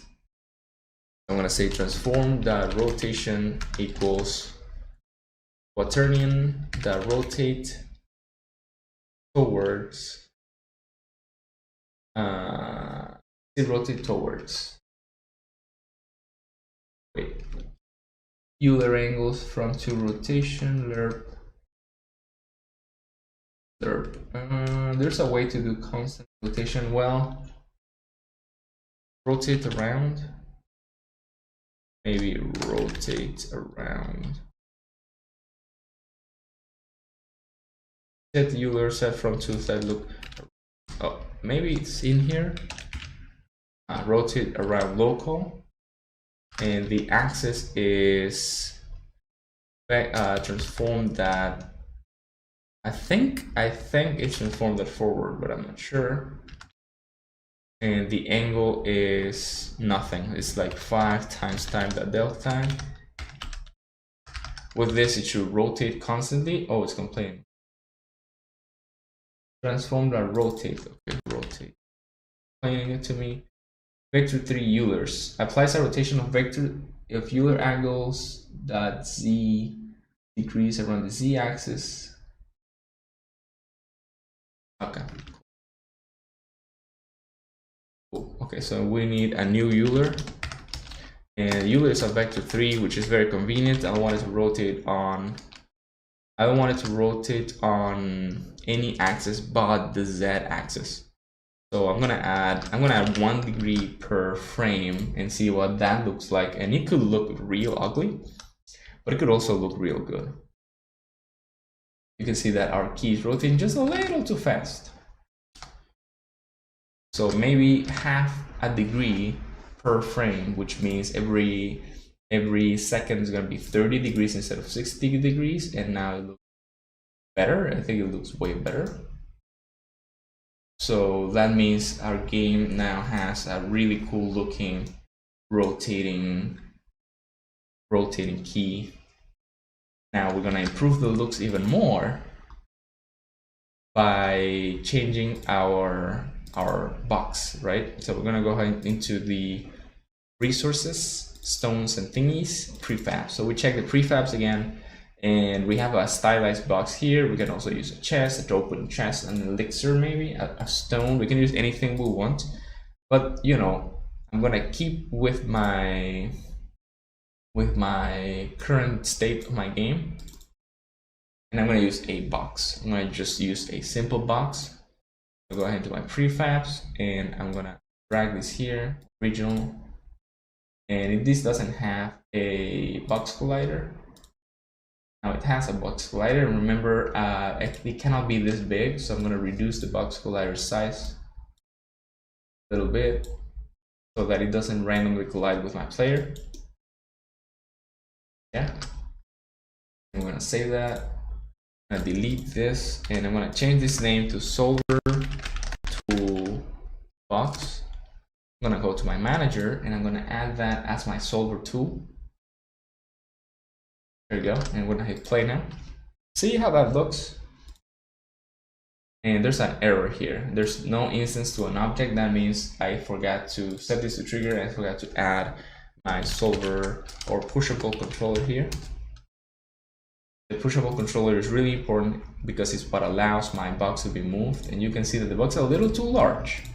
A little too large. I'm gonna make it a little bit smaller. Oh, well, you know what? I'm gonna test how small it should be on the scene. Click on this. And I'm going to reduce its size. Still too large. I think 0.5. Fine, yeah. 0.5 is about the same size at the tile, yep. Alright, so my solver tool must be 0.5, 0.5, 0.5. We hit play. And now it does look like it fits. I'm gonna go and do this. Right? Why does it not work? Solver tool. So I forgot to tag it solver tool, and that's why it doesn't work. So I'm gonna click on this and I'm gonna tag it solver tool. It still doesn't work. Okay, solver tool, layer default, header. Oh, this is good. This is good that it happens. I need to click on my other solver tool and see why. Oh, it's not trigger. Guy's not trigger.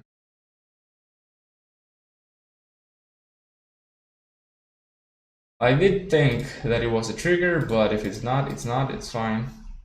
No big deal, honestly. Of course, I want to change the door as well. Let's see.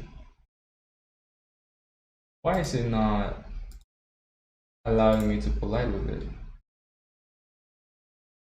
I click on my box and see. Go with my controller.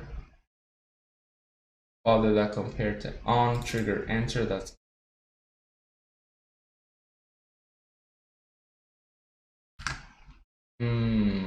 odd. Very odd.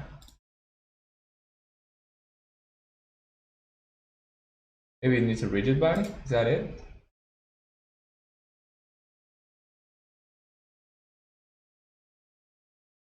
Doesn't have a rigid body.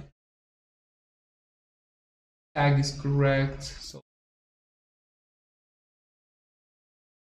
I'm gonna move it up a little bit.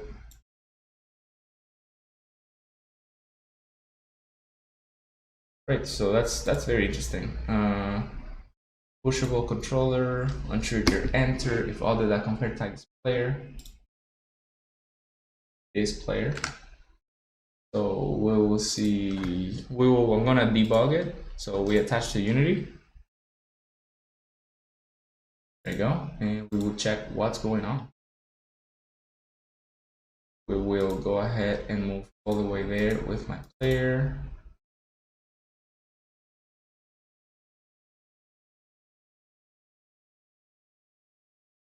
All right. Potential coordinates, other that transform that position. Position coordinates 6, 4. So potential coordinate says 0, 0, and then we're gonna move in here. 6, 4, 4. But that doesn't make sense. Why is it the same coordinates I had?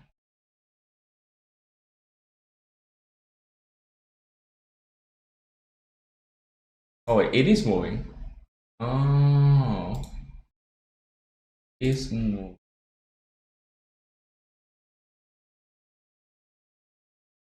It is moving, but digital coordinates is pushing coordinates y. Oh, the size of the collider. Okay, so I changed the collider to be too small. I think that's the problem. So I'm gonna actually remove this collider and add another box collider, so that is the exact size of the box. And we're going to go ahead and check that again. That would be interesting. That's an interesting difference, only by changing the box collider size. Yeah, there you go. Now I can push it. I can push it correctly. Push my box the way I want to push my box. Okay, now I can grab my key. There you go. And we can go ahead and end the level. Okay, so now I want to change the exit. So my exit is gonna change to something, of course, different. Let's say the prefabs. I didn't see any door. I'm sure there's no door. But what I'm going to do is I'm going to change it to a chest. So that's going to be my new door. So I'm going to open. I'm going to on this chest here, and we're going to make it a prefab. I mean, one of my prefabs. Closed. And our chest is going to be an exit. And it's a box collider, of course. Trigger, I think. Let me see. Trigger. Now we go to our managers and we drag and drop the exit. We're gonna call it exit chest. So basically, the logic here is there's a treasure chest, and we can. Wow, that's large. These assets are really large. Okay, so there you go. The logic here is, there's a chest, get the key, open the chest. And I don't like the rotation of the object, so I'm going to rotate it in Y by 90 degrees so that it looks again toward the camera. And that didn't work, and that's because when I spawned the object in my tile manager, I spawned it with a rotation of, oh wow. Oh, that's interesting. I thought I was rotating it. I wasn't rotating it, but now I am. Okay, yeah, so it turns out that this is actually, oh yeah, it's the wrong rotation anyway. So it should be 180. So we're gonna go ahead and change this number to 180. Usually you just make sure that your artist or whatever you download has the same rotations, but of course we're using assets from different sources. And because we're using assets from different sources, it makes sense that they are inconsistent. So we have to adapt something. So there's one more thing. There's another thing that I want to add, and that is an instruction. And we're gonna go ahead into my gameplay UI controller. Also, my game and text, I haven't added it to my gameplay UI controller. Okay. We're gonna add a new text to my gameplay UI controller, and this text is gonna be called the tutorial. I'm gonna click on it, F2, tutorial. And of course, as I said before, it has to be here. I'm gonna do that so we can see it. I'm gonna turn off my game finished UI. I'm gonna make my tutorial text larger, way larger. Put it in the middle. I'm going to bold it, and I'm gonna write down unlock, rather push the block to unlock, to reach the key, open the chest to move to the next level. We center it, make it black. I like. Now we increase the size.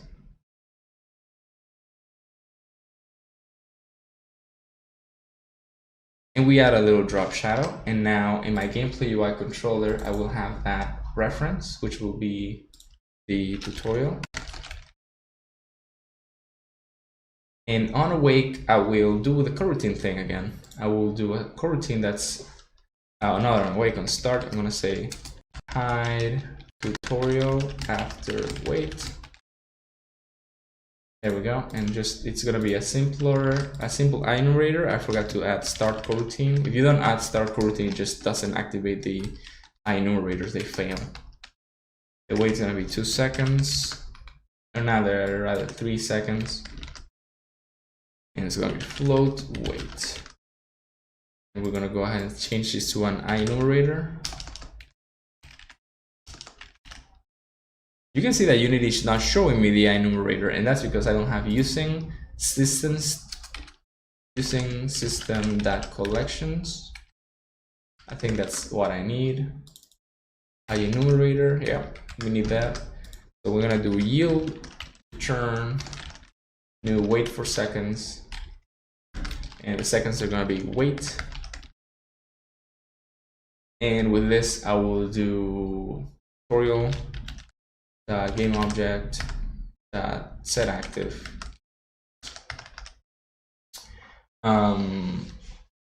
So interestingly, I need to activate it. So on enable, whenever we already have on enable down here. So whenever we have on enable, we'll say tutorial game object set active is true. Every time we enable this thing, we just have a little text saying, hey, push the block.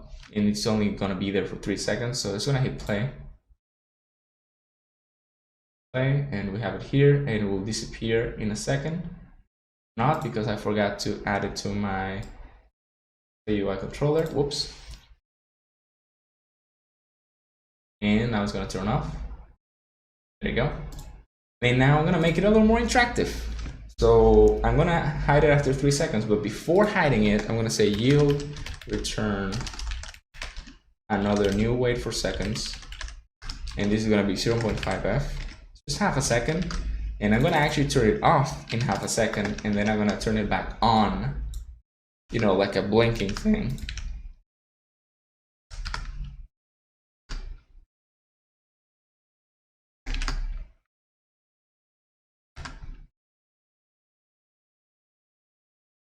As you can see, the wait thing is irrelevant now.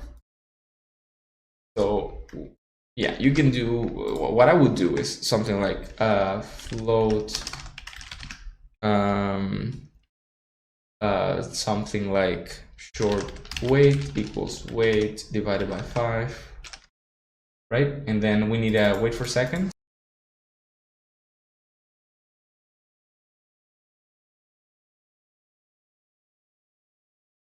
Wait for seconds equals now new wait for seconds short wait.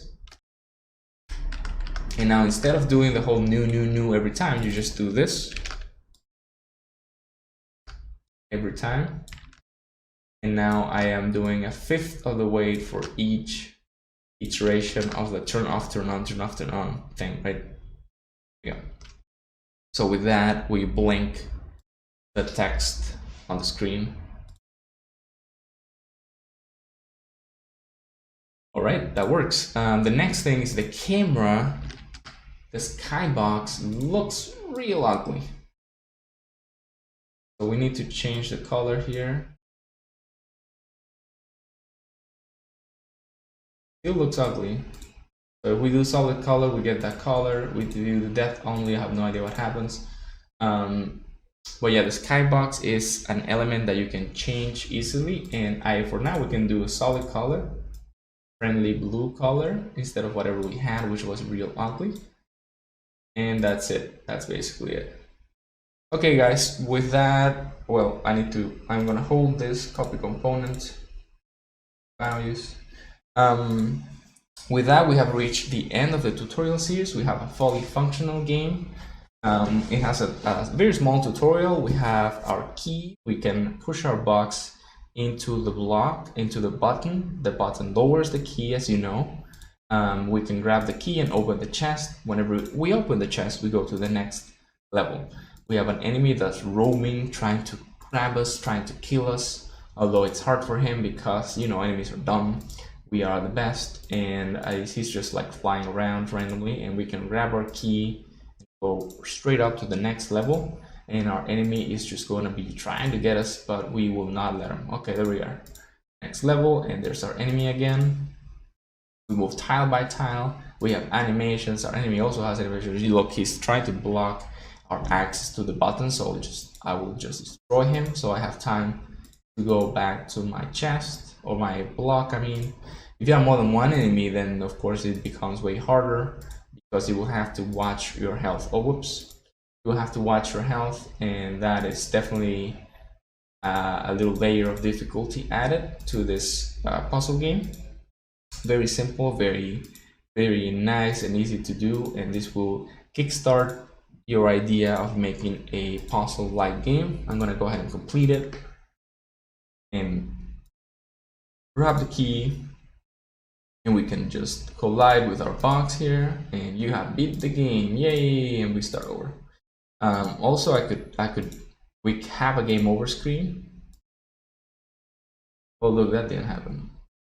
We have a game over screen, and that definitely looks and sounds real well. And of course, this should not happen on start. This should happen on enable.